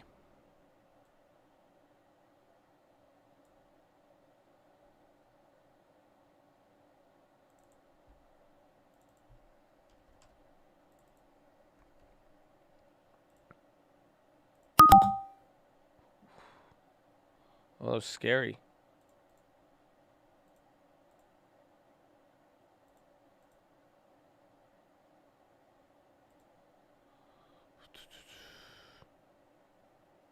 Yeah, it was my margin. They clapped me. What just clapped me? I don't think I made any plays today. That could have been bad. That didn't go through, though. Let's see. I know 3,000 shares of UMC. Let's go.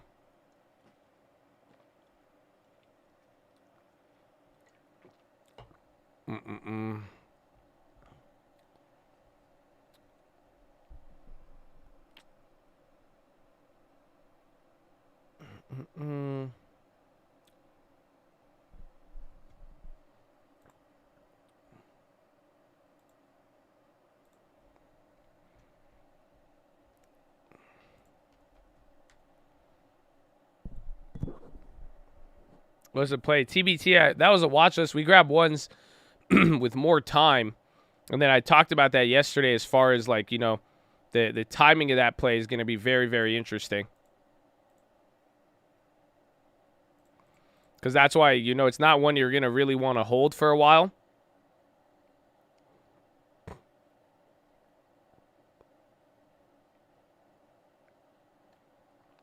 Let's see.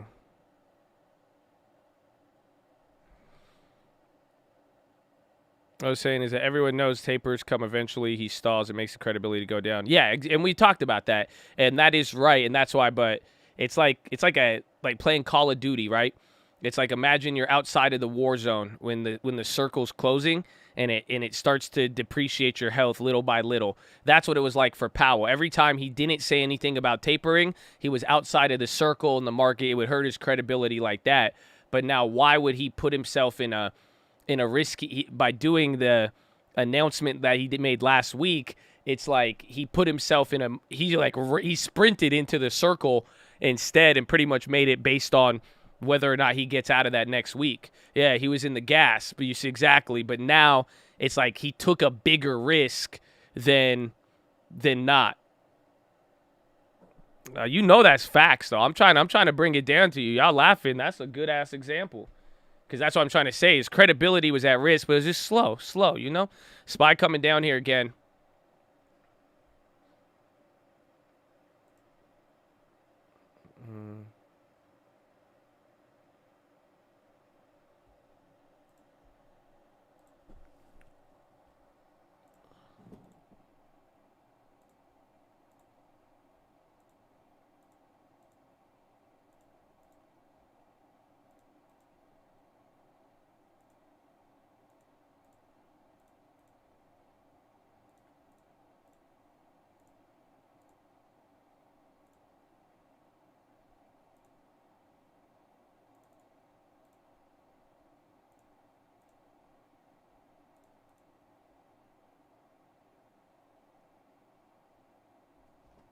Where's TLT at?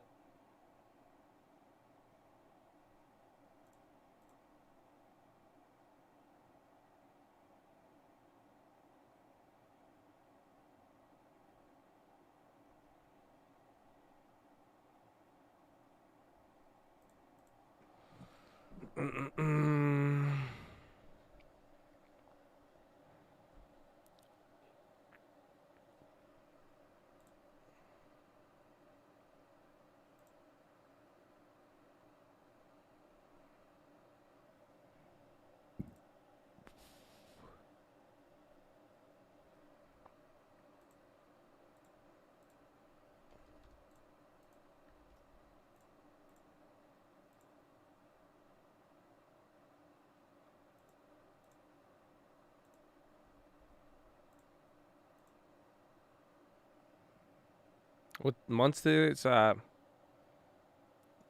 September. Let's see. Let's get the coin.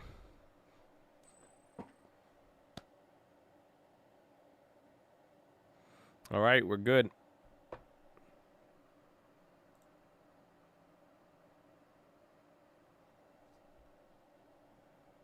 Josh says, sentiment from the government. Think we see some, not all, debt ceiling feels slowed down.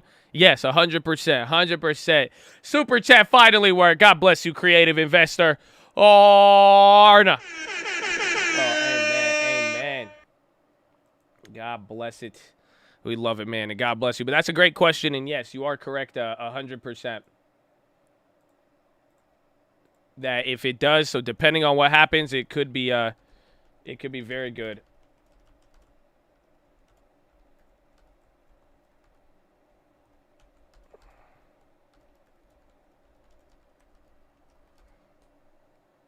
Do we default tomorrow? No. Only the 18th. That's what I was saying. Like, nothing has anything. Like, all of Friday, everyone's so confused because nobody's been paying attention. The debt ceiling issue started in August, almost 2 months ago at this point. So it's when you run out of money is the problem. The issue with Friday and voting is that if you don't have everything aligned by October 1st, the fiscal calendar, and then the stock market goes back, or then Congress goes on recess for the holidays or coming into the holidays, then you're not able to vote on anything, and then you'd run out of money. So it's where we're going to see, but not a recommendation. Do not trade this, but I did make a play. You will lose money. Be very careful. Again, everything's very speculative, and I mean, full disclosure, I've lost a lot of money going after some of these TLT plays and shit like that this year because it has been a total conundrum. So if you're hearing something from me, it may sound smart, it may sound slick, but understand you're taking a big risk trying to play one of the hardest financial situations that have hit the markets in a long time. Essentially is what I'm trying to tell you. So keep that in mind there, but don't trade it. But I grabbed TBT calls for November. That's the UVXY of TLT. Pretty much it goes up if TLT goes down. But I grabbed November 19th calls. I spent a decent amount. Yeah, I went again because yesterday I did the ones with time. Those went up a little bit. These ones are up a slight amount. But, yeah, that was my idea over TLT. TLT is overcrowded, I think, to a degree, and I could get, I think TBT offers 2.5 or 1.5 leverage, or maybe 3, but you get more leverage on TBT.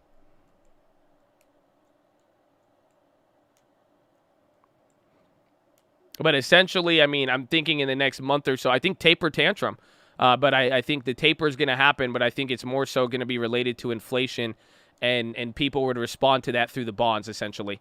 Because that's what they did the first time. The first time we saw inflation, they sold bonds like they were out of style for a little bit.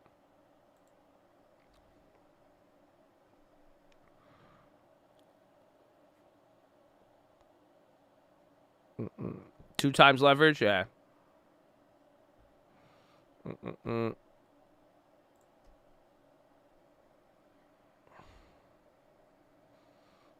Mm-mm. I'm going to hold that one. I mean, we're going to hold it out until some other information changes, and we're going to find back. And we're going to find out what's happening with it. If it's really, if the tapering and what sort of issue it creates, I mean, we will find out here soon.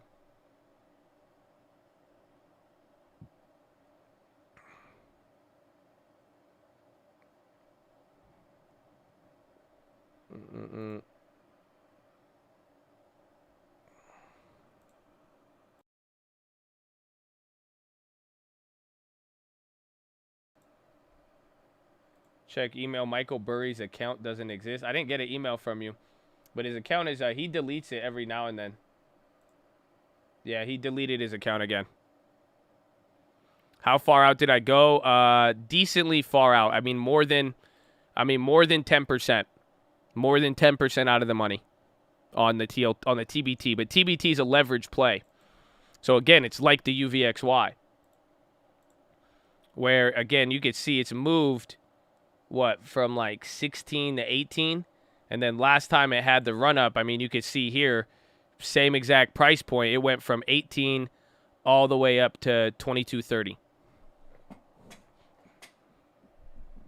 I have the Januaries I got yesterday. This time around I got Novembers.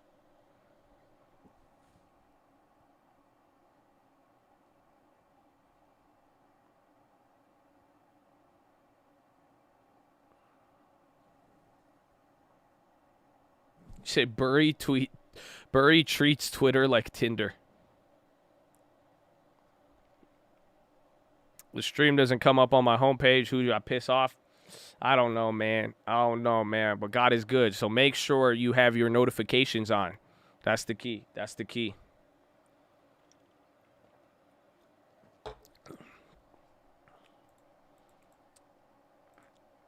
Asan Derulo.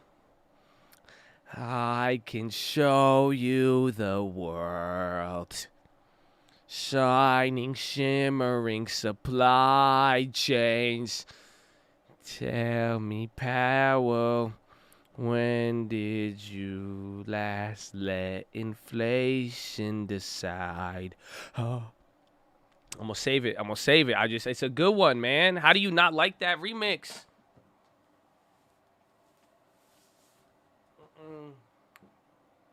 Hey, hold on. Yeah, fuck your new world. We're gonna take the old one, and we're gonna build back better. Build a bear. To build back better in infinity and beyond. Okay? Now again, we're arguing over a debt ceiling. You know, I told him back in the 80s. You know what we did? We'd get a little bit of a PCP, and then we go in the party and we say, raise the roof. Why can't we just do that again? Huh? You're not thinking. Anybody can raise the roof. Let's go. And we're going to build it better back with Build-A-Bears. Into infinity. Huh? It's simple. Come on, raise the roof. We don't have a DJ? Come on, there has to be a DJ in Congress. You raise the roof. You're a buzzkill. You prick. Come on. Stop playing with the American people back better. Butter. You have butter? Where? I didn't get to eat because we need more stimulus. It's simple. Come on. Get with it.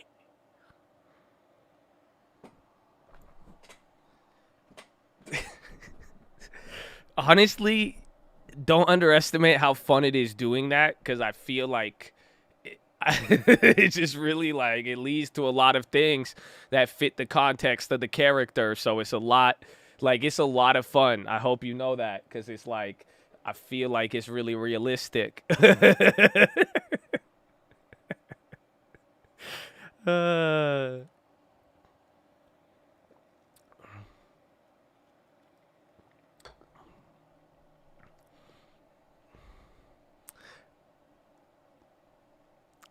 That was a good one. It's lit.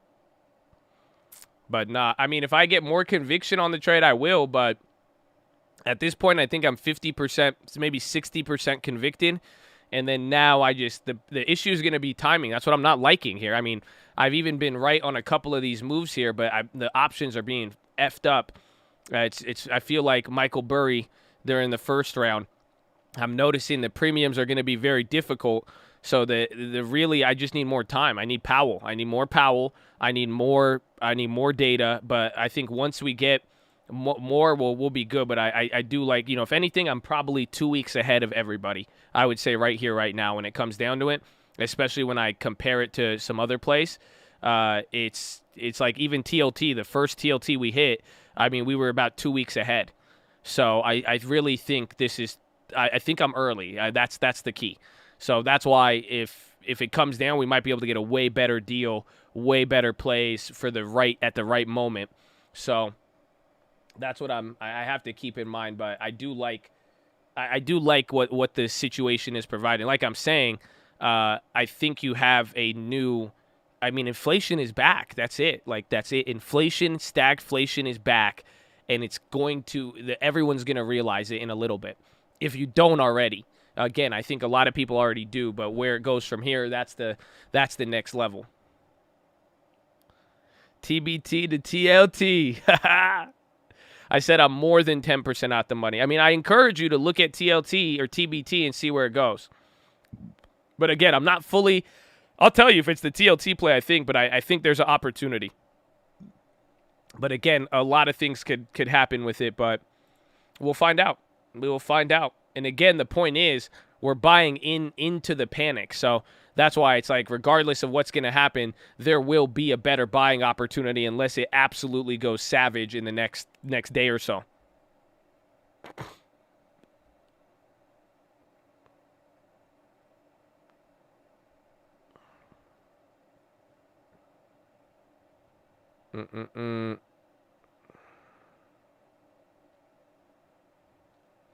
What's worse, stagflation or inflation? Stagflation, because you get both.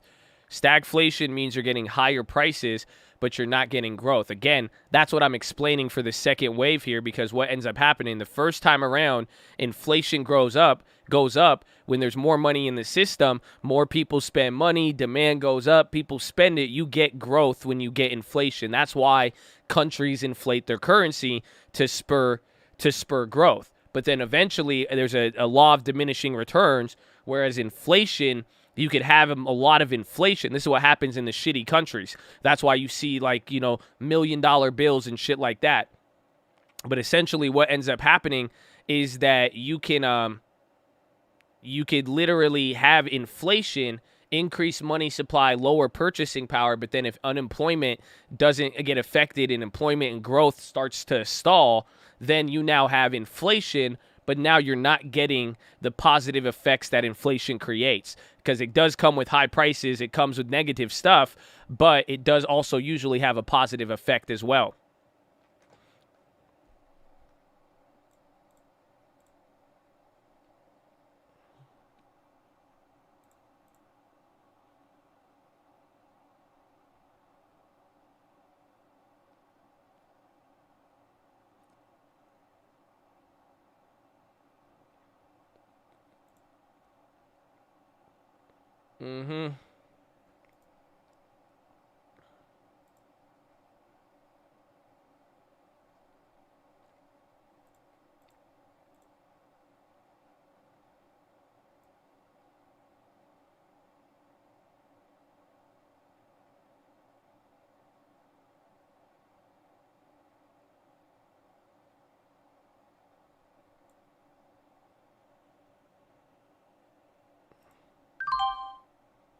Okay.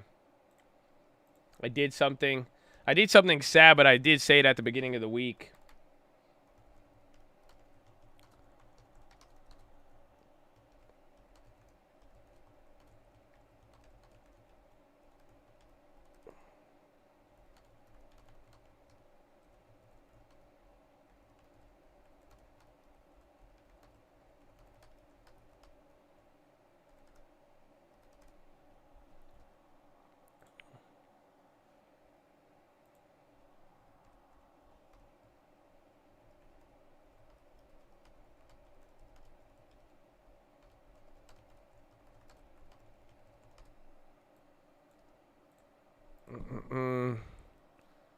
All right.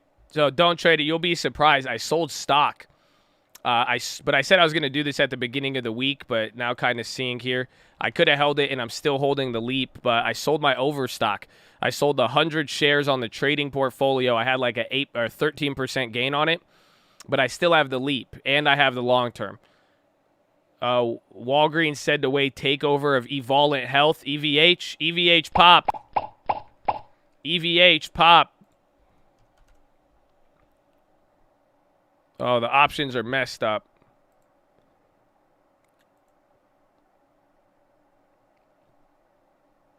Mm-hmm.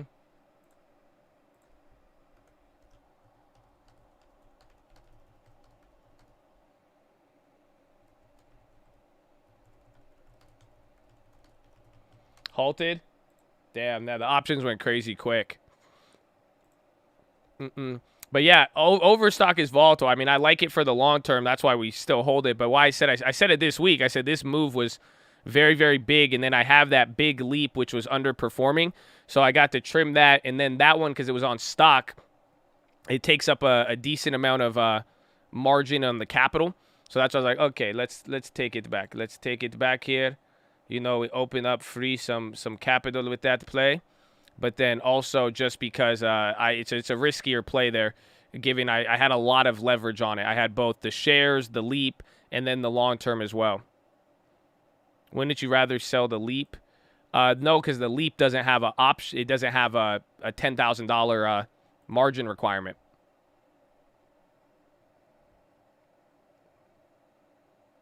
How much capital? About, I think, or little, like 7,000 something. That's why I have the leap. I was like, okay, we'll trim it. But again, it did run up a lot. Like I'm saying, this has been one of the more bigger run-ups that it's had.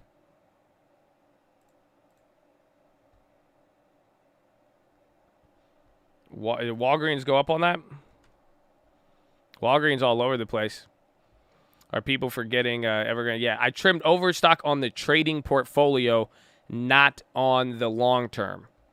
Keep that in mind.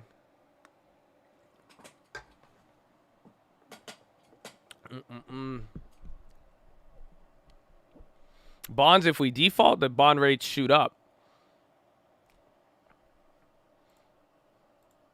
But again, that's the best part about the bond play that I just made. It doesn't account for, do you realize what I'm saying?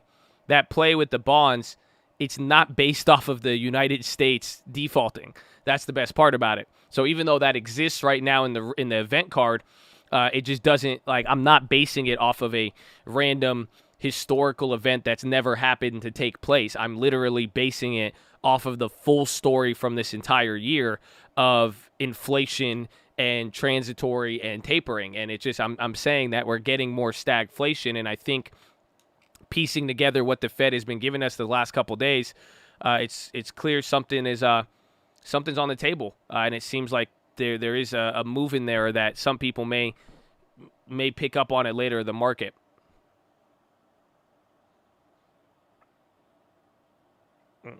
But, ladies and gentlemen, make sure you guys are subscribed. We're live Monday through Friday, 30 minutes before open. Drop your thumbs up on the video. You're on mobile. Press hide chat. X out that chat. Hit the thumbs up button. Second link for the nightly Watchlist and main channel. First link for the Scream Alerts Bootcamp and Real Estate course. Market is coming down here. Very interesting day. I don't think we're going to have any other stuff.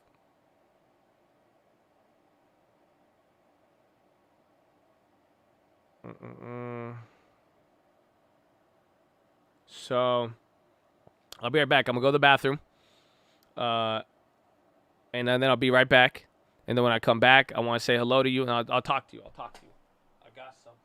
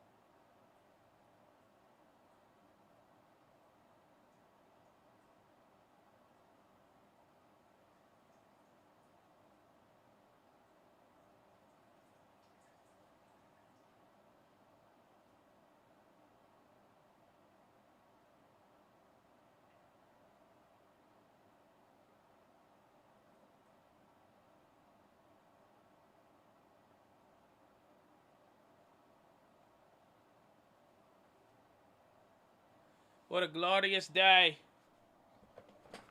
What a glorious, glorious day.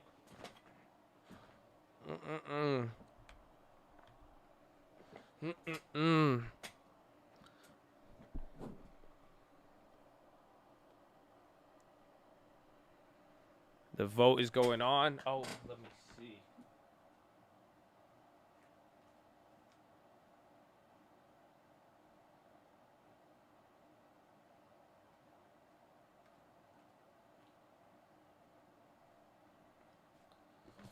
Newbie, never traded, can't want help. I don't understand options. Check out the link in the description. It's called How to Find 1000% Gainers. It's in the description of this video. It's a 42-minute tutorial on options, and it'll get you started pretty good if you're looking to begin. EVH resumed.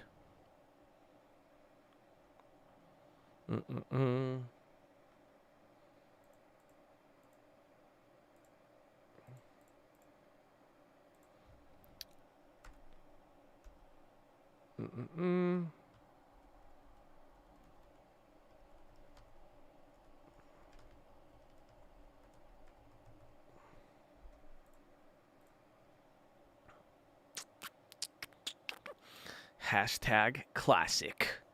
Yes. YouTube.com/the-stack-market. Evolent.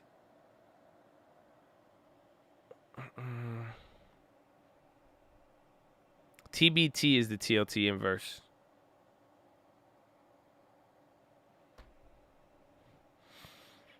Don't forget leg day. Amen.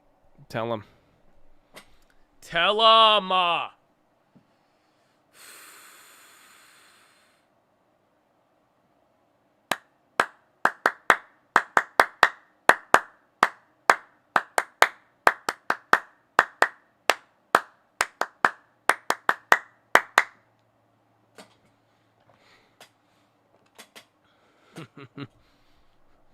Yes. How do you feel? Are you ready? Listen, man. Y'all all got to listen to this, okay? All of you. It's very simple. I got a PHILO for you. I don't care what you believe. I don't care where you're from. I don't care what you think it is. I don't care what you think it sounds like. All I'm asking for is 5 to 10 minutes of a little bit of open-mindedness, okay? That's all I'm trying to say, and I hope you understand the end goal of this is positivity, my friend. I hope that you could get something that will leave you walking a little bit taller in life and a little just, you know, make you feel better about what you already have. And I believe that for everybody, whether people are rude or not, whether they're mean or not. I don't know what it is, man. Everybody's different, but in all of it, you know, I believe everybody has a purpose, and every single one of you, I mean, chances are you're probably not going to be the same person you are next year that you are today. And same thing for 5 years, meaning that a lot of you are still going to grow. You're going to grow in many ways, and you will learn to mature and handle what you need to handle. But I hope a positive message, especially one like this, could take you there. So I'm excited for this one, and it's going to be a mini PHILO. So please just keep the mind open. But this is a recycle. I'm recycling a PHILO because I was just working yesterday, and the Uncle Answer song came on, and it's one that you've heard a lot. You know, I be talking God, I could tell they don't like that. Getting million, yeah, you know that one. It's a good one, but there was a phrase that was said in there, and it's related to a PHILO. That's a PHILO that we've had before. So let me tell you what today's PHILO is about. Here's the message. I really want you to know. This is what Uncle said. Uncle said, I planted all my seeds, but I ain't seen them grow. It's not about what you see. It's more about what you know. That's what I want to talk about right here today. That it is not about what you see. It is about what you know. You see, that's the point. How many of you have planted a seed and you've planted something and you've put, you know what I'm saying? You planted in it, but you didn't watch anything grow. How many of you started a new business, but you ain't see anything happen? You started trading. You didn't see the $1 million in your account that you thought was going to happen, right? You go to the gym. You didn't instantly get as swole as you thought you would, right? That's why it's more about what you see. It's not about what you see. It's more about what you know. And that's that first positive message I gave you guys today. You have to dig down deep, baby. And before things go up, they usually come down. And that's just the nature of it. And that's what I brought up today. Go look at a skyscraper. Have you ever seen a big empty land and how they build it? Before they build up 100 stories in the sky, they're probably digging down 50 stories into the ground. That's where you got to put the foundation. You got to dig. And you actually got to go deeper if the higher you want to build it. So this is what all of it's related to. Because again, if you looked at that building and you saw it and you don't know about the building, all you see is the building, but you don't know what is beneath that foundation. Right? And I guess you guys don't know what this relates to, right? This relates to your emotions, my friend. Some of you took a chance on yourself. Maybe you took a chance to start working. Maybe you barely believed in yourself. Who knows? Right? But then you started doing something. But then emotionally, depending on what you see, tell me that won't change your emotions. I go make a play. That play goes down the next minute, the next day, the next hour. Tell me that doesn't make you emotional. Come on. See, I've got to experience it. It still affects me, but it's something I've seen. But that's what happens. You see something, it affects your emotions. So if you are not grounded in what you know, in what you understand, that's where a lot of people make emotional overreaction decisions. That's where people start doing certain different things, because now when you start to see something, you might start to panic a little bit. That's why when people see a big building, all they see is the big building, but they don't know the foundation. That's why some of the big buildings you think aren't as big as you think. You know that? Because there's shit on the foundation. You don't know. It's not about what you see, it's what you know. What went into that? What material went into that? You planting your seed, and that's the whole point about this PHILO right here. I planted all my seeds, but I didn't see it grow. What's going to happen when you do that? I've said this ages ago. I think it's in the stock trading boot camp. It's like somebody who plants a seed. They try to plant like a tree, and then after 2 days they don't see a sprout.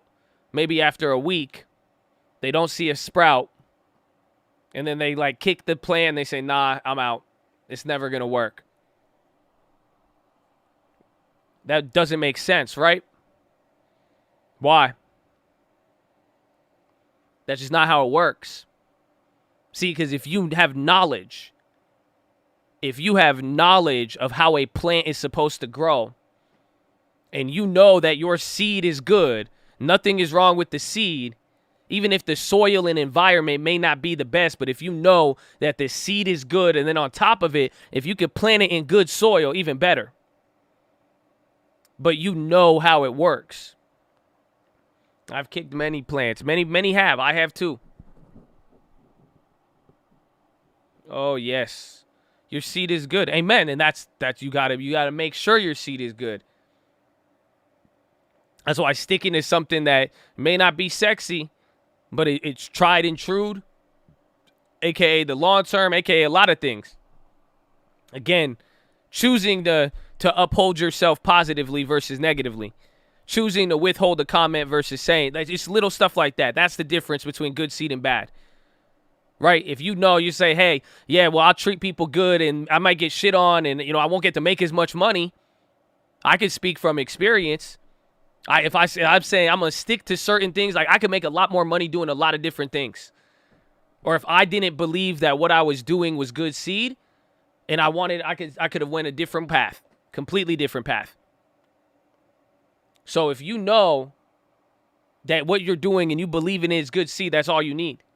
All you need is a good seed and the plant. But again, what's the point if you're going to get fucking emotional?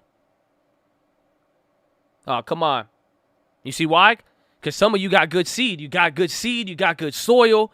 And then you put it in there. But then all of a sudden you're going to act like you don't know how plants grow.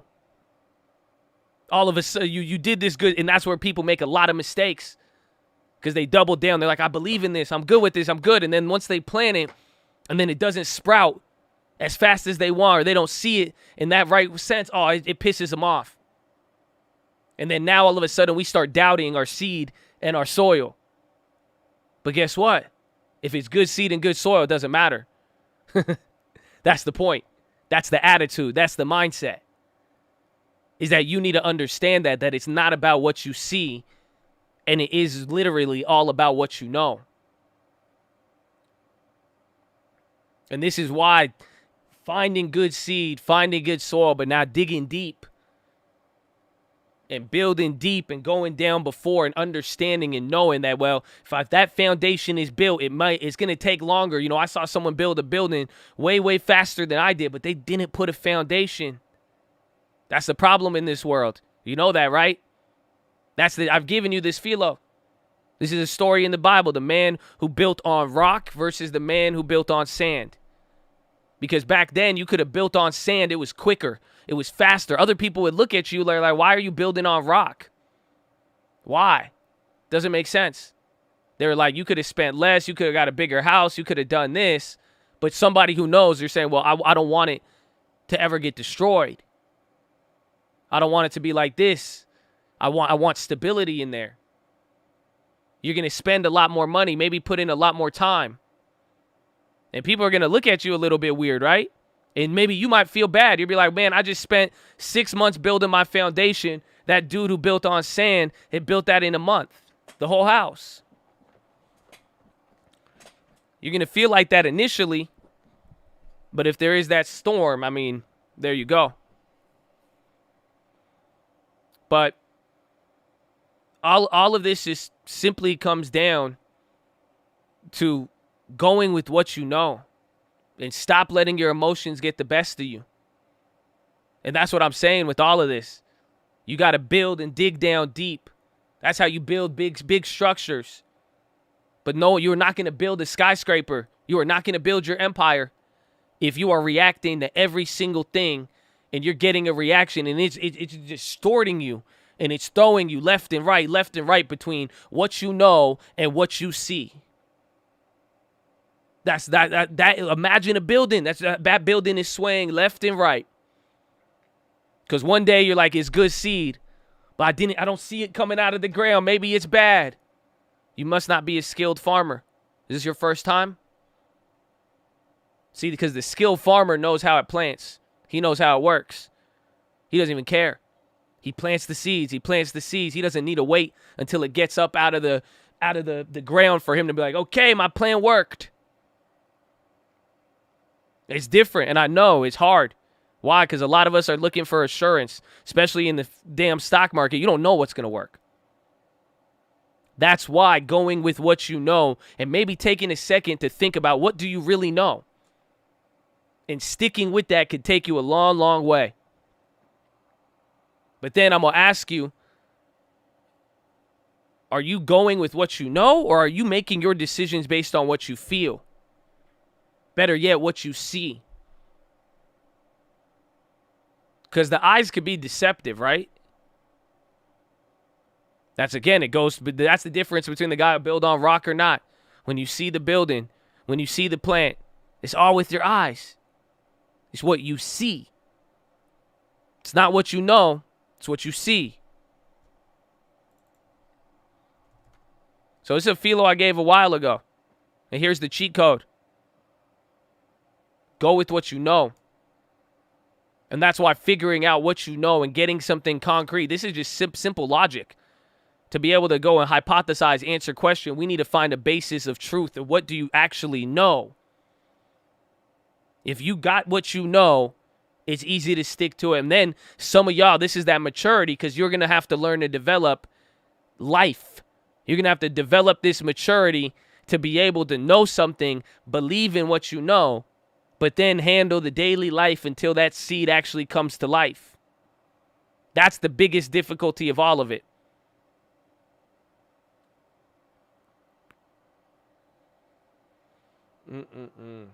So, I hope you guys like this. But I hope you continue to plant. And you look for your opportunities. You keep planting little by little and keep building. But I hope you realize it's not about what you see. It's really not. Because if that was the case, I mean, things would be a lot different. You know what I'm saying?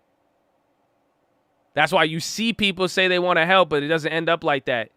And vice versa. You may see people who never say it doesn't look like they're going to help, but then they may have helped a lot. You see things that it looks right today, then it's wrong tomorrow. So I just hope you guys are really going to get embedded in this. And really just don't ever forget it. That's why I wanted to remind you with it. And understand that you got to build. You have to build, but before you build up, you must dig down. And literally plant it. And if you know how it works, my friend, that is all you need. I'm telling you, good seed, good soil. You know the process. Come on, you see, it's a mind-blowing concept. Because of how tricky the eyes can be. So, it's very simple, but I'm excited. I'm excited because when I listened to this yesterday, it gave me goosebumps. That's my own damn uncle. I heard it before. But it just hit at a different, I don't know what I wasn't even paying attention. And I was just like, he just said that, huh? And then it brought me back and I started thinking about life. And I started thinking about things. And I'm looking at the world. You know, I'm looking at the world a lot lately. And then that's why it came down. I mean, and think about some of the positive messages I've been giving you. I said this to you yesterday. It says, everything's going to be all right. You may not see it, right? What do you know? So I hope all of you can get something out of this. And above all else, you know, one big thing I think a lot of people could take is a little bit of freedom. And what I mean by that is freedom from your emotions. See what I'm saying? Freedom from getting controlled by what you see and what you feel versus what you know. And sticking to something and believing and having that and getting emotional and changing your life and your path and not sticking and getting to that goal because it keeps changing because you're going to see a lot of stuff on that road. Some of y'all want to take it far. Let's go. I'm with you. We are going to go far, but you don't think we're going to travel far and not see a lot of shit? Impossible. So driving on the freeway, look out the window. You're going to see a lot of different things. And you're going to meet a lot of different people.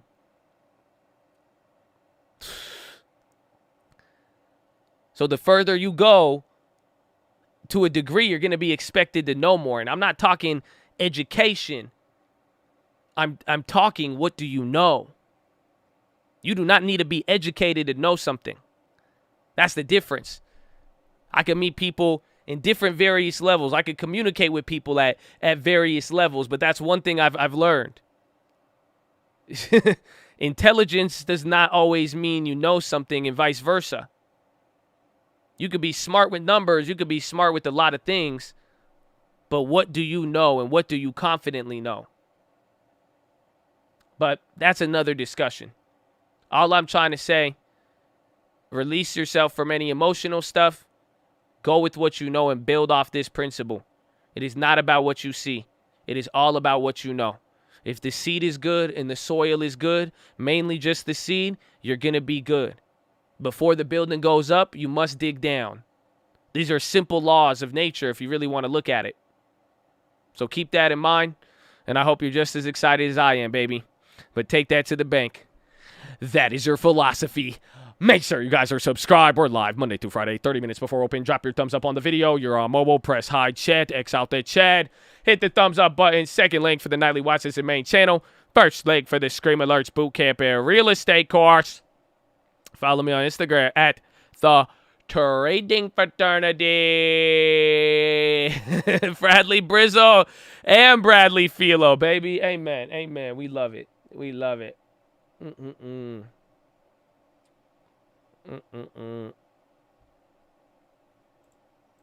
All right. Oh, wait. I almost messed up your earlobes, huh? Okay, we good. I think, oh yeah, wait, hold on, let me double. I don't want to mess it up. You know what I'm saying? I almost clapped you heavy, bro.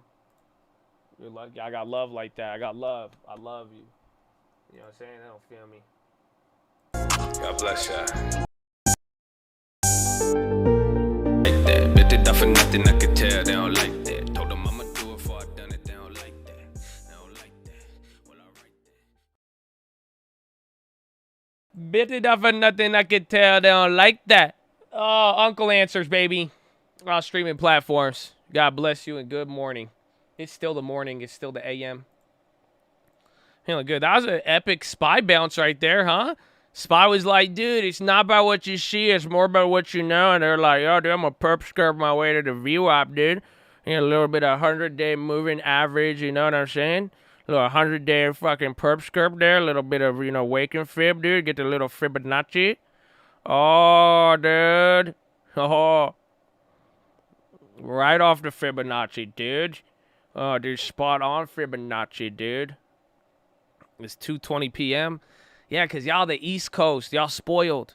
You know that? Are you East Coast traders? You spoiled. You spoiled. You don't know what it's like to wake up at 6 in the morning. You don't know what it's like to the sun to not be out when you make your first trade. Y'all don't feel me. You spoiled. That's why. 2:20. It's 11 a.m. right now, man. Like, I feel like a kid in school. It's like, why is it still so early? I chose that. I didn't chose this life. They put me here. That's it. God was like, you're going to be born in San Diego. I said, amen. That's it. That's it. That's crazy, man. Sun is shining. I'm not spoiled. That's hard work. I should have been like, I don't know what I should have been doing, but I don't know. But, like, I feel like I picked the worst things. It's hard out here on the West Coast, and that's why it's still good morning, man. You wake up at 5:30, go run. Okay. See, you don't have to, though. That's the thing. Like, I couldn't even go out and get an early run even if I wanted to. I could move to the East Coast. Nah, man, I have to take a caravan of my giant-ass Arab family, bro. We can't migrate all the way over to the East Coast. Are you kidding me? That's a lot of people. That's a lot. I'd have to abandon everything to come over here. I got businesses. I got properties. Got family. Just so I could wake up 3 hours earlier or later. That's it. I'll just suck it up, man. I'll suck it up. But y'all spoiled. When I go back to San Diego, do I want to go deep sea fishing? That is something I want to do. That's something I would like. I would like to do that.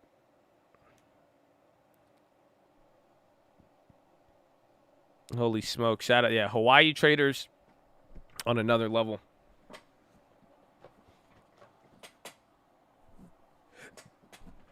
Just go to sleep 3 hours earlier. You want me to go sleep at 6 p.m.? I go to bed at 7 p.m. Can I swim? Yeah, I could swim, but I just don't like it, if that makes sense. Every day I wake up 5:30, go to the gym, listen to all videos about trading. I even bought the course. Oh, let's go, baby. So hopefully we see you here for a long time. That's going to be the key. And hopefully you get the long term. That's the next key. Because you can't swim. No, I can swim. I can swim really good. I just don't like swimming, though. Like, I don't like getting wet. Like, that's why I don't even like showering. I don't think I should have told you that one. No, I love showering sometimes. But still, I don't like, yeah, I can't do it. I can't do it.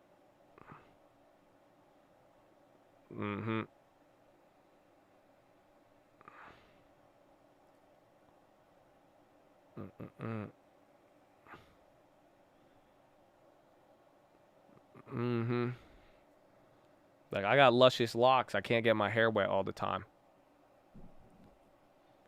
Alaska, I work nights. You get at 4:30. Alaska must be crazy.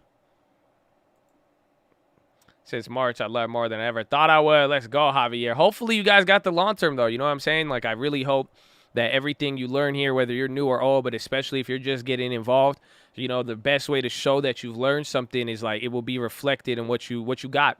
And that is the long term. So please, you know, we started that, we got a deposit coming in on Friday.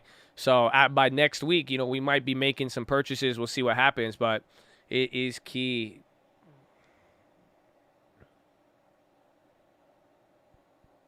Average on AbbVie, I believe, is like 90.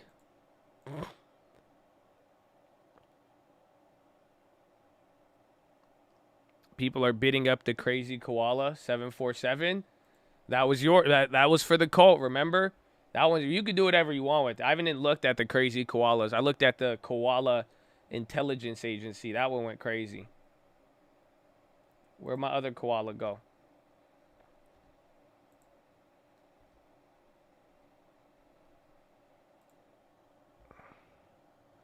How many stocks should I have in the long term? No more than 12 a year. I think that's the best way to look at it. And even then, that's a lot. Like I said, you know, imagine you plan to hold this portfolio for 10 years and you're buying more than 12 stocks a year. Like some of you guys will buy 20 stocks in a year, 30 new companies in a year. It's like at a 10-year pace, 5-year pace, you're going to own the whole damn S&P 500 by the time your portfolio is 5 to 10 years old. I bought 8. I said, no, 12 is the max. But I bought 8. So, like, last year, I bought 8. I have 16 stocks in 2 years. So, that's 8 stocks a year. It's so hard to choose. It is. I mean, and that's all about life, man. That's all life is. You know what I'm saying? That's all life is. Life is all about making those choices, man. It's all about that's why you got to make a good decision. You're going to get married. You're going to get married to that girl. You have a lot of choices. You know what I'm saying? You could marry any stock you want. But you got to really think about it before you do it. But if you're really buying a lot, you know, you got to think about it. You know, if you're buying more than 12 a year and you plan to hold this to the same time frame we're talking, you are literally going to own most of this the damn S&P.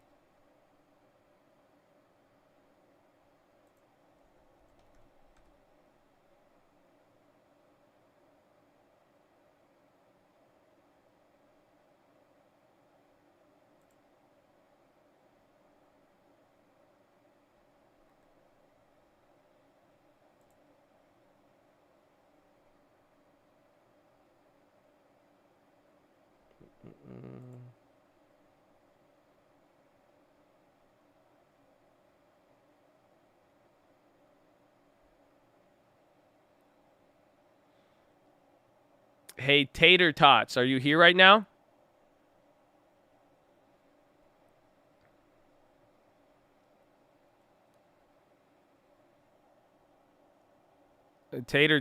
Scott Tots? If I bid on your koala, are you going to accept it on me? If I put in a bid on your koala, are you gonna take it? Are you gonna accept the offer?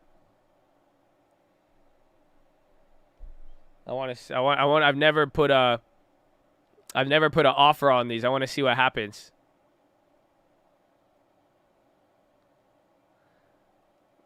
That sounded like beef at first. Nah.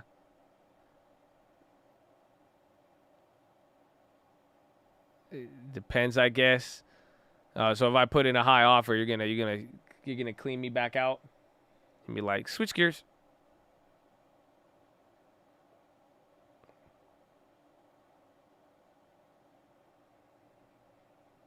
I'll sell you my great 8 point. I haven't bought like any new. I'm just holding my things. That's it. Oh, you have to put gas fees just to offer?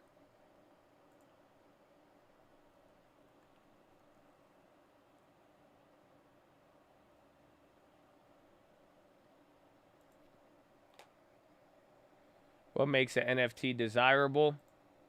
Usually the people who made it and its history of why, you know, that could hold some quote-unquote intangible brand value more or less. And then nowadays even people invest in it. It's stupid. We were talking about it. CEI Big Red.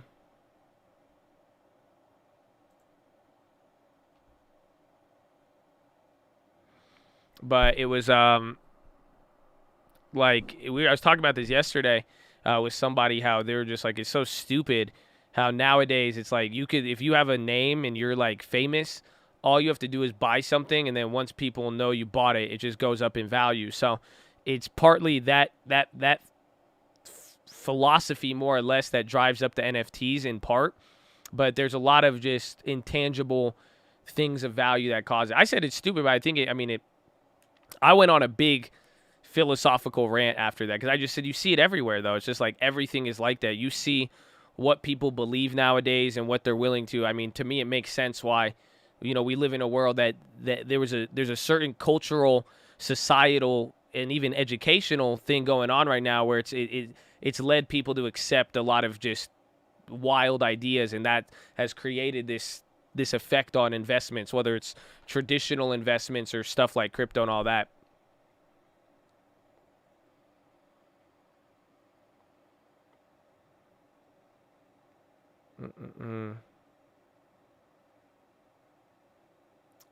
Real estate crowdfunding legit? Nah, it is and it isn't, but it's like mostly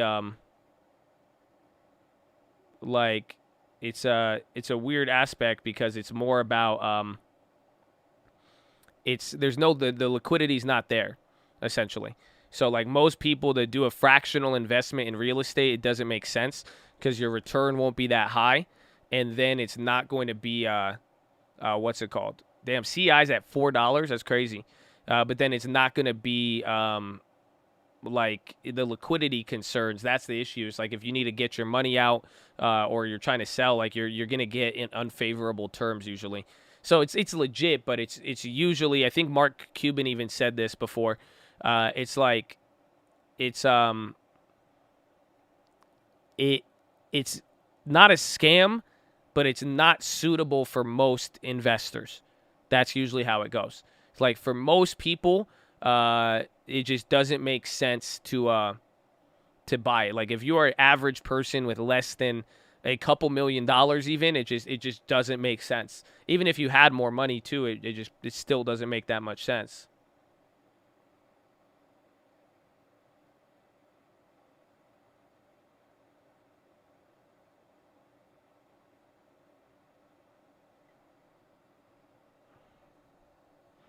My chart's frozen. Are they?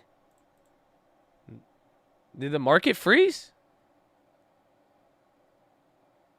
Why does it look like everything just stopped?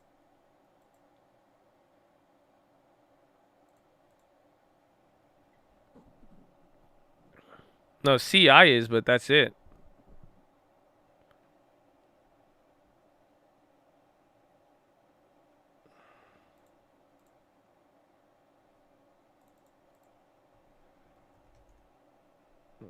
Paying too much attention.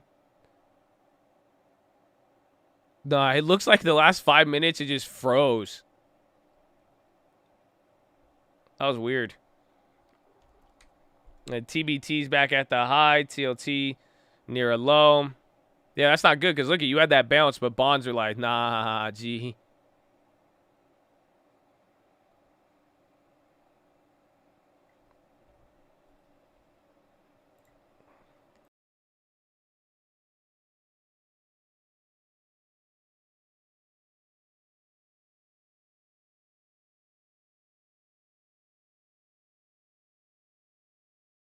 Is that real? Earthquake warning?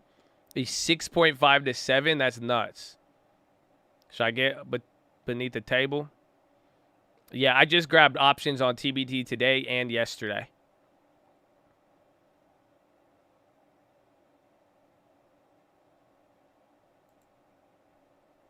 I've never heard that in my life. Earthquake warning? They've never given you an advanced warning.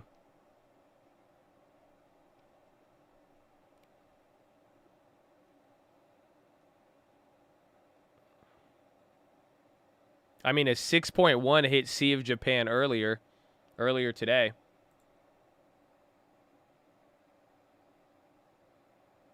Turn on your local news. My God, I don't have a TV. Like, I know it sounds weird, but like I don't have like local television like that. I don't even know how to get local television. Like, I got a terminal, and then I got Netflix and HBO Max. I have a television set, but I don't got local TV. How you access? I haven't accessed local TV since that's the only thing we were allowed to watch when I was little. You know what I'm saying? So it's like kind of scarred for life, but like I don't really have a local television.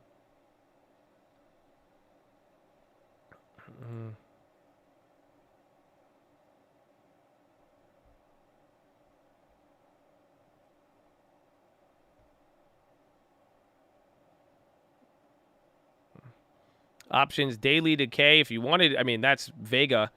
That'll tell you that. That's the theta on the option. Or no, theta. Which one is it?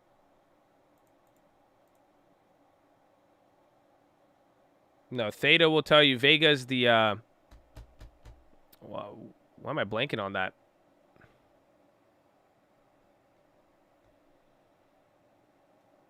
That's theta, right? I know Vega is volatility. Reminder about the debt ceiling. You're doing the vote today.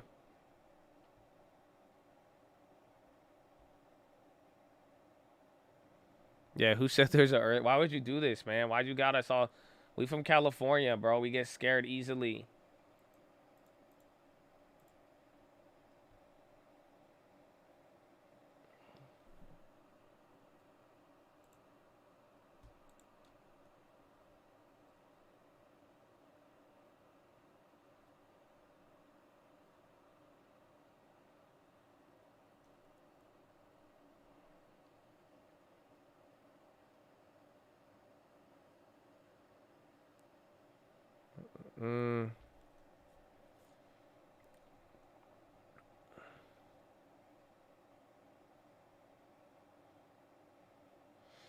No, we did go over it a little bit. You're hesitant on TBT. You should be. Like I said, I mean, I'm probably early on it. I'm just going off of what I'm seeing here and just this idea of inflation and inflation coming back. But I would not even underestimate myself to be quite early on the play and then buying into it during the hype.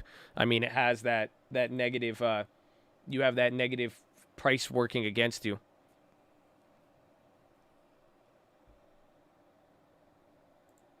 I did not get an earthquake warning. I sound quiet. Maybe I'm leaning back a little bit. So 12 stocks per year, even if they are dividend stocks. Well, yeah, even in general, like you have to think about, I mean, what if you're buying more than 12 stocks a year and you plan to hold for 10 years, you're telling me you're going to acquire what? 120 stocks, 25% of the S&P 500, roughly, right? About 20%. You're going to buy that in 10 years. That's a lot. That's a lot.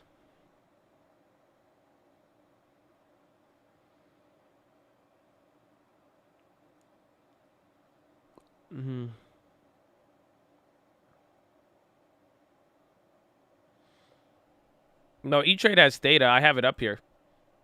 Data. You have to just set up. You have to add it to your chain. You have to do columns, and then you have to pick which ones you want.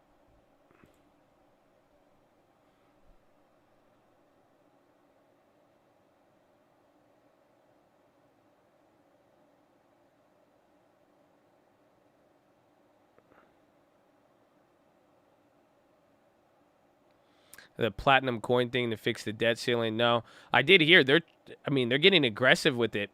Nancy is looking for a way to give the power of debt ceiling to the president or just switch it completely to the Treasury and then to just require a simple majority plus president's signature and then leave it up to the Treasury, which would essentially make it like almost impossible for any minority party to ever contest it in the future.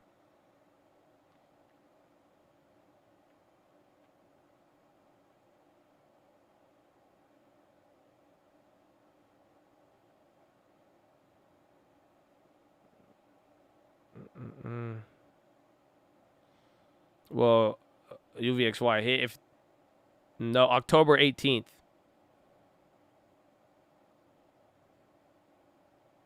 That's when it would really have a reaction.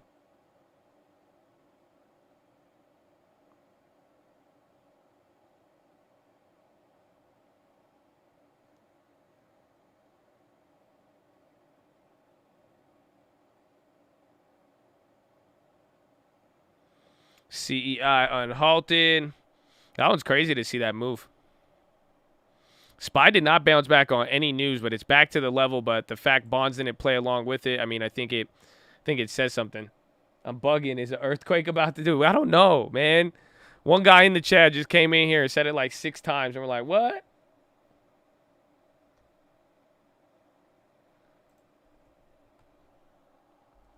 I'm searching earthquake warning. Nothing came up. Oh, wait.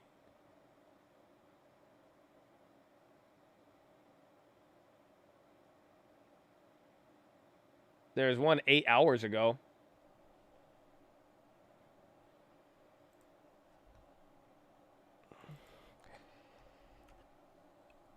See, I dropped.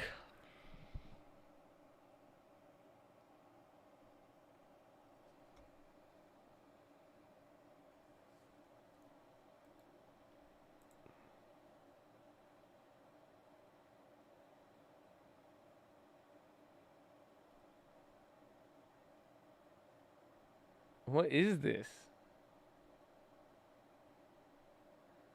Bro, why is everybody saying this here?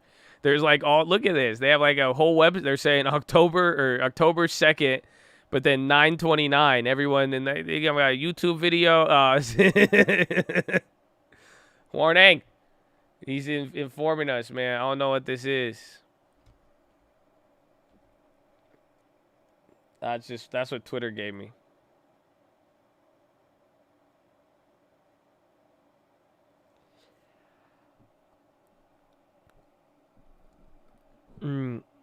Josh, can you swim? Yes, man. Oh, you didn't see? Oh, you guys didn't see the page? Look. Literally, this is what I had up here. It's like there's apparently a lot of it.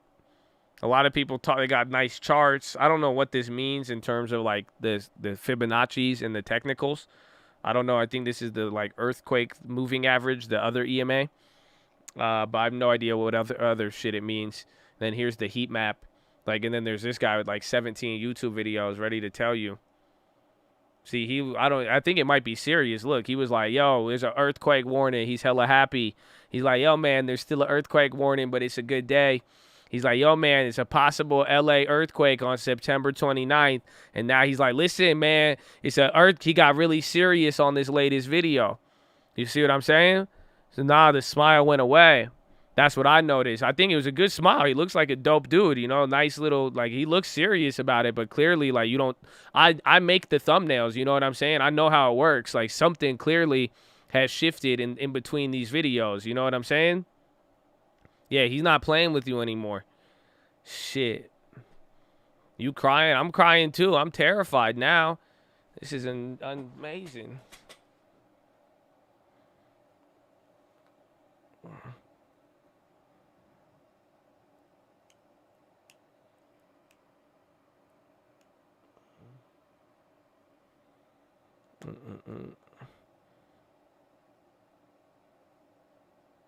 How would you know what cult leader looks like? We haven't seen Josh. You know, some of you have. More people have seen me than not, I would say, in a weird way. I've got to meet a lot of people. I go outside, people see me a lot. They just don't care about me. That's it.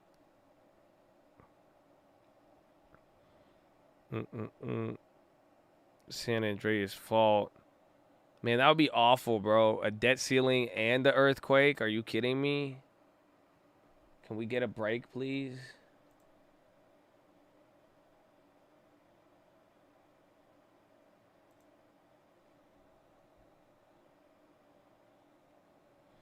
Hey, send the man above. F the earthquake. Hey, man. Hey, man.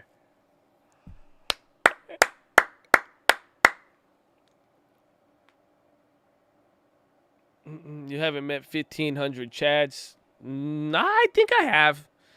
In the course of a couple of years, I think I have. There's a big basis of Chads that I've already just known me even before from the. I've been on the internet for a minute.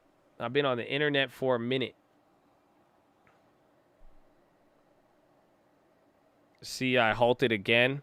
Bro, it was just up 40%. What just happened?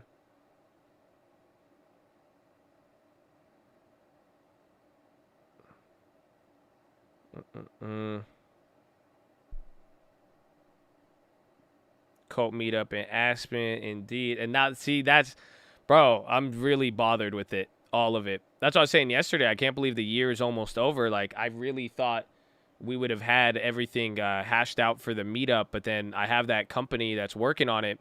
But now, what do you think is coming up as an issue for the meetup? Take a wild guess. Even though I am pro. But we have to take, if we want to do it, I want to do it in Cali. No, we have testing and all of that, but now there's like certain, depending on how many people come and all of that, or like there's certain issues related to like what we enforce or not, essentially. So it's like, it's really, it just sucks. I mean, we're going to figure it out though. I mean, but I'm just, that shit makes me roll my eyes heavy.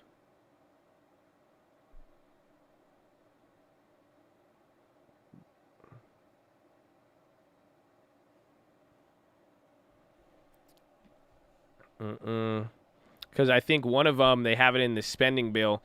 If you willfully, but this is for employment, but I don't know how they're going to enforce it.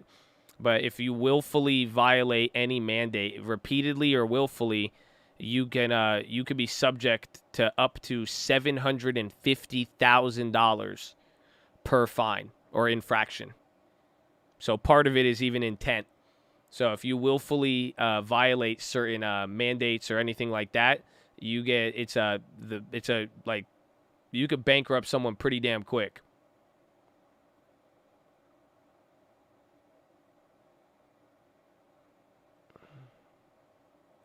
CI suspends trading on Webull and Robinhood?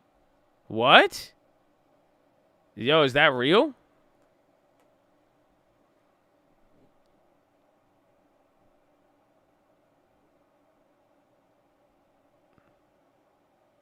Yo, did CI get clapped? They suspended it on Webull and Robinhood, it looks like.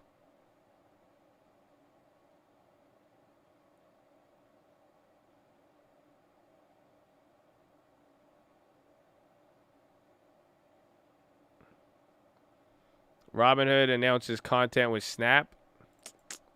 There you go, baby. Suspended in Webull.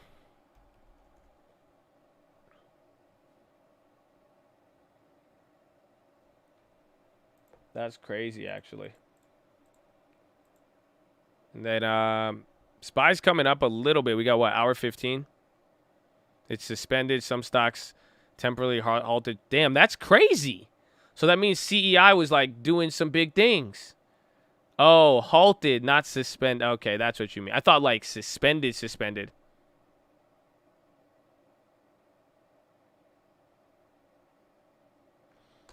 Hotel just told employees you're not vaccinated. They have till November 1st to get vaccines. Will be put on unpaid leave. Yeah, that's what I was saying. That's why this week is so crucial. Not only do you have a lot of this stuff on the like political front and like financial, but by this Friday, there's a lot of things are going to come to life, and a lot of things are going to expire. So a lot of like pandemic assistance is going to expire this Friday at October. And then a lot of the new stuff like the mandates, those are going to come into like full-fledged force on Friday. To bring Snacks brand of financial content to Snapchat mobile. First audience. What does that mean?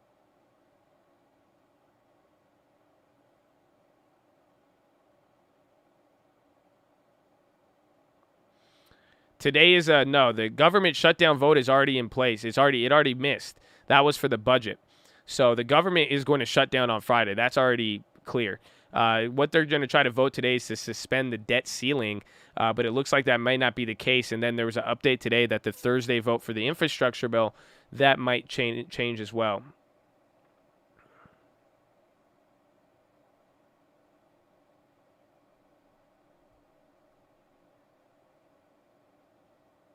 October 2nd and 5th, there's a high chance of earthquakes. Why? What kind of fucking earthquake horoscope is this? They be like, oh my God, the Virgo is in earthquake. That's crazy. And Mercury goes into Gatorade. Oh, shit, man.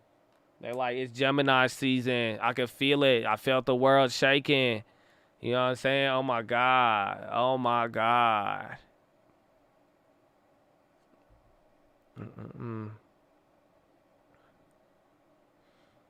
What sign am I? I'm an octagon. So you can stop with all that bullshit. I don't know what sign I am, man. All I know is Jen Psaki reminds me of so many people. We knew that, especially at this point in the process, and that's what he's spending the majority of his time doing. Also, why he pulled down his trip to Chicago today. Sure, go ahead. Have they come to an agreement behind the scenes on a top line number? Again, I'll leave it to them to describe exactly what they're comfortable with and where they sit. But I mean, with the White House, have they come to an agreement on a top line number?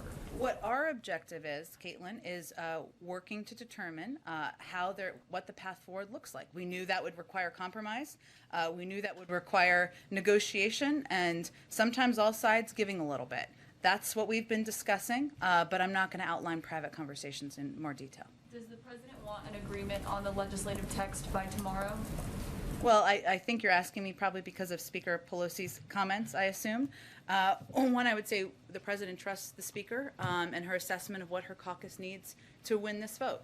Our objective here is winning 2 votes, getting these 2 pieces of important legislation across the finish line, because we know the impact they'll have on the American people. 2 votes from who, Jen? Costs for people. We know they will make who are those 2 votes, Jen? Payment toward addressing our climate crisis. They'll lower taxes for 50 million Americans, and he wants to get both done.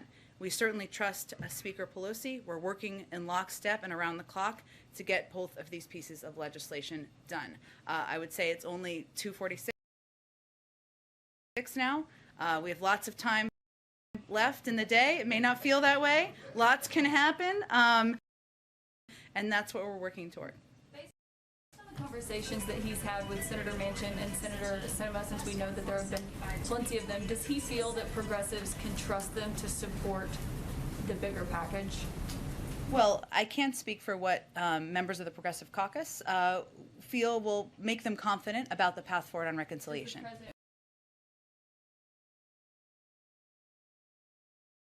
It seems like Bernie Sanders is throwing a monkey wrench into all this by encouraging. There are no monkey wrenches here. None. Encouraging his progressive colleagues in the House to vote down the bipartisan package, infrastructure package, unless the reconciliation package passes first. Now, I know President Biden has worked closely with Senator Sanders. What happened here, and how much damage has it done? Well, we're in the middle of it here, Terry. We're not done with this. The president has been clear about his commitment to getting both pieces of legislation passed, both of them through. So right now what we're navigating through and we're working through is how we can get agreement, of course, 50 votes in the Senate on a reconciliation package. That's what we're discussing here. We have to see what senators are comfortable with and if everybody involved is comfortable with it to get enough votes to get it across the finish line. I don't want to look at Abivi. It makes me sad that it ripped right before my deposit. Bipartisan infrastructure package killed the whole thing. Well, I'm not going to speak for Senator Sanders, but I would say that there's more context of what a number of members of the Progressive Caucus are saying. What they want is they want a number. They want to understand what the path forward is on the reconciliation package. And ultimately, our objective here is to work towards unity, work towards an agreement. That's in process. We're not there yet, but we're working on it. On the other end of the ideological spectrum in the Democratic Party, Senator Manchin has said that he doesn't think the tax incentives and subsidies for renewables are needed right now, that they're not necessary right now. Can the White House commit to keep those? The president obviously proposed those in his initial package.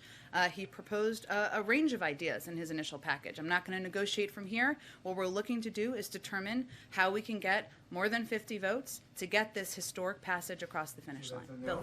No commitment on those? I'm not negotiating from here. I could otherwise say this is in, this is out. We're not going to do that from here. We're obviously at a precarious and important time in these discussions. One more on another issue. In Iowa and Illinois, thousands of workers for John Deere have voted to authorize a strike when the contract expires tomorrow night, after the company proposed cutting overtime pay, increasing health care premiums, and more flexibility to close plants. John Deere has made $4.7 billion this year. That's a record for that company. The CEO is paid $16 million a year. That's 160% pay rate. Is the President of the administration on top of this? Are they aware of that labor dispute?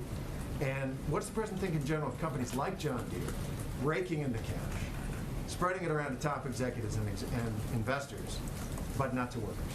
Well, as a policy and for legal reasons, we don't weigh in on individual labor disputes. So let me say that first. And there have been others in other cases. We, of course, are aware of this particular case. I will say, broadly speaking, which I think you were also asking me about, yes, the President is deeply concerned when he sees companies making record profits, padding the pockets of CEOs, and expressing concern about paying a little bit more so that we can invest in our workforce, invest in cutting costs for the American people, invest in the climate crisis. That's deeply concerned. That's one of the fundamental reasons he thinks we need to make the tax system more fair and believes that companies can do that without passing on costs to the American people. Go ahead, Weijia. Jen, thank you so much. To follow up on what Terry was asking about, Sure. Senator Sanders, over the summer, the President released a statement after he initially linked the two bills, reconciliation and the bipartisan infrastructure. And he said initially that he wouldn't sign one without the other and that they were in tandem. But when he released a statement to clarify, he wanted everyone to know these are two separate bills. So has the President directly asked the Progressive Caucus not to make voting on BIF conditional on reconciliation? The President has said the same thing privately as he said publicly. He wants to get both of these pieces of legislation passed. He also understands, and it's not a secret, how anyone, whether they're a member of the Progressive Caucus or more of the Moderate Caucus, what their views are on what their priorities are and that what they feel they need to understand and needs to happen in order to move these forward. What his focus on is now is how we can move both of these pieces of legislation forward and make sure that both of them are done to move his agenda forward. View the progressives as linking them, though? So again, they're talking about a lot of stuff here, but there is I guess there is an update. Schumer separated the bill. There may be a way to avoid the government shutdown. So this is another one of the separated bills. They got something else that they're cooking up right now. So maybe government shutdown might be avoided by tomorrow. Members of Congress are not wallflowers. They have a range of viewpoints.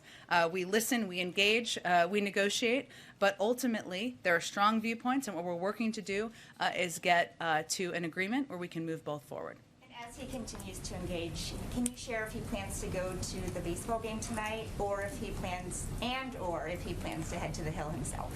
We've ruled nothing out, but I have nothing to announce for you at this point in time. I know I've said this many times, but we make a lot of these decisions hour by hour and what would be most constructive to move things forward. And just one more on Afghanistan. Sure. Because the President's military advisors continue to be asked about this today on the Hill. Can you just clarify when the President said, no one said that to me that I can recall, what he meant? Well, Weijia, I think you took just a portion of the transcript of his conversation he had with George Stephanopoulos. Earlier, well, in that particular part, he was asked a question. So no one that your military advisors did not tell you, no, we should keep 2,500 troops. It's been a stable situation for the last several years. We can do that. We can continue to do that. No one was suggesting that over the long term that we could keep 2,500 troops and that would be sustainable over the long term. You heard today Secretary Austin and you heard Chairman Milley convey exactly that. There would be impacts. We would need to increase troop numbers. We would face the threat and a potential war with the Taliban. There could be more casualties. There was not a single option that was presented that did not have risks, major risks, including those, that would maintain the status quo of 2,500 troops over the course of the long term. So it was about sustainability. He was not saying that nobody told him 2,500 should remain. Well, Weijia, I don't think we need to dumb this down for people because this is a really important issue. What we're talking about here was an initial recommendation in the short initial period of time of having a troop presence that would continue. Not a surprise, the recommendation over the course of the last 20 years from the military has been to maintain a troop presence. You could argue that's their job to maintain that. The President's view when making a risk assessment, when reviewing his options, was that he did not want to escalate the number of troops we had in Afghanistan. He did not want to risk losing more troops. He did not want to go back at war with the Taliban. So he evaluated That was not in our national interest. That was the decision he made. I also think it's important to note, which some of the context of this is missing, is that the recommendation is that when they made these recommendations, were made at a time when the collective assumption was that the Afghan security forces would effectively hold off the Taliban for a much longer period of time. Clearly, that was proven to be inaccurate.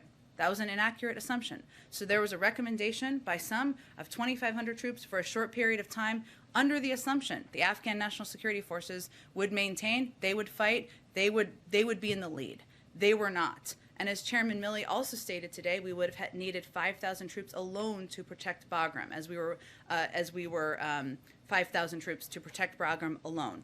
And that does not include what would have been needed to hold Kabul. So I think it's important to understand the context here too. Obviously, we know a lot more now than we knew several months ago, and there was no credible option to keep an ongoing presence of 25 troops over the long term. And what's clear now is that it would have been much higher than that, and they conveyed that today.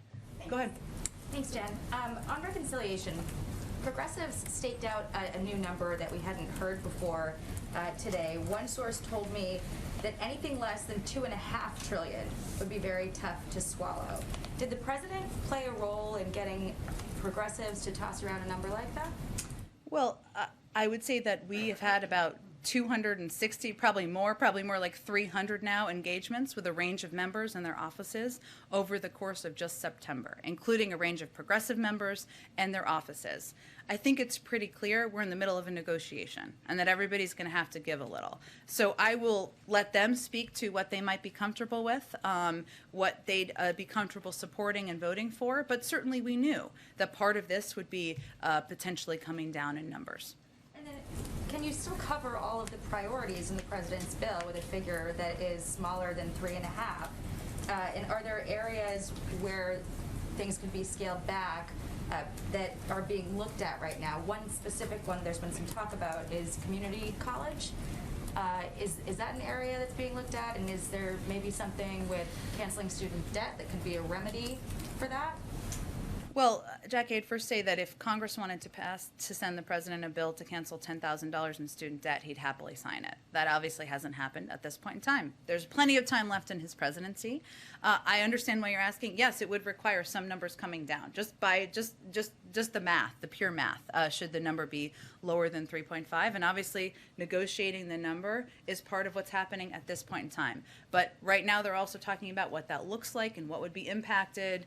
That's a live conversation, so I'm just not in a position to get into more detail from here. So, since the parliamentarians struck immigration out of this, is there a new plan to address that in a different sort of immigration push? And part of that, is there anything new on the border that the president's going to tie into that? Into the reconciliation package? Well, no, because the reconciliation package cannot include the immigration provisions that were part of that. Is there going to be some different push? Well, maybe it will prompt a greater push on the Hill for comprehensive immigration reform. I mean, I think this news just came out from the parliamentarian just a couple of hours ago, or maybe even less time than that. And certainly it's a reflection of the fact that senators went back to look for another option that could be accepted by the parliamentarian. But these members have indicated that they are committed to getting immigration reform done. We are committed to getting immigration reform done. This, I expect, would renew a look for what the vehicles and options may be. Go ahead, Kelly. How would you describe the president's view right now about the trust factor within the Democratic Party? There seems to be a lot of public venting of concern about broken promises and not being certain from some members about what the end game looks like. What's the president's sense of the state of trust within the party right now? I think the president, and we all understand this to be an expected part of the process at this moment in time. Members have strong feelings about what their priorities are, what they want to be included in historic pieces of legislation. We understand that. I mean, they ran for office to come and get things done for their constituents, to fight for particular issues that are important to them, whether it's childcare, the child tax credit, community college, climate, and we're seeing that play out. Some also have strong views about what should not be in a package.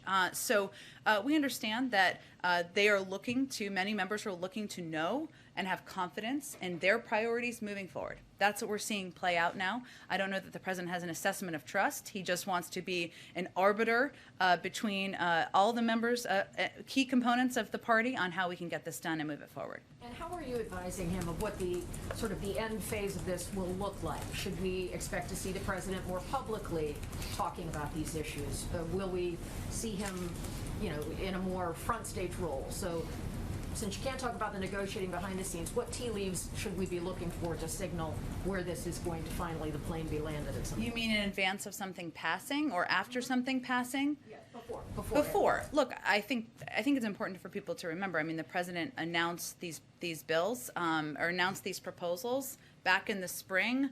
Big major speeches he gave. He's spoken about it dozens of times publicly. We've sent the cabinet out through the course of August to also make the case. I think what you're going to continue to see for this moment of time, Kelly, is a lot of these private conversations and discussions with a range of members about how to move things forward.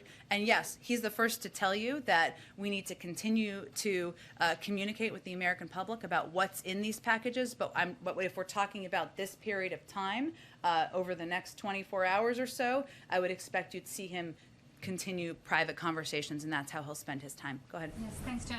How confident is the White House at this point of a vote on infrastructure tomorrow, or do you think that could slip into next week? Have you gotten any assurances? Or? Well, this is why we all came to Washington. It's like an episode of a TV show. I'm not in a position to look in a crystal ball here. Which TV show? Maybe The West Wing, if something good happens. Maybe Veep, if not. I'm not sure. I will assess tomorrow where we stand. In all seriousness, Catherine, we're not in a position. I said before it was 2:46. It's 3 o'clock now. Expect our team, the president, just to give you an update, is going to be working around the clock the rest of the today, overnight, into tomorrow morning. And we're going to be working in lockstep with Speaker Pelosi. He trusts her implicitly. He knows that she knows what her caucus needs. There's a shared commitment to winning this vote. But right now, I just can't look into a crystal ball quite yet. And General Milley, does President Biden still have confidence in him and his role, given his conversations with the press that he talked about? If he spoke about President Trump, will he speak in the same way about President Biden? I would say first, he absolutely has confidence in Chairman Milley. He's worked side by side with him over the last 9 months through clearly some difficult times, difficult decisions in his presidency. He has a different relationship with Chairman Milley than I expect President Trump did. I can't speak to that relationship, but he does have trust. Oatly dropping. Really quickly, Alabama's governor wants to use COVID relief dollars to build new prisons in the state. Is this something that the White House will weigh in on or try and move to stop this? I'm just prisons in general, or? The reporting is that they're looking to build prisons. I would be surprised if that was the intention of the funding, but I'm happy to Starbucks says plant-based options going in 130 Chilean stores, but it's made by Notco, not Beyond Meat. He does? You've mentioned that the president has done many deals on Capitol Hill. He's been around a long time. But one thing that's different now from the time that Joe Biden served in the Senate and even as vice president is, well, the political dynamic in the country is different, and in particular in the Democratic Party. Does this president have difficulty relating to or understanding the demands of the progressives in the Democratic caucus? Or do the people around this president who may have served with him in the Senate have difficulty relating to progressives and understanding their needs and concerns? Well, I would tell you that I think there's a fair number of people who might consider themselves quite progressive in this administration. Also, what the president proposed, the basis of the Build Back Better agenda, I think any member of the Progressive Caucus would tell you, is an incredibly progressive bill and proposal. It includes a historic investment in addressing our climate crisis, a historic investment in lowering the cost of childcare, elder care, community college, universal pre-K. Those are incredibly bold and progressive ideas that are also very popular among the American people. So I think that kind of tells you how aligned the president is with a number of the progressive members' objectives. But in this moment where he needs their support for his other priorities that have already passed the Senate, how's he working to cajole them, twist their arms, trade horses? Is he having difficulty getting that done? I don't think that's an accurate depiction of what's happening right now. And again, I'd just point to the comments of Congresswoman Jayapal on television. Everybody knows here, and we can convey to the American public accurately, that what's happening here is the members of the Progressive Caucus want to have an understanding of the path forward on the reconciliation package. They have stated that publicly. You know why? Because they think it's a historic progressive package that will make bold changes into addressing our climate crisis, into lowering costs for the American people, bringing more women back into the workplace. They want to know that there is going to be support for that package moving forward in the Senate, and that it will get passed. That's what's happening right now. The role the president is playing is working to get 50 votes in the Senate. That's a role it sounds like they're happy to have him play. Go ahead. If he does go to the Hill tomorrow, do you think he would meet with all Democrats or just a few? Would he meet with Republicans? We'll see. The day is young. I'll just keep saying that. That's the theme of the day. On the debt ceiling, have there been any serious discussions in the White House about alternative options to raising the debt ceiling? Any discussions about Plan B? No. The only option here is having this pass through Congress. That's what we're working to get done. Thanks, Jen. You said that he trusts Pelosi implicitly, and earlier today she said that they need, for this to go forward tomorrow, they need legislative language that the president can accept. Shortly after that, Manchin said that's not going to happen. Who's right? I mean, I'm not sure. I'm not sure those are. I'm not sure. What I'm asking is, does the White House think it's possible to get legislative language for tomorrow, if that's what Pelosi says she needs? We'll see. Okay, another question. A lot of progressives' frustration is focused on Kristen Sinema. Do you feel that, does the president have a sense of whether she actually wants a package, a reconciliation package, to go forward or not? Our sense is she does. She does. Okay. And she wants to do it this year. That's our sense. Okay. Go ahead. Thank you, Jen. Just wanted to go back to a question Jonathan asked about the OSHA rule and mandates. You had said it would be a few weeks just now. When it was announced a few weeks ago, it was going to take a few weeks. So are you signaling a delay of any kind of that rule? No, we never gave an exact timeline. So maybe we should have been more specific at the time. Obviously, it takes some time, and we want to make sure when we put these out, they're clear and they provide guidance necessary to businesses.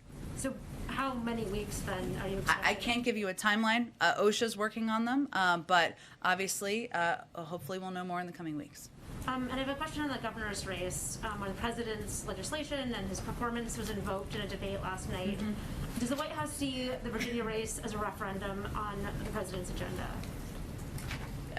I don't think we see it that way. I would say, one, the president is a big supporter of the governors, former governors, I should say, as he stated publicly, and you saw him campaign for him several months ago. Obviously, I would note that he's also been campaigning on a number of components of the president's Build Back Better agenda and the president's initiatives he's working through Congress. So obviously, if people support that agenda, maybe they'll support what Terry McAuliffe is running for, but races are always a little bit more complicated than that. Yeah, I mean, McAuliffe has said to us that the president's agenda is a huge factor in his race.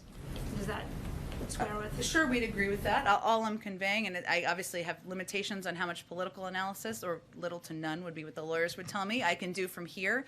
But clearly, and we would agree, he is running on and lifting up a number of key components of the president's Build Back Better agenda. And that is something that he agrees with. He's clearly stated he thinks would be good for the people of Virginia. We agree. It's also true there's lots of dynamics in political races. And then you had just mentioned that today is a precarious day for the president. Can you expand on that a little bit, what you meant by precarious? Well, what I mean by that is that you've all asked me some very good and excellent questions about what's going to happen tomorrow, and I can't give you a concrete prediction of that. So I think that's why I said that. Go ahead. Sort of following on that last exchange, you have called, other people obviously have called today, this sort of moment that we're in this week, a pivotal moment for regular Americans who don't sort of understand the sort of nuts and bolts of the process here. Why is tomorrow a deadline? Why should tomorrow be a deadline? Why shouldn't there be an option to keep working until next week or the next month or next year to get these things done? Why are we in this situation? And does the president think that tomorrow is an important deadline that can't be moved? Well, I also think it's important, since you gave me the opportunity, for the American people to understand all of the pieces that are happening right now, right? We're working I'm happy to have you do it, but obviously the debt ceiling and Sure. the government spending is in a different category where there are actual deadlines. But I'm talking about the BIF and the infrastructure and the reconciliation package. Is there a reason that has to happen in the next 24 hours? Look, I think for American people who are watching, or they're reading your newspapers or watching your television shows, what they should understand is leaders in Congress set timelines for votes when they hope to gather the votes to push legislation forward. Does it mean, and obviously the speaker made clear that she's evaluating what's next, and we will work tell in them about lockstep with fiscal her year. over the course of time. Come on, But tomorrow is our important. objective is to win Tell the them, vote when the Habibti. vote happens. No, there's not. I think what she has spoken to, which I would point to, is the expiration of the surface transportation bill, which certainly does happen tomorrow, and something that Speaker Pelosi has alluded to. But, we're hard at work. We're working to get this agenda done. And beyond that, we're just working toward when the timeline was set by the leadership in Congress. If it doesn't happen tomorrow, you expect that there will be other opportunities to vote on both of those the pieces of his agenda in the days and weeks ahead, or do you see that as a kind of moment where it then becomes impossible beyond tomorrow? Let's let tomorrow happen, but the president is committed to getting his agenda done. So is the speaker, so is the leader in the Senate, and will remain in lockstep working with them to do exactly that. Go ahead, Karen. What role is Vice President Harris playing right now in the negotiations on the reconciliation bill? She has been active in making calls to members and engaged with our legislative team, and we're all hands on deck here and working to get this done. Is she in the room when the president's meeting with Senator Sinema and Manchin yesterday? I'd have to check. Obviously, she has her own schedule of events and meetings and things she does, and she obviously engages with the president sometimes and separately at times. I'd have to check if she was in those meetings yesterday. I want to go back to something Kelly had asked, but also, is she going to go up to Capitol Hill to do any meetings in person? We'll see. Day-by-day evaluation. Stay tuned. To Kelly's question, we haven't heard from the president since Monday. You said a few moments ago that there are many ideas in the reconciliation plan that are popular among the American people. You say that a lot. You've heard the president talk about this. Does the White House not see value then, right now, in this crunch time, in the president talking publicly about those ideas as a way to put pressure on some of those lawmakers? Well, these ideas are already very popular, thanks to all the work that's been done, and thanks to the fact that when they were proposed, they were meeting huge needs that the American people had been talking about for some time, including addressing the cost of childcare, of elder care, of college, of preschool for families, of addressing the climate crisis, of rebuilding our roads, our railways, and our bridges. These are things the American people, regardless of the political party, support and continue to support at huge majorities in most cases. So there's nothing more valuable, as I said earlier, than the president's time. And right now, the best way we can use his time is to have these conversations with members at this pivotal time to get things across the finish line. I promise you he will be out there talking about these policies and these initiatives, how they help people, how they lower costs for the American public in the weeks ahead. But in this moment, we had to make an evaluation of the best way to use his time. Go ahead. Thanks, Jen. How are the White House and the federal government preparing for a possible shutdown tomorrow? Just in contingency plans. You just said that there's only one possible way forward on this, but also that you cannot predict the actual outcome of tomorrow. On the debt limit. Yes, there's one possible way forward. On the CR, our intention is to on the government shutdown, I should say, our intention is to get a CR passed so that we do not shut the government down. Of course, OMB has been preparing for any contingency.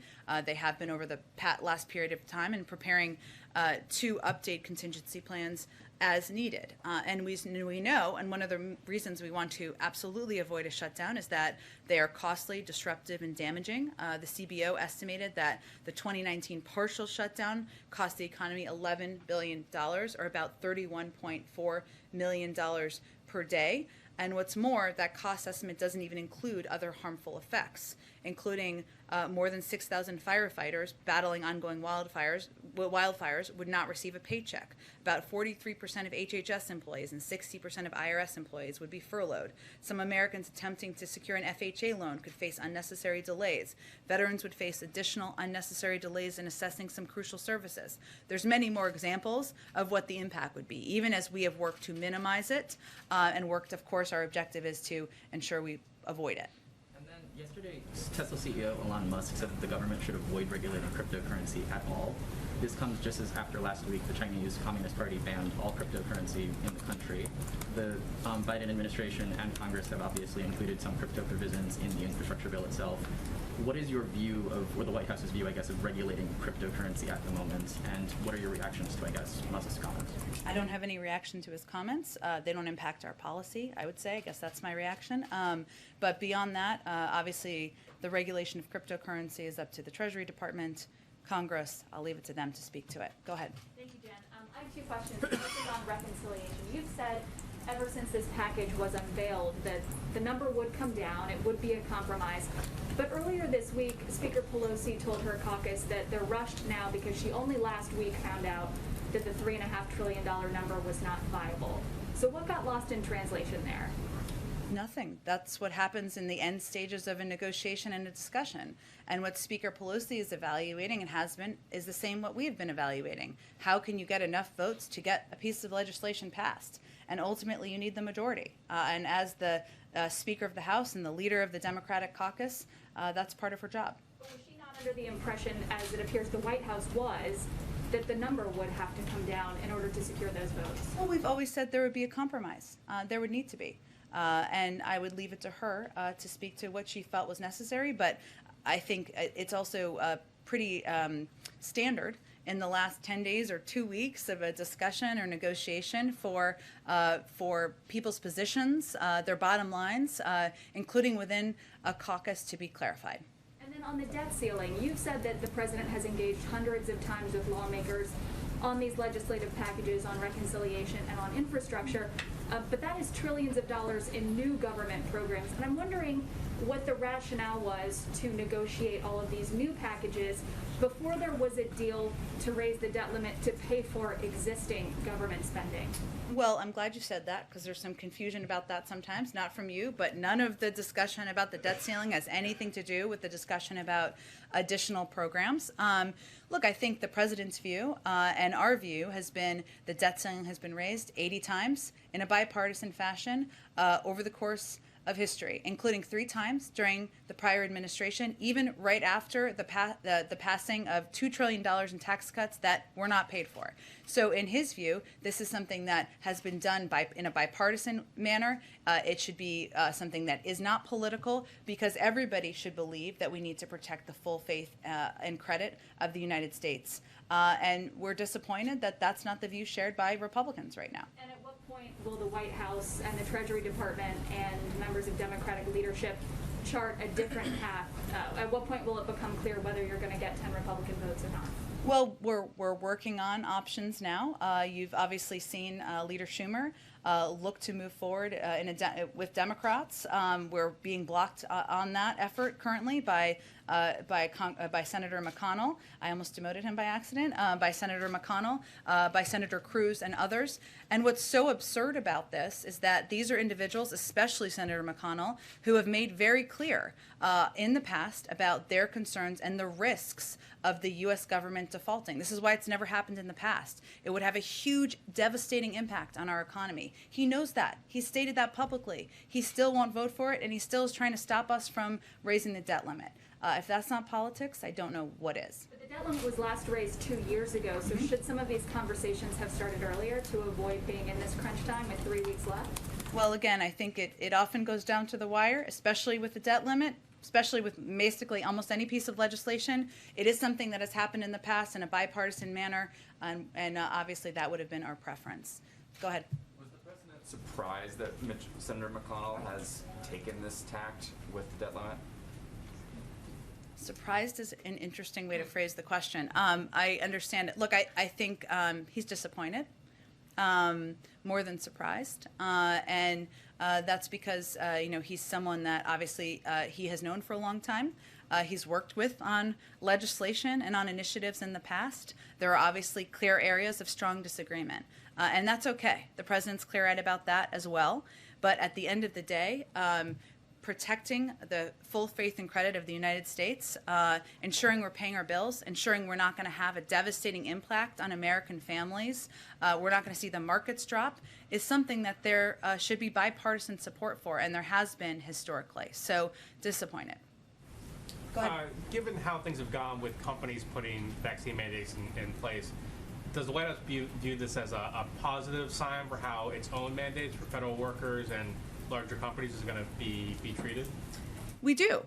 We see it as a good sign and as a model. And there have been, some of these companies have been much bigger, larger companies where they have effectively implemented these mandates and requirements. And for the most part, we have not seen a mass exodus of employees.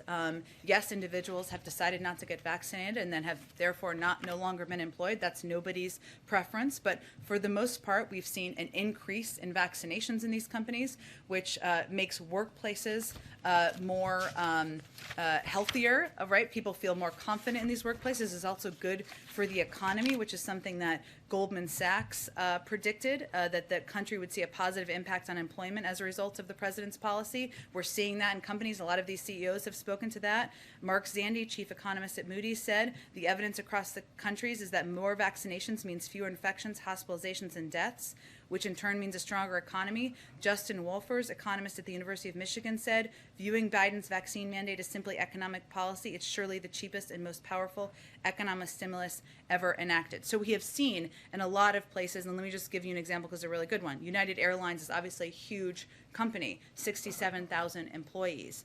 They lost 593 employees, or decided not to get vaccinated, less than 1%. They're at a very high vaccination rate. That's a good sign, and we're seeing that in many companies across the country. At the same time, the president's poll numbers on COVID have dropped. Is the White House concerned about that? How does it plan to address that issue, specifically because having people trust his opinion on this is a big question, people following public health guidelines? Well, we think it's more a reflection of people being sick and tired of COVID. Tired, some of that is a reflection of people who are vaccinated being frustrated that there is still a percentage of the population who are not vaccinated, and that's impacting their daily lives. There was an assumption several months ago, before the rise of Delta, that we would be over and through it and back to normal at this point in time, and we're not. And that's frustrating, and that's impacting people. Ultimately, as the president has said many times, the buck stops with him. The way to solve it is to continue to get more people vaccinated, get people's lives returning back to normal, and that's what we're working on every day. Go ahead. Thank you. One on Afghanistan, one on Haiti. First of all, 12 Democratic senators are asking the president to establish 2 leadership positions, one in the presidency and one at state, to deal specifically with the humanitarian crisis in Afghanistan. And implied in that request is that, there's more to be done than just resettling Americans, and that the White House still has unfinished business or maybe hasn't done it properly. So I guess I would just ask, what do you make of that request and of that allegation? We agree that there's more work to be done in Afghanistan, it's important and imperative that humanitarian assistance is able to reach the people of Afghanistan. This is an issue that the president raised with the UN Secretary General when he was at the UN General Assembly just last week. This is one of the reasons also that we've been working so hard with the Qataris to ensure there are flights operable that can get into the country to get this humanitarian assistance out to people in the country. We do have a range of officials who are working on exactly this from the State Department and from the White House. I don't know the specifics more of this particular request, but we agree there's more work to be done. We have staff who are committed to doing exactly that. Haiti, I just need a reaction to Haiti's Prime Minister dissolving the Electoral Council and delaying elections until 2022. And then secondly, there's a perception among the Haitian community in Haiti that the U.S. government paid their government to take the migrants back. I just wanted you to clear that up. Is that true? So first the PM and then did the U.S. government pay the government? Well, on the second piece, that is not true. We, of course, have been providing a broad range of humanitarian assistance, and I don't know if that's what the analysis is based on. Hard to know. And we are going to continue to support leaders in Haiti including with humanitarian assistance, with security assistance. We obviously have a strong presence, a diplomatic presence on the ground led by an experienced ambassador. In terms of the particular announcements, I had not seen that before I came out, so let me check with our national security team and I'll get you a more specific reaction. Go ahead, Yamiche. Hi, thanks so much, Jen. Representative Ocasio-Cortez just said that the most helpful thing President Biden could do would be to, quote, say we're going to pass these bills at once. That eliminates the infighting. Is the president willing to do that? And if not, why not? The president is working in lockstep with Speaker Pelosi, the leader of the Democratic caucus, about how to get both of these pieces of legislation forward. We know there's a range of ideas. We welcome those, but we also trust Speaker Pelosi's ability to count votes. So just to be sure, the president is sort of uncomfortable with saying we're just going to tie these two bills together and sort of... The president's uncomfortable with none of that. What the president's objective, though, is to get the pieces of legislation done. And while we appreciate the Congresswoman's ideas, the leader and the Speaker of the House and leader of the caucus probably has the best sense of how to get these things done. And I was talking to a lawmaker yesterday who called the president the closer. I wonder if the president himself sees himself that way. Does he see his role as being the closer here? Well, I would say at this point in time, what his focus is on, I'll let other people label it and give baseball analogies should they choose. Would welcome those. But, you know, the president's focus is on, yes, unifying the caucus, resolving disagreements, reminding people of what's at stake here, what we're trying to do here, which is address the climate crisis, lower costs for the American people, cut taxes for 50 million Americans, 4 million small businesses. Yes, there's disagreements, important to litigate and talk about in here and in Congress, but ultimately to the American people, they want relief. They want more breathing room. He's reminding people of that, and yes, he's also somebody who's been through a few of these battles, fights, litigations, negotiations before, and that's what he's working to get done, to close it. One last question, which is, the White House staffers are going over to the Hill, or have gone over to the Hill to meet with Senator Sinema. Is there anything to take away from the optics of that? There are some who are reading into the fact that the White House is going to the Capitol Hill instead of the senator coming here. What do you make of that? We go up there a lot. I know people don't focus on it all the time, but as anyone who knows our legislative team, many of you do, can attest, most of them came from Capitol Hill, a lot of them recently. They know these senators, they know these members, they know these offices. It's a quick cab ride, happy to do it, and not a big deal at all on our end. Okay, go ahead. Jen, I have something else, but a quick point of clarification in response to what you said to Chris when he asked you about the president's poll numbers in COVID. Yeah. You said that the way to solve it is to continue to get people vaccinated, get people's lives back to normal, and that's what we're working on every day. Did you mean by that that's part of the way to bring the president's poll numbers up on that issue? Yeah. I mean, what we're talking about here is people's frustration around COVID and that they're still living through difficult times. Life is not, they're still worried about their kids going to school. They're worried about vaccine requirements in workplaces and wanting to know that they're safe. They're worried about their grandparents.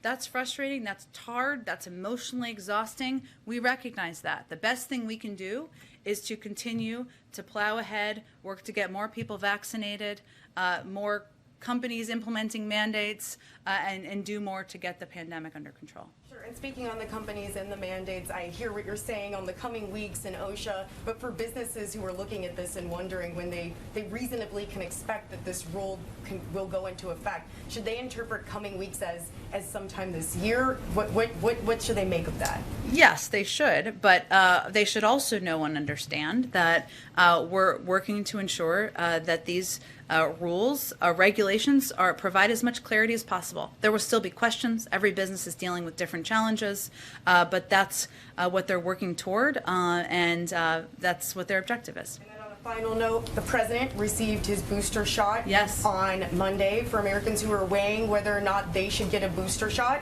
how's the president feeling? Did he have any side effects? He's been feeling great.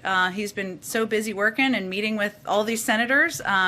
I haven't even had the chance to ask him if he's had any side effects, but he's been working full days and has been feeling good post-booster shot. Go ahead. Since the infrastructure bill spending won't really impact the economy for about another 9 months at earliest, would the reconciliation bill be enough to prevent a winter recession if the Democrats agree to the Manchin Sinema $1.5 trillion over 10-year proposal? I don't think anyone's projecting a winter recession. OECD is not, the Federal Reserve is not, our economists are not, in large part because of the plans we've already put in place. We've had historic growth that's doubled, the projections have doubled over what they were just passed in this past December. What these bills are designed to do is help address challenges over actually the long term. They're intentionally designed that way to address inflation over the long term, to address rising costs over the long term, to address some of the challenges people face, whether it's childcare, elder care, the cost of college over the long term, to address the climate crisis. So that's exactly how these pieces of legislation are designed. They're not designed to inject immediate stimulus into the economy. And lastly, what is the president's message to, especially the Black community, where 1/3 of over those 65 and older depend on Social Security for more than 90% of their income? When it talks to him, when you talked about earlier, there will not be a government shutdown. What is his message to that community who's saying, what's going to happen if I don't get my check? Our message to that community is we hear you, and that's why we absolutely want to prevent a shutdown. I will say that there are impacts, so let me give you actually information on this. We are working to prevent this, but just for anybody who has any level of insecurity about this, which I understand is many people. One moment. Let's see. So, I know Social Security beneficiaries will continue receiving their benefits, even if the government shut down. That's important for people to fully understand. I mentioned before 60% of IRS employees who would be furloughed, severely impeding their ability to deliver timely services. That includes things like answering taxpayer questions, resolving compliance issues quickly, but we expect IRS will still be able to continue processing tax refunds, providing the child tax credit. So, it's never ideal it's not ideal to have employees furloughed because it reduces the ability to quickly do services, but there are certain components of the federal government services that are protected even if there is a shutdown. Okay, thanks everyone. See you tomorrow. The president calls himself an eternal optimist. Is he optimistic he can flip any votes in the Senate? He's always an optimist, Brian. Can he Always. flip any Republicans in the Senate, though? We'll see. Come on, say something back, Jen. Come on. Damn it. So that's an update, though. Out of all of that, some of you sent me articles. Shout out to Graham and a couple other people. But then even after she talked about it, it looks like we may get to avoid a government shutdown now. So they separated another bill, and then they're presenting, I believe, that's what she was saying. We got to get 2 bills passed today. But there is one that may prevent the government shutdown. So it's going to get pretty interesting here, considering, everything we've been talking about, some of the certainties and everything else. So I think it's very key. Compliance Senior Analyst Jose Luis Casero. GM Pfizer's popping. Goldman was already clapped today at any of the banks. Well, extension till December. There's one for that and also the debt ceiling. So it's there's a lot going on right now with it. So we're gonna see. I mean, she had that. She kind of I don't know if you guys noticed. Did you see what she did? A very she's pretty smart. She learned from Pelosi. She did a Pelosi move there during that whole thing. She was I don't know if you noticed. You see how happy she was, and she wasn't getting as heated. It was a Pelosi move where she's like, yeah, I think it's gonna happen. We're gonna see. Straight from the Pelosi playbook, bro. Straight from the Pelosi playbook. She was pretty good with that. She was acting all, well, you know what? Let's see what happens. She's pretty good. I mean, it's gotten better to listen to in general. I mean, it's getting the news in this week. As of even lately, I mean, I feel like it's held a little bit more importance because remember there was that time period where we didn't hear from Biden at all. And then we got to hear from him a little. Now it's kind of going back to not hearing him. You guys remember that at the beginning of the year? Biden was the longest. He took the most time ever in history to make a first address to the media in public after being elected. So remember, it's kind of going back. I feel like we haven't heard from him as much, especially in the middle of this. So I think Psaki holds a little bit of weight, but it's been getting a little bit more important as we've gone through. I think they might have canceled him from talking again. The Boeing news from China, that was yesterday, but then a lot of it, there was opposite news today that offset it. It was pretty crazy.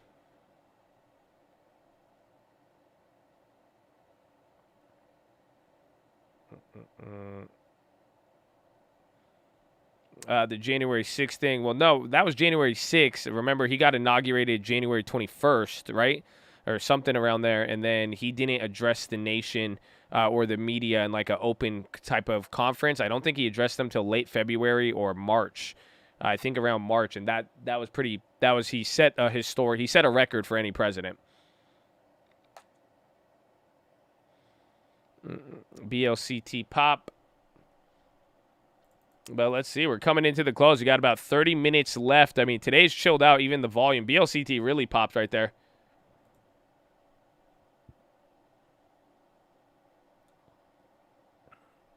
Volume's higher than 2 days ago. Oh, we'll see. Very interesting move. Or no, was it 100 days? So then that means he didn't speak until like April or May. it was nuts. I remember it. At one point, I even was like, all right, what's up, man? What's up?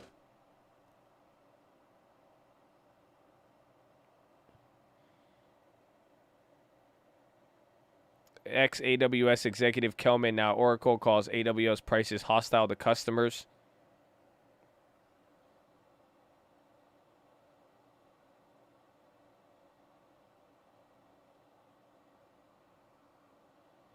Mm-mm-mm. 30 minutes. A lot of stuff move, a lot of medical stuff. Again, Acceleron, they dropped as Pfizer confirmed the deal lower than where they were trading at. Where's Tesla? And Roblox here for the long term. You really just got to ask yourself, do you want to play, do you want to wait for the earnings or not? Or you could do a little bit of both. Market rolling over. I think we're probably going to close around VWAP. I mean, today, you didn't do anything today. Look at the chart. I mean, that's why, like, we listened to a lot of news. We got to listen to Powell. Hopefully you enjoyed the PHILO and everything else. But this is very, like, you could see it all day. We have not done anything.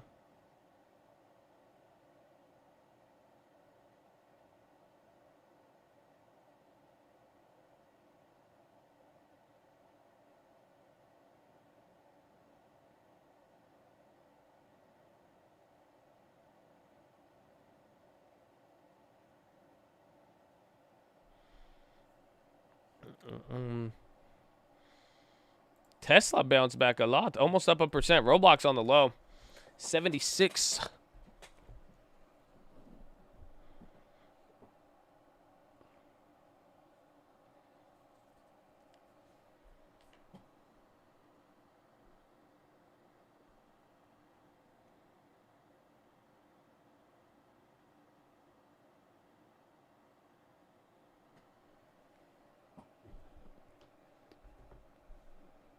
Situation heating up at Iran-Azerbaijan border.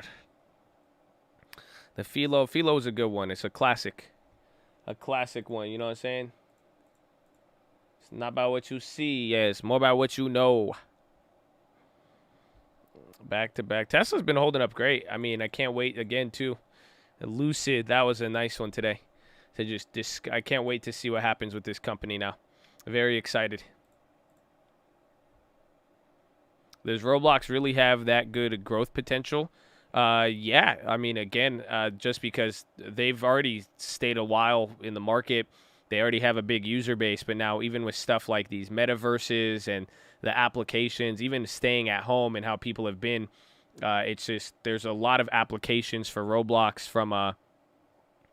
from literally from schooling all the way to entertainment, even corporate. So, like, the owners of Roblox, or, like, the company, they do board meetings in the game, believe it or not. Or, like, they'll do, like, employee meetups and employee events in the game. They'll create, like, meta worlds to discuss it and do what they need to do.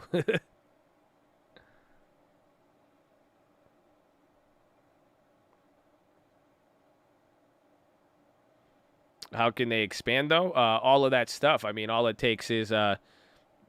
child learning into Roblox, metaverse where your NFTs can now be used in the game, all of that stuff in that nature, all the way down to partnerships with companies, schooling from elementary all the way up to high school. That, and then not to mention if whatever anybody else decides to build on it. You know, it's not only you're not capped by the company and the partnerships as much as you are, you know, you still have this ability for creators to create whatever they want in that. And if it gets popular, it could be very, very good. And then there's even the merchandise aspect as well, too. So that's another one that they really just started tapping into. But they also have merchandise, and that's something that they haven't taken advantage of as much in the last decade as they should have. But now with deals with Hasbro and these toy companies, like I bought a bunch of Roblox toys for a lot of my friends' kids recently. Mm-mm-mm.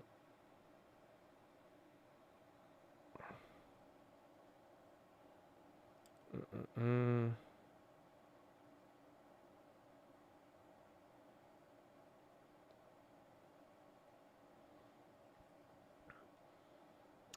$480 million revenue on 440 billion market cap. Are you looking at quarterly or are you looking at yearly? Because I think that's the quarterly number.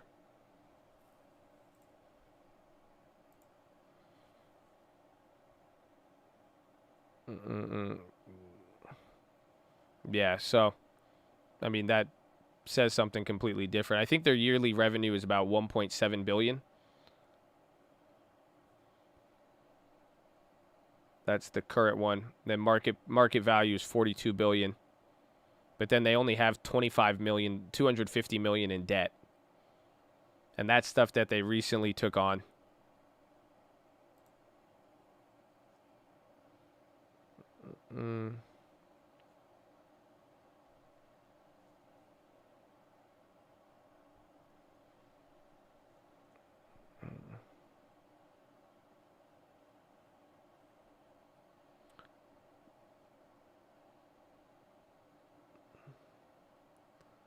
A quarter.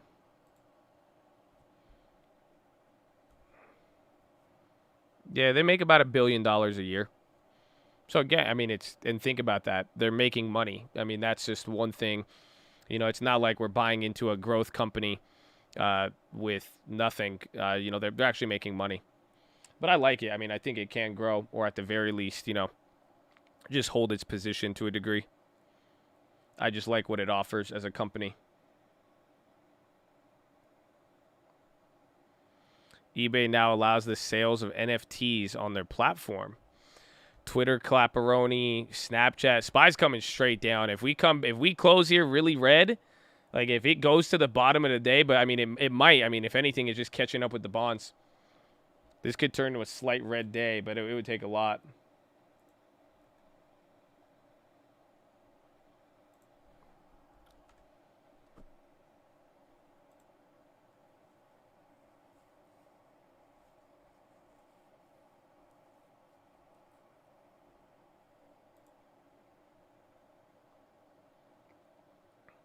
The eBay news not confirmed.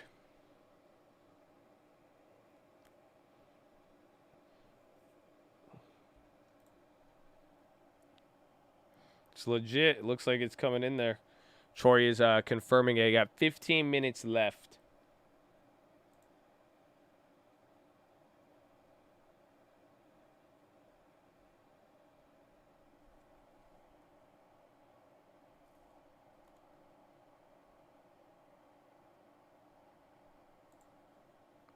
My Uber leaps, I think they're $40 for $40 call on January 23. And then they're back down 20%. So remember we had these up through that lesson, and I was showing you that. So they're clapped. They're clapped again, but I mean they still hold their value, just like holding the shares. That news is old though. Where's even Airbnb? Dude, it sucks, man. I mean, Airbnb is a little bit cheaper here, but still higher than what we paid for it. But I'm like, damn it, man. I wanted Abivi for the long term. But it went up a lot.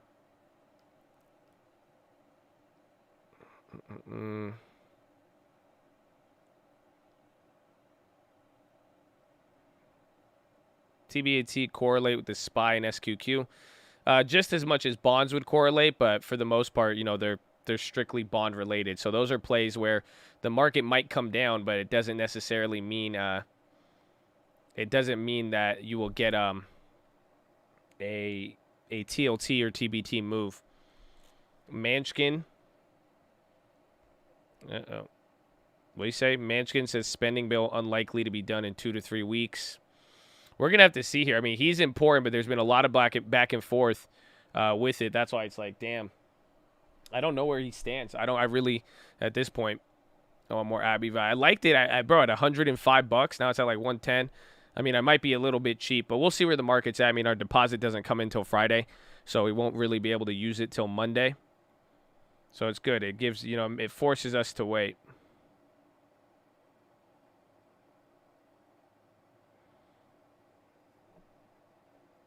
Talking about that they feel cool, not cool with the old digital clothing that costs Robux equals real money. Oh, bro, it's huge. I mean, get your kids playing it. Like, get them actually building a world.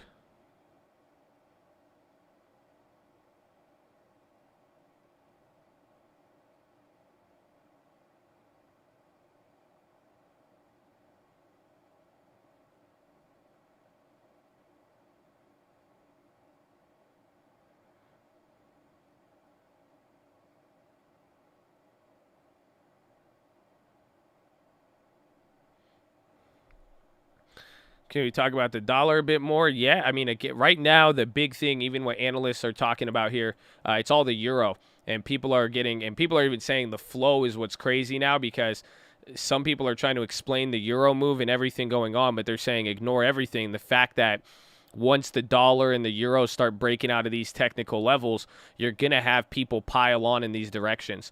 So what they're discussing and really what's going on with the dollar, it's that thing I showed you with all the currencies across the globe. And again, this relates to everything going on here and some of the issues we have. But really, the dollar is going to get affected by international stuff. And now it's hitting this point where it might just start getting momentum as other currencies start getting shooken up.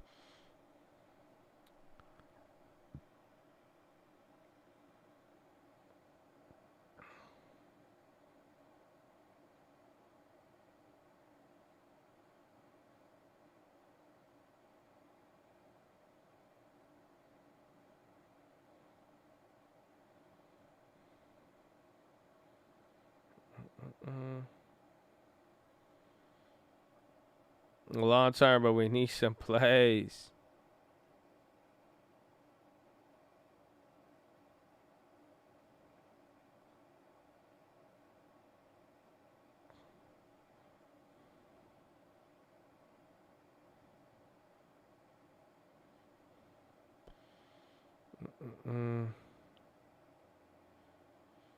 EDU.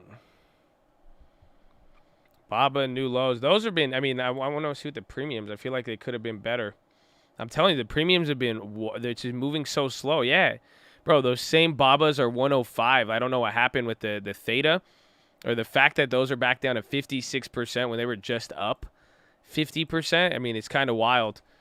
I guess, we're not back to the lows. That makes sense. But it just, I see 3%. I'm like, what? It just means we need a lot more. We need bigger moves, essentially. Today killed a lot of premium on both sides.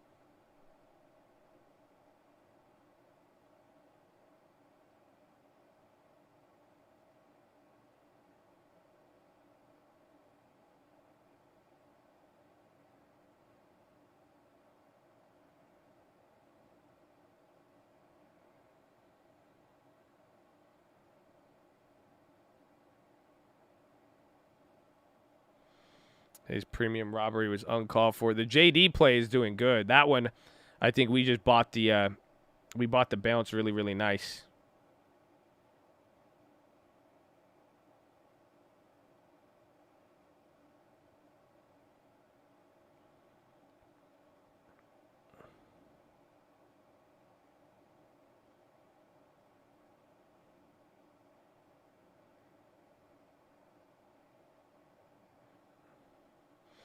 UMC new lows. JD play nearing 100. Yeah, even the other ones, the Novembers are the ones those did good with premium.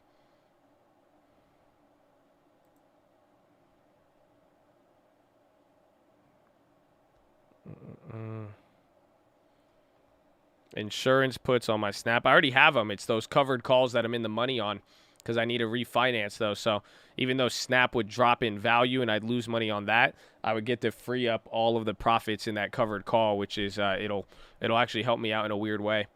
Market on close, $2 billion to the sell side, 10-minute rigged here. You got 9 minutes left. We used to call it the cuckening. Oh, don't get cucked. Amen. They don't feel me.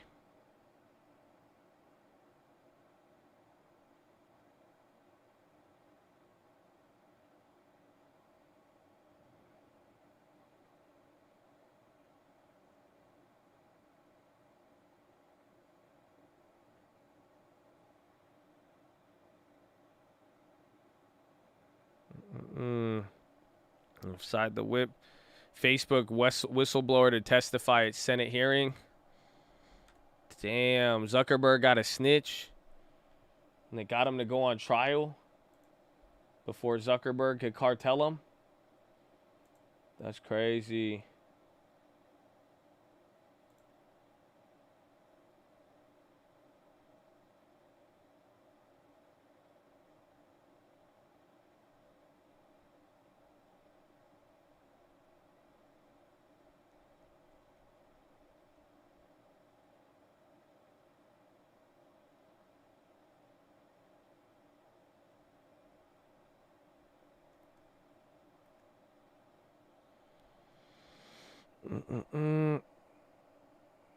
It's probably a little boozy. They got big beef. Spy's coming down now. It's getting aggressive. I mean, if we're going to match up with bonds today, I think I don't know if we could do it in 8 minutes, but the SPY would close down 0.08. But we have 0.25%. We just may hit a new low here. We'll see. This one's interesting.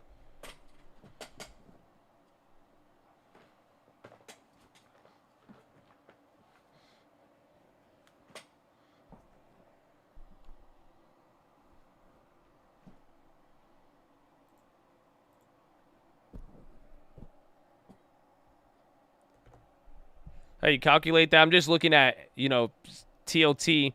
Oh, wait, I thought TLT was negative 0.08. Never mind. But even then, I'm looking if bonds are up 0.08, TLT, kind of just comparing that to what the S&P's at. Just a very broad analysis in that sense.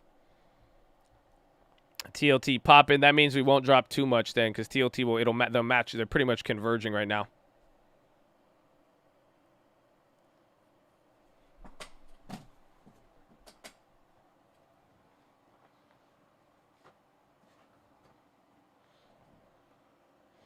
SPY and bonds is messing with you.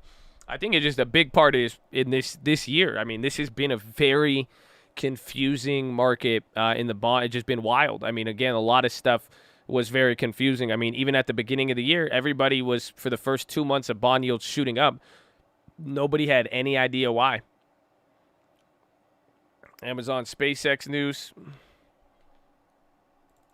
6 minutes. Dow transports down.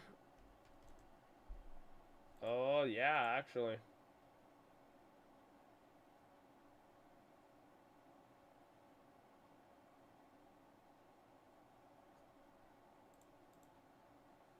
So I was coming down. Snap selling off. AMC. Everything is.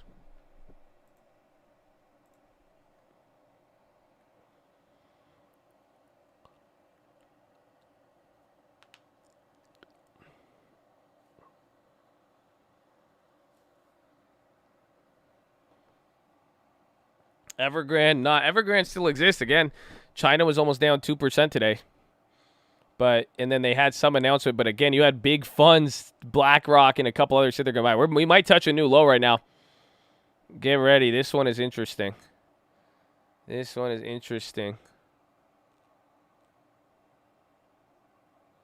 Google blocking it from offering more than one voice assistant at once. Is Google trying to clap them? Wow, this is going straight down.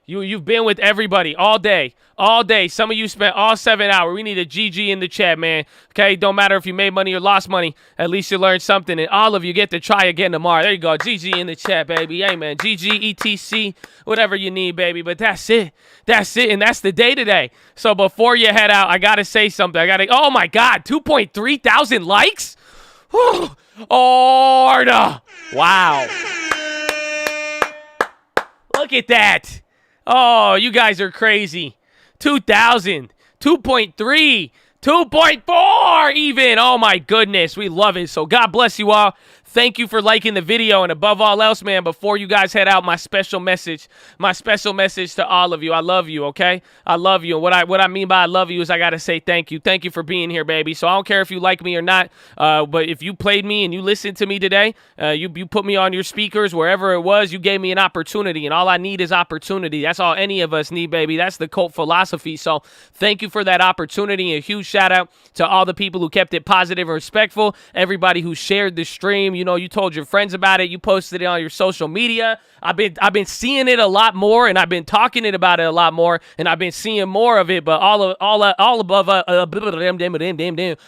all else, I just gotta say thank you, man. It's awesome to see that. Very humbling to see people put on and support, you know, what you got going on with that. So it's great, but above all else, I love all of you. Again, if you gave me a minute of your time, hopefully you got a laugh. Hopefully you learned something, and hopefully you are prepared for what the rest of the year has forward for the stock market for you. So God bless you. Thank you. Shout out to all the members, baby. They rocking the badge. Now, they look pretty. They look beautiful. They look sophisticated. They look great. And honestly, above all else, it just looks like they holding it down, you know? They don't have to sign up. It comes with nothing, really. You know, it gives them the beautiful badge, and we never expected anything. You know, everything on this channel is free, so hopefully you guys check out all the tutorials here because everything is free. Again, we have stuff that we do charge for, but you could get all of it on stream or on the channel. If you are participating, it's free 99. But the fact that people have showed out and supported, man, very, very humbling. And thank you again, members. I appreciate you all, especially the people who use their membership badge to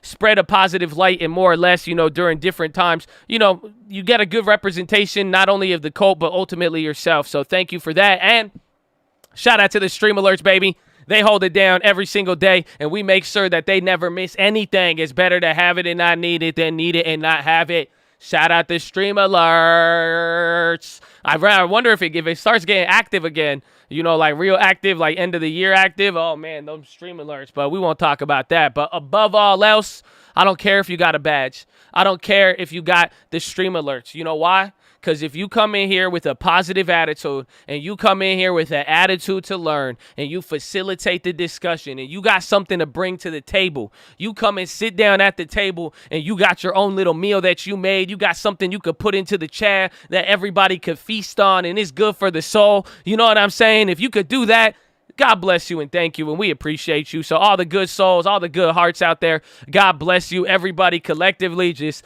another shout out to the cult, baby. Shout out to the cult, right? Shout out to the cult. Amen, amen. But that's it, man. That's it. I love you, cult. I love you. So God bless you. It's a blessing it's a blessing every single day, especially to spend it every 7 hours a day with some of the most awesome people in the stock trading world. It's a very unique community here. So I mean, I cannot complain. Every single day I feel more and more humble about it. I even wake up and realize the blessings that all of us have collectively and just the blessing of all of us being brought together at one place. A lot of us share the same mindset, the same ideas, and even though we are different, we're still able to coexist and work together. Just a lot of love with it, baby. So I love it, and hopefully we keep you guys on deck with everything. So first link, that's for the Stream Alerts Bootcamp and all of that. Second link is going to be for the Nightly Watchlist MA channel. Ooh, I got that would got me. But make sure you check that out so you don't miss anything. We're going to have a good recap coming into tomorrow. The rest of the week is going to be jumpy, baby. Third link for that membership badge. Fourth link for that merch. We got a bunch of other channels, Cult Cars, Cult Real Estate, Cult Philo, Cult Music, everything. So check it out. That, or watch the channel on the old video. The old videos on the other channel. Again, follow me on Instagram at The Trading Fraternity. Say what's up to me. You know what I'm saying? Say what's up to me. Hey! It is your birthday, baby. And it's a beautiful birthday, man. Honored to spend it with you as well, my friend. Honored. Honored. And shout out to all the other birthdays out there, baby. But follow me on Instagram. Say what's up. Say what's up. Follow everybody on Instagram. Not really. And I will never follow you on Instagram and ask you how your trading is doing. And to send me crypto, that is a scam. So don't fall for that one. But check out how option pricing works. A lot of people have been asking me about option tutorials, and this is it, man. It's right here. If you really want to learn about options, this is a 41-minute tutorial, and it's not like for beginners, but it is. But it covers a lot of things, and if you could understand how we outlay options in this video, I would not be surprised if you really figure out what you're doing, okay? So check that out. I said I will never follow you and ask you for crypto, okay? Well, you want to learn, that video's in the description, baby, so check it out. But then finally, how to set up the long term. This is another big pillar of what we got going on here. So ladies and gentlemen, y'all like to tell me, Josh, you taught me so much. Josh, I learned so much. Josh, I learned, oh my God, Josh, but you need a long term. If you don't have that, I mean, what did you really learn? I just made you feel smart for a second. That's the curve with the confidence and all of that. But you need the long term. Let it come to life, baby. Stop cheating your future self. You know what I'm saying? Why? Stop cheating your future self. Don't cheat your future self. You don't need that. You deserve better. He deserves better. She deserves better. All of us do. So let's go. Get that long term, baby. Amen. Amen. And speaking of amen, the final piece of the puzzle, ladies and gentlemen, the prayer request wall. Me and my mom love to pray for you. We love it. My mom loves it. Honestly, you have no idea. You guys realize you are a blessing too. My mom loves to pray for it. You know, she a prayer warrior. But listen, man, I don't care what you believe, okay? Me and my family, both my blood-related family as well as my family here online, man, we love to pray for you guys. We got good vibes. And here's the philosophy with this, man. If it can't flow through you, it's not going to flow to you. So all I do is I wish all of you could spread good vibes, and that's what we do here. So if you want us to wear your jersey, send the good vibes your way, man. I would be honored and humbled to be able to have this opportunity to even just be connected to you in your life in that way. So God bless you. And no, mama is still praying for you. And all I ask is you do the same thing. That's all. You know, we don't ask for anything, all I am going to, I do ask you to like the video. I'm not going to lie. But I do have to ask you to pray for me, okay? Pray for me, pray for the fam, and pray for my family here, all my family in the cult, baby. Some knowledge, wisdom, guidance, and just to take advantage of all of the gifts that we already had. Amen? Amen. They don't feel me. They don't feel me. But that's it, ladies and gentlemen. That's it. Go read Richest Man of Babylon, Proverbs New Living Translation, and The Strangest Secret in the World. And then Lead the Field by Earl Nightingale. And if you guys want to join a free real estate call, we have that on Wednesdays, hosted by Tyler and Trey. YouTube.com/The Stock Market. Oh, it's up here. Ramp update, baby. Oh, I don't know. Don't get me ramped up. I don't know if they got it, man. All I'm saying, bro, we've been getting some deals. You know that. Somebody in co-real estate, he got paid. I mean, the deal's there. I think I already sent him the deposit. One guy came in. He started wholesaling. He made $5,000 off of fine, and then we both won. He found me a house, and then he's also getting paid off of it. But above all else, we got over a couple. I think it's a couple hundred people, but I think about like 50 to 100 show up. But, you know, it all depends on the scheduling. But if you guys want to tune in, there's a lot of agents there, wholesalers, flippers. So it's all whatever you're into, but it's all free. I mean, if you guys hear me talk about real estate, you could do it. But, I mean, the best part about it that I think is, like, it goes above and beyond. You know, your host in that, Tyler and Trey, it's not me. You know what I'm saying? I met them 5 or 6 years ago, just how I met a lot of you guys. And literally, they brought it to life. They took everything that we go over. They would see me talk about real estate over and over and over again. They came to me for stocks. We did a little bit of both. And then before you know it, both of them have created careers in this field. And now, you know, the fact that they're able to carry the torch and do what they got to receive, and they're able to send that info back to you guys, and they're willing to help in the network and everything. It's amazing. But like I'm saying, I think it's different when you hear it from a different source where it's not like, you know, it's not me telling you it. It's not like somebody, you know, I have my experience in real estate. I have my story. It may have seemed like a long time ago, but you are talking to people who literally were sitting in your shoes not too long ago and literally the exact same thing. You know, they came across me, they got involved, they took it, they brought it to life, they killed it, and now they are leading and they are leading other people with it. So if you want to join that, it literally costs you nothing. So send us an email, cultrealestate@gmail.com or tradingfraternity@gmail.com, and we'll get that to you. And all I got to say is stop sleeping, man. That's it. That's all I'm saying. Just stop sleep. If you had this idea, you're like, I'm gonna do real estate. I'll do it next year. I'll do it next month. You wanted to do it, but you haven't done it. Just go send the damn email and do it right now. Worst thing you're gonna do is run into Tyler and Trey, and these are probably some of the most beautiful souls ever, and they will hold it down. Not to mention everybody else on that real estate call. You know that? Because all the other people who come in, it's a lot of chads from the stream. It's a beautiful vibe, honestly. I mean, I'm not even, actually, don't even go. I feel at this point, I feel like I'm pumping it. I'm just honestly, you know, I get to use Wednesday to talk about it because that's when it happens. So I'm excited. I'm just genuinely, honestly excited and proud of it. But don't go. I don't want, you know, nobody go. That's fine. You know what I'm saying? Don't go. If you couldn't hang, I mean, the harvest is plenty. The workers are few. You know what I'm saying? Just let them do what they want to do. Yeah, that's fine. That's fine. That's fine. You know what I'm saying? That's fine. Well, that's fine.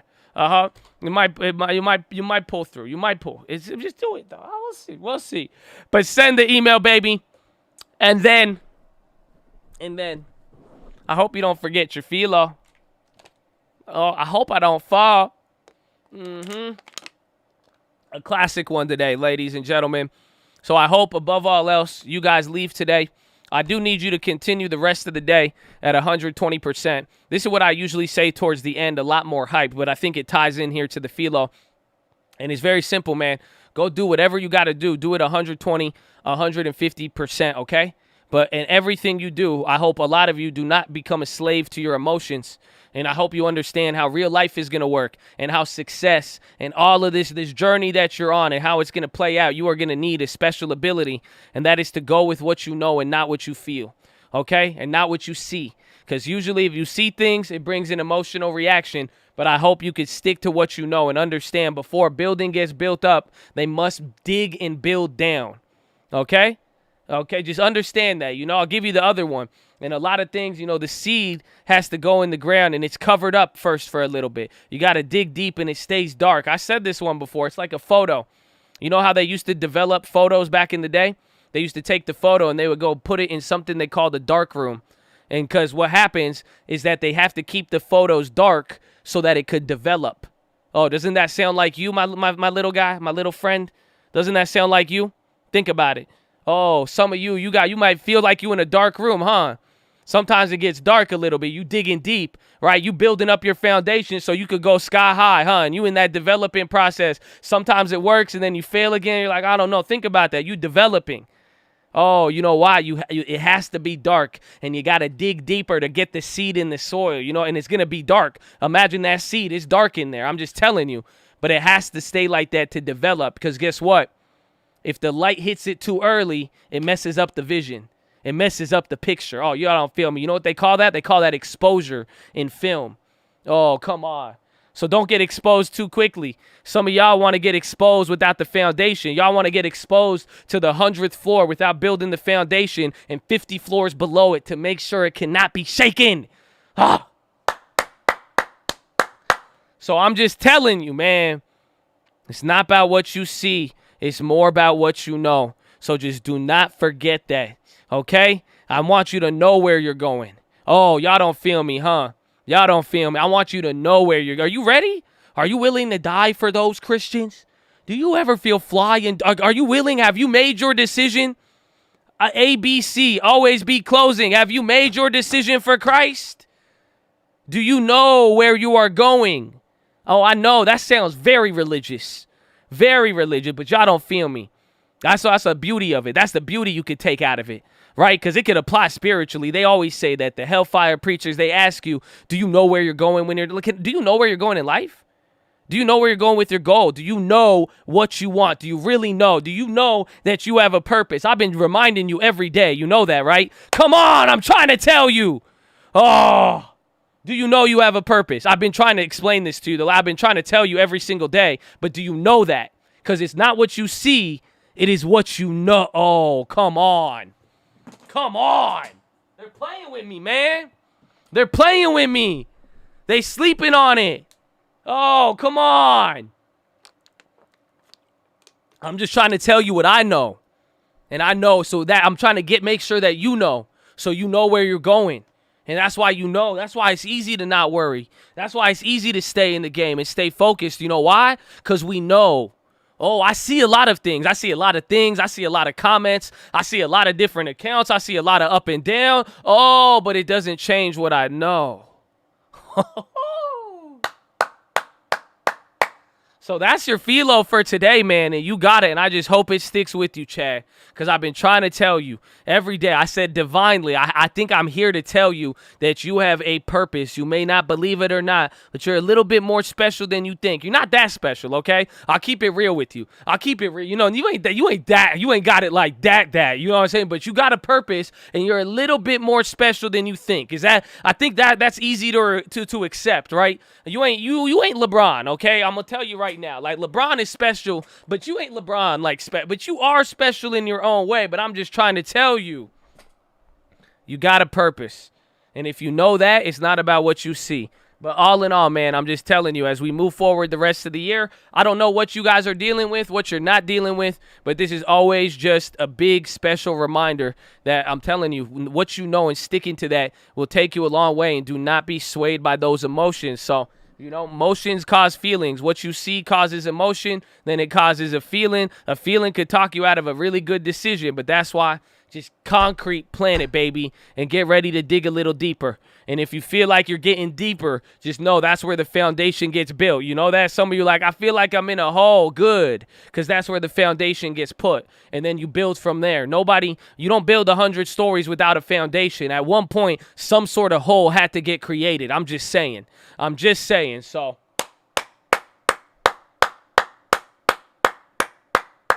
let's go, baby. What you know is going to get you out of there. That's all. What you see is not. Oh, y'all, you want me to say that one more time? What you know is going to get you out of there, not what you see. Because if you in a hole, it's dark. You can't see shit. And then you're going to lose hope. Or maybe you see a little bit. You're like, that's too high. That's too there. But what you know is going to get you out of there, not what you see. Oh, come on. Come on. Somebody feel me, right? Somebody has to. Come on. So let's go, baby. I hope you're ready. I hope you're excited. And let's go now. Now you a little hype. Now you get it. Now you feel me? You got the energy? Good. Take the energy. Take it into the rest of the day. Let's go. That's why whatever you are given, baby, whatever you are given, I need you to know it is important to handle whatever you have in life that's in front of you. I don't care how big or small you think it is. Whatever you have to do for the rest of the day, you're going to give it 150% effort. That's it. Do whatever you're doing. Do it well. Do it as if you're serving a higher purpose. Do whatever you are doing as if it is bigger than you. Even if you think it was too small for you. Oh, y'all don't feel me, huh? Anybody, you know what it's like. I know you. I see you right now. That's okay. Don't feel guilty. We've all been there. I'm just saying, a lot of the times we thought some things were too small for us. You know, we get given something. Something is in our life, whether we got it, it was handed, who knows? But we're like, that's too small for me. Oh, my friend, that's exactly what you need to handle. Trust me. If you could do that, oh, it's game time.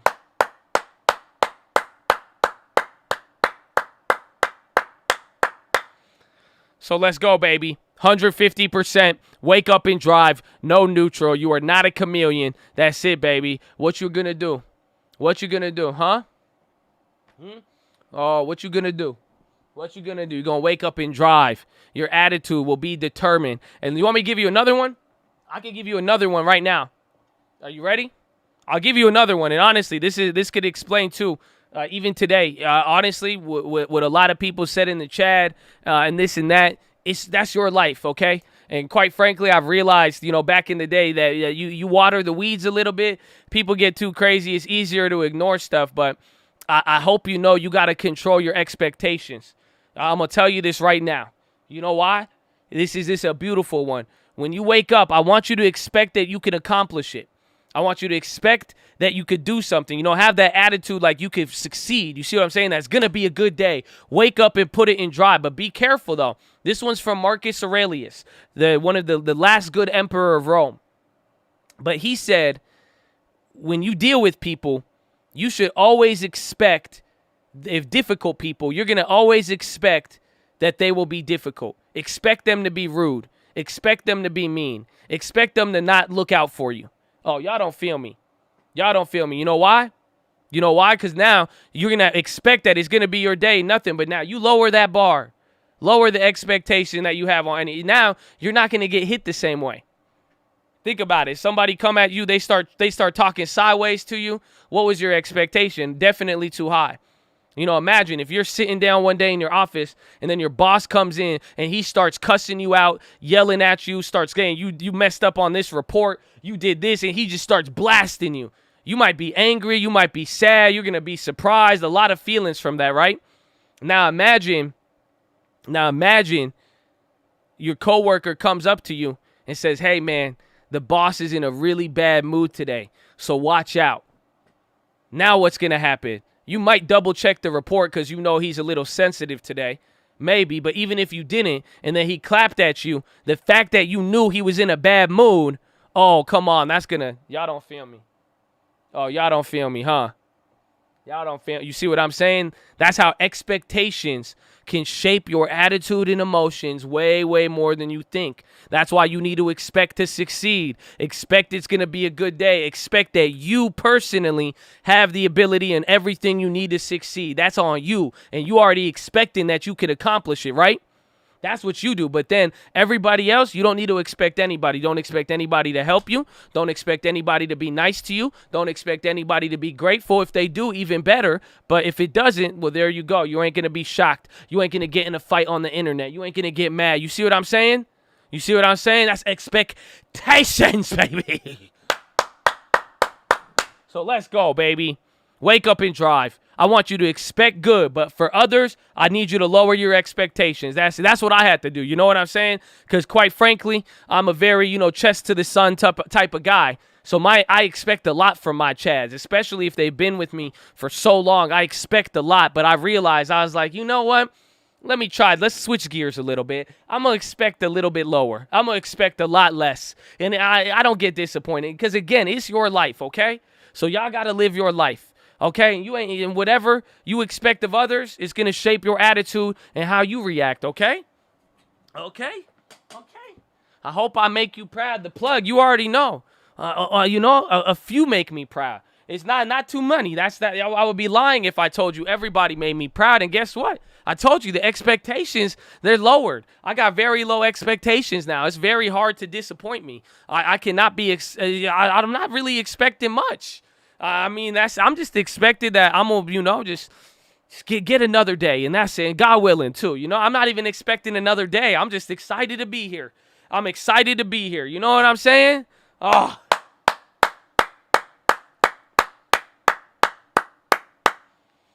Woo! So that is it, ladies and gentlemen. That is it. Go. Wake up and drive. Do what you need to do. Enjoy the rest of the day, but just get ready, man. We got an exciting month and a new fiscal year right around the corner, baby. I hope you're ready for it. I hope you are ready. The new year, baby. The new year is here. But that is it. So, God bless you all. I'm going to get going here. Hopefully, we see you on the watch list, but enjoy your day. Have a wonderful week out, and I'll see you tomorrow, baby. Peace. Oh, excuse me. Out. Oh, hey, wait, Josh. I'm not expecting a pony. Yeah. Okay, love you. Bye.